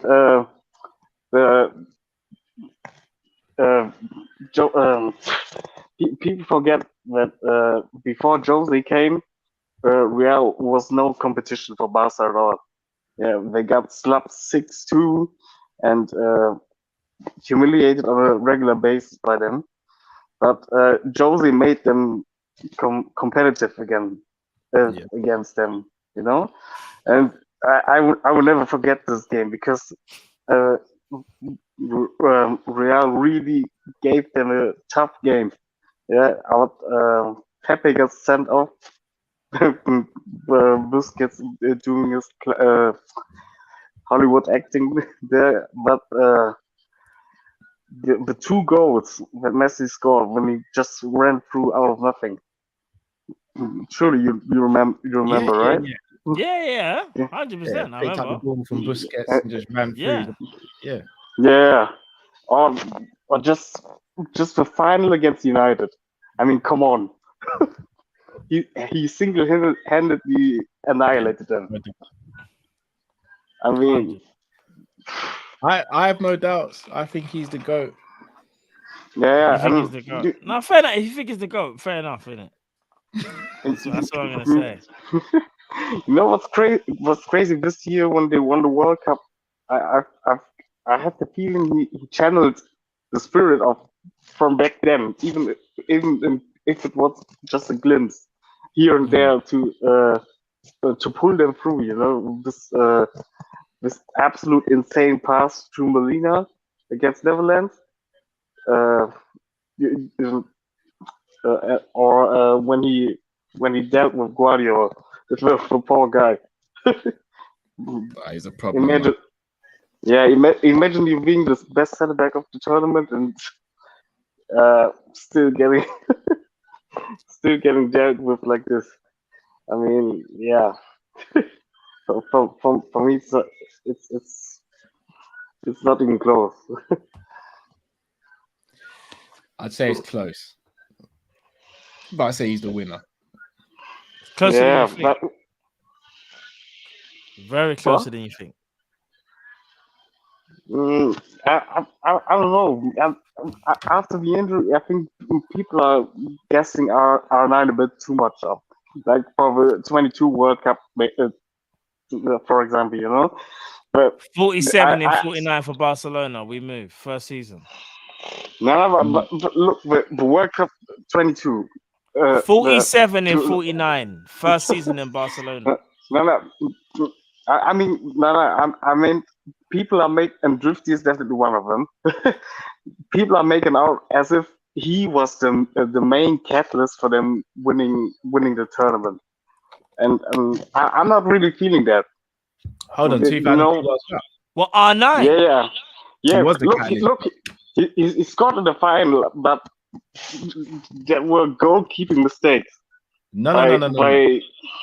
The first goal was a goalkeeper mistake. The second one was a beautiful finish. In the semi-final, we got the winner. Okay. All right, okay. He was the reason they won it. Yeah, but look, who absolutely finished England? That was Ronaldinho. R9 did nothing that game. That was not only the free kick, the entire game. The first time because not the entire game. Ronaldinho. Let's be real. Ronaldinho had 2 moments in that game. 2 moments of brilliance. The set up for Rivaldo and then the free kick. In that, Ronaldinho didn't have a great game. He got sent off as well. Yeah, that's true. But until he got sent off,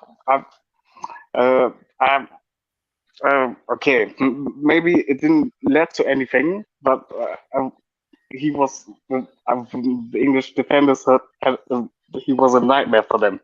They couldn't deal with him. No, I hear that, but that was one game. The rest of the tournament, Ronaldo was exceptional. Bro, top goal scorer. I think what it is about Messi, Yeah. you can't argue with Messi's legacy in football. His legacy outweighs everybody that he's come up against. And I think that's why, not just Maybe his apart ability, from but I Pele. think Maybe apart from because Pele. remember, we've always said in football, one of the unwritten rules in football is how long have you been doing it for? What does your legacy leave behind? The unfortunate thing for Ronaldo is I think where people don't rate him as highly is like myself, Drift, or even Cal, is that obviously because of injury, his legacy was cut short. So he's got his sample size is so much smaller than Messi's. Is actually crazy. But what's so telling about Ronaldo is that his sample size is so small, but yet I still feel that it's justified for me to say nobody can talk to this guy when it comes to ability. You have to remember, Ronaldo lost practically one of his kneecaps when he was at Inter Milan. He went on to therefore go to play for Real Madrid and get, I think it was double figures in 1, 2, 3, in 4 seasons out of the 5. At that point, his knees had already gone. He was already gone when he got to Real Madrid. His knees were practically done, and he was able to still be absolutely insane. I think that's why people still look at R9 as like the catalyst, so to speak. With no R9, there's no Ronaldinho. Ronaldinho, there's no Messi. There's so many things, but No listen, Neymar. I don't even like comparing because I just feel like you got to do the whole R9 Yeah, is R9 and I think Messi is Messi. they are very different. I think Very, Messi, very different. R9. Very different. Yeah. Even the late I'm- great Pele as well. Big up Pele, the late I, great Pele as well. I think Mbappe is stylistically the closest thing to R9. I don't mean from quality, but More Henri than R9 in my opinion. Yeah, he's not close to Yeah, enough. There's No, nothing like R9 him. is. I can't explain it to you. R9 is a phenom. Like what he could I do. mean from the players Mbappe who can't play do. nowadays. I don't think there is anything comparable. I think Mbappe reminds me that's more true. of Henri on crack. If we're gonna do that, like if Henri, and in fact, no, I won't even disrespect Henri like that. I would just say Mbappe reminds me more of an Henri-esque player than an R9. You see, R9, Mbappe doesn't even have that physicality that even R9 had. R9 had technical ability that was on the same level as Ronaldinho, but had the physicality to go with it and the balance. His frame was like, because Ronaldo R9 was like a big guy and he defied logic. That's probably why his knees gave up, bro. It's crazy. You're right. Before he was overweight, he was just a just a built guy. You know, I don't know. I don't know if he went gym or not. Maybe just maybe just genetically, but yeah. When I watched the videos, we used to push the fell over just by hitting him. You know, he just went past him. Yeah, Like, it's just a shame. like- It's just a shame. All I can say is quickly before we let you go, bro. It's a shame that R9. There was not obviously sports science was not on nowhere close to a level that it is today. Because I feel like if it was, Ronaldo's career would have been prolonged. I'm not trying to say would have been better than Messi's, but would have been prolonged because people would have understood what he needed to get and what needed to happen. It's just unfortunate of R9. But I also feel like as well, his explosiveness in that type of body was actually fake. Like you look at his build, he's a bulky, he was kind of like a bulkiest type guy, but his athleticism was through the roof. Yeah. Go look at the Barca days, you understand what his Barca season. Oh my gosh. Nuts. Yeah. Thank you so much for calling in, man. Blessings, yeah, blessing, bro. No, thank you very much. Appreciate you, man. You take it easy, Cool. bro. Yeah. Take care, bro. Yeah, have a good night. You Bye. too, Same to you, bro. Big up to Ye, first time caller. Thanks for everyone who's sticking with us. We're going to get through the supers. A shout out to Danny VR for the super stickers. 2 of them actually. Big up yourself, Danny. Big Much up, big up. appreciated. Pimp in Distress says, Cow, beg you to pause and contemplate. Kopish is up there as Shawshank Redemption. Please don't do it to the first round of Britain's Got Talent. It's all up. Don't turn it into Britain's Got Talent. Big up yourself, bro. You know. Danny says our gaffer talks like he's running Everton. Our Yeah, gaffer's low sometimes. right now. He low, Yeah. fam. He low. Honestly says, big up Callum, big up Kopish, big up yourself, honesty. Big up, man. Sultan says, big up Cal. Would you have taken Trossard over Cody? No, I think the Trossard hype is just recent because he scored a hat-trick against us and's having a good Agree. season. I'm glad you said that, bro. No, he's a decent player. He's a not decent player, but he's not better than what Cody Gakpo would be for us.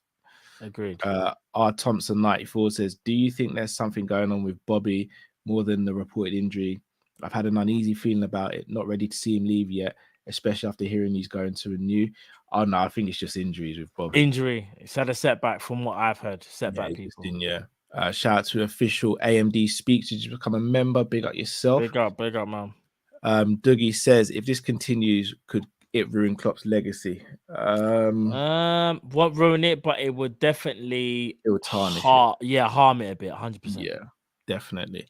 Andrew Miller says, we are screwed. We need 5 midfielders and 3 centre-backs, at least 2 centre midfielders in January, 3 in the summer. I disagree with that.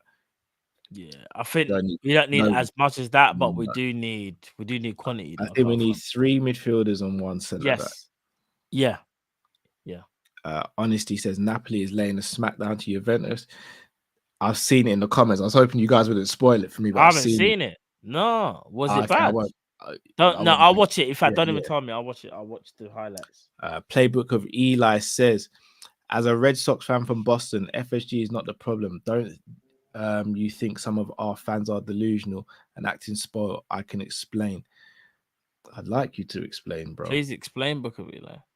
BC says, how would we feel if we was like Chelsea, spending big, hitting the lows? Remember Benitez Facts press conference? That was a signal he wasn't happy. Benitez Facts press conference wasn't unhappy about what was going on. He was unhappy about the treatment Alex Ferguson was getting. Yeah, the favoritism. Yeah. To be honest, if we were spending big and not hitting, then I'd be more all right with it, because at least then I know that the club's been ambitious and is trying. Yeah, they have ambitious, but then you can change something within to potentially change. Look, I'll be real with you. If Chelsea continue spending money, maybe not even like this, but even half the amount they're spending at the moment, and it clicks with them, they're going to become a problem that no one wants to see. Agreed. Like, I know it's not going well for him at the moment. I think Potter is still the guy. And if it clicks at Chelsea, it's going to be a mazzel. It's only so long you can get it wrong, innit? Yeah. Big up to Luke Stockwell says, hi guys, great content as always. After Klopp, what Premier League manager will you take? Personally, I'd go with Thomas Frank. Thomas Frank's good. He's a good coach, but you know, when I say coach, I'm not saying manager. You got to be able to handle the egos. You got to be able to handle world-class players that are gonna maybe cause a bit of kerfuffle. You got to have that aura. I don't know if Thomas Frank, and I could be wrong, has that dog in him where he can like just be like, yo, you need to settle down, you know, bro. Can he handle the big personalities? I will go with. I don't even want to say it, bro. There's only one man that I would take. Yeah, bro. He's a crazy scientist, isn't it? And he knows how to handle. He knows how to handle his business, isn't it? Yeah. Yeah. So, yeah. He's the guy. He would be the one for me. Ash says, who lands better if Klopp goes tonight? Liverpool or Klopp? Klopp is getting calls from all the top clubs. Who Liverpool end up with? Probably Poch. Probably, yeah. As of right now, if Klopp leaves tomorrow, then Klopp's all right. If he goes back, if he wants to continue, or Klopp could walk into the Germany job. Yeah, bruv. Klopp will get a lot of phone calls. Klopp will walk into the Germany job. Liverpool will get selective phone calls from managers that are willing to work under those restraints, in my opinion. We'll get managers reaching out, asking what the restraints are. Yeah, Once of they hear the course. restraints, they'll probably be like, "Nah, it's alright." Yeah, nah, it's cool, fam. Let me know when you lot are sold. Yeah, alright, Yeah. cool. Danny VR on the top 3 things he hopes for: health, health, health. I hear you, Big up bro. yourself, bro. Trust me. Hayes says Pep Linders is one of them man that says we made it when we win the lottery. I hear that. Danny says all in the video since he realized intensity, there is no intensity equals fail. Yeah, Pep Linders, man. I don't know. Sultan, Cal, off topic, predict UFC champions by the end of 2023.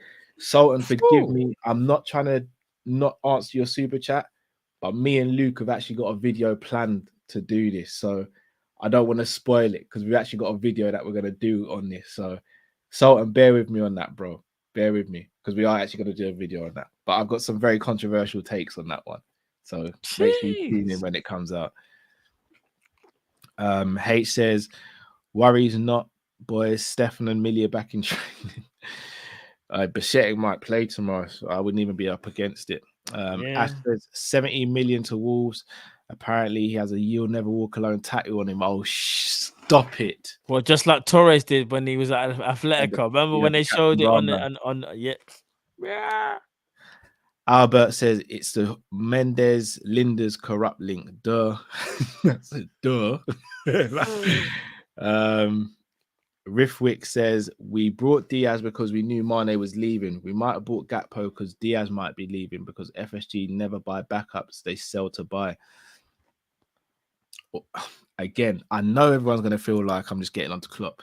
Klopp's also come out and says, why would I buy a player to make them sit on the bench as well? There is don't get me wrong, there's some massive differences between Klopp and FSG, but there's also some very major similarities as well. Ash says net spend rank in the league since Klopp took over: 22-23 10th, 21-22 9th, 2021 8th, 19-20 18th. I'm surprised it was even 18th. 18-19 first, 17-18 17th, 16-17 19th. That's disgusting. So we are. So we are, bro. Sorry, Matt, bear with me one sec, please, bro. Yeah, of course, bro. Do we read the rest of them? Cool, bro. T underscore G Rock says, I wouldn't risk any player in the league anymore. FA Cup and Champions League are the priority now. I hear you. I actually hear that one. But I still feel like we need to get top 4 though. I think top 4 is very, very imperative to how we move. Our model relies, in my opinion, on top 4 success. So Mackin says, do you think Klopp actually trusts this midfield? No, I actually don't think he does. I'm gonna be honest, and that sounds crazy because Klopp will say, I've got this player and that player. He's Liverpool Football Club manager. You think he doesn't understand that it's just not good enough? I think he knows, but I think he tries to disguise it the best way he can, personally. I could be wrong, by the way. Danny Villa says, look at me now, dirty gula. LFC is unconditional love. You get what you get. We just ride the wave no matter what. Trust me, bro. You know what it is. Man's got the game today, bro. It's like in the UK. If you're in the UK, big up yourself. It's 1:24 in the morning, you know. Mad thing.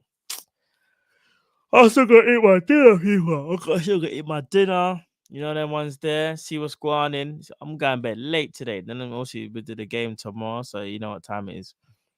D-Dub says, bless up, Kings. Hope you're good. Just a question for the club outers. Which manager would they want to step in if Klopp gets sacked? That's a very good question. I want to hear some of them. M-Shat says, who would you rather have after Klopp? Simeone, Poch, or Gerrard? Out of them, Simeone, Poch, or Gerrard?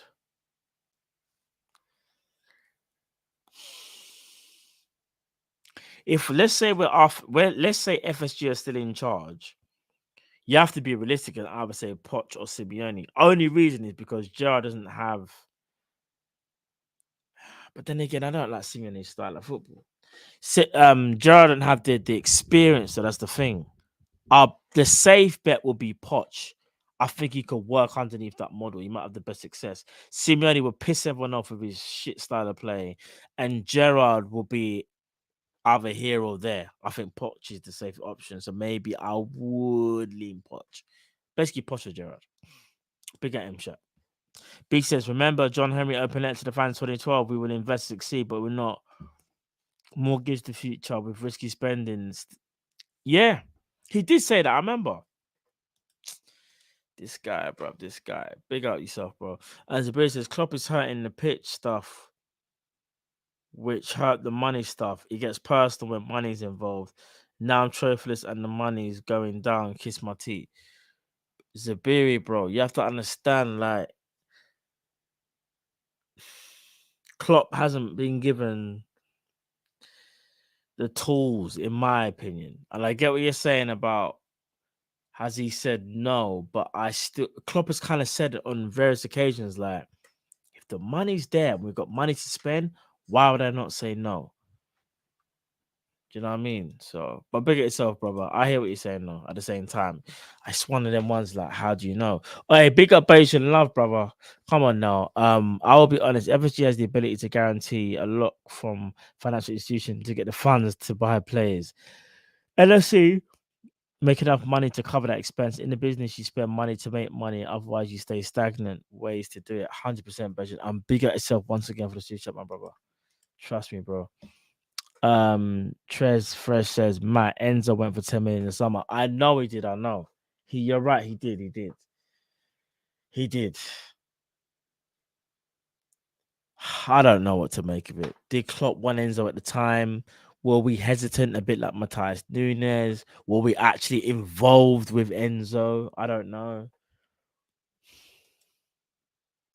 Just being honest. B says, BC, show to do the first team player, squad surplus, not good enough. How much we could get surplus, not good enough. We know what we can spend. Yeah, no, we'll do that, bro. We'll do that. I just don't want to be Liverpool accountant again, but it seems that we're gonna have to be because the club ain't being sold anytime soon. We'll sort something out, bro. Sadiq says, evening, King. To be honest, first, I hope you guys are well. Big yourself, bro. Second, I couldn't be asked with LFC at the Mo, hence why I didn't come on. Same old, not worth my energy. I hear that, bro. I hear that. 975 Jeremy says, did you find out about the Jude homegrown thing? I'm not even too sure what that's even regarding, Jeremy. The homegrown thing regarding Jude? I'm not sure. I'm not sure. I don't know what that's about. Unlucky. I don't know. I'm not too sure, bro, about the Jude thing. Snake Eyes. Bro, you look tired. We play tomorrow. Go bed. We win tomorrow. Clip that. Bro, of course I'm tired. I've been up since... let me tell you what. I've been up since 4 this morning. Yesterday morning, sorry. Went to work. Done my thing. Doing the daddy duties. Kopish. 1:28 in the morning. Bro, it's nearly been a 24-hour day for me. Of course I'm tired. Are you crazy? Big at yourself, Snake Eyes. Love for that. Listen, man, it's been a long day for me, and it's about to be an even longer day tomorrow. Trust me. Because Liverpool play tomorrow, man. You know what I mean? But it never stops. The grind never ends, people. You know, like that. So it's mad. It's mad. But no, man, big up everyone in the chat, man. Do you know what I'm saying? What Matt said, Matt's about to fall asleep. Only Matt falls asleep. His job. Nah, listen, I would never. Man ain't gonna fall asleep, but man's tired though. You get me? I'm tired, people. You know, like that. Big up for you lot for rocking with us as well. Like I said before, like it's nearly 1:30 in the morning. Like, you know what I'm saying? I've been up for nearly 24 hours, bro. Oh my life. You know what I'm saying? People, the kids are gonna be out early as well tomorrow. You know, trust me. Man's gonna be on job from 6, 7. You know how this thing go already. Trust me. But now, blessings to each and every one of you. I was hoping Carl might be able to make it back, but I don't think he will make it back in time. But listen, love to you lot always. Trust me, amazing show. And listen, some of the things we spoke about today, I'm glad we was able to kind of talk about it because it's one of them things where, if I'm being honest, people, all like Liverpool are in a horrible place, and we don't know whether to pin it on the manager, the ownership, the assistant. Everyone has their own views on how they think everything's going on.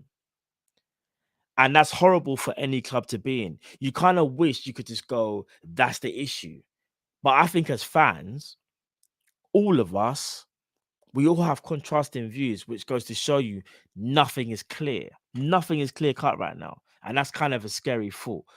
Listen, Liverpool Football Club will move on.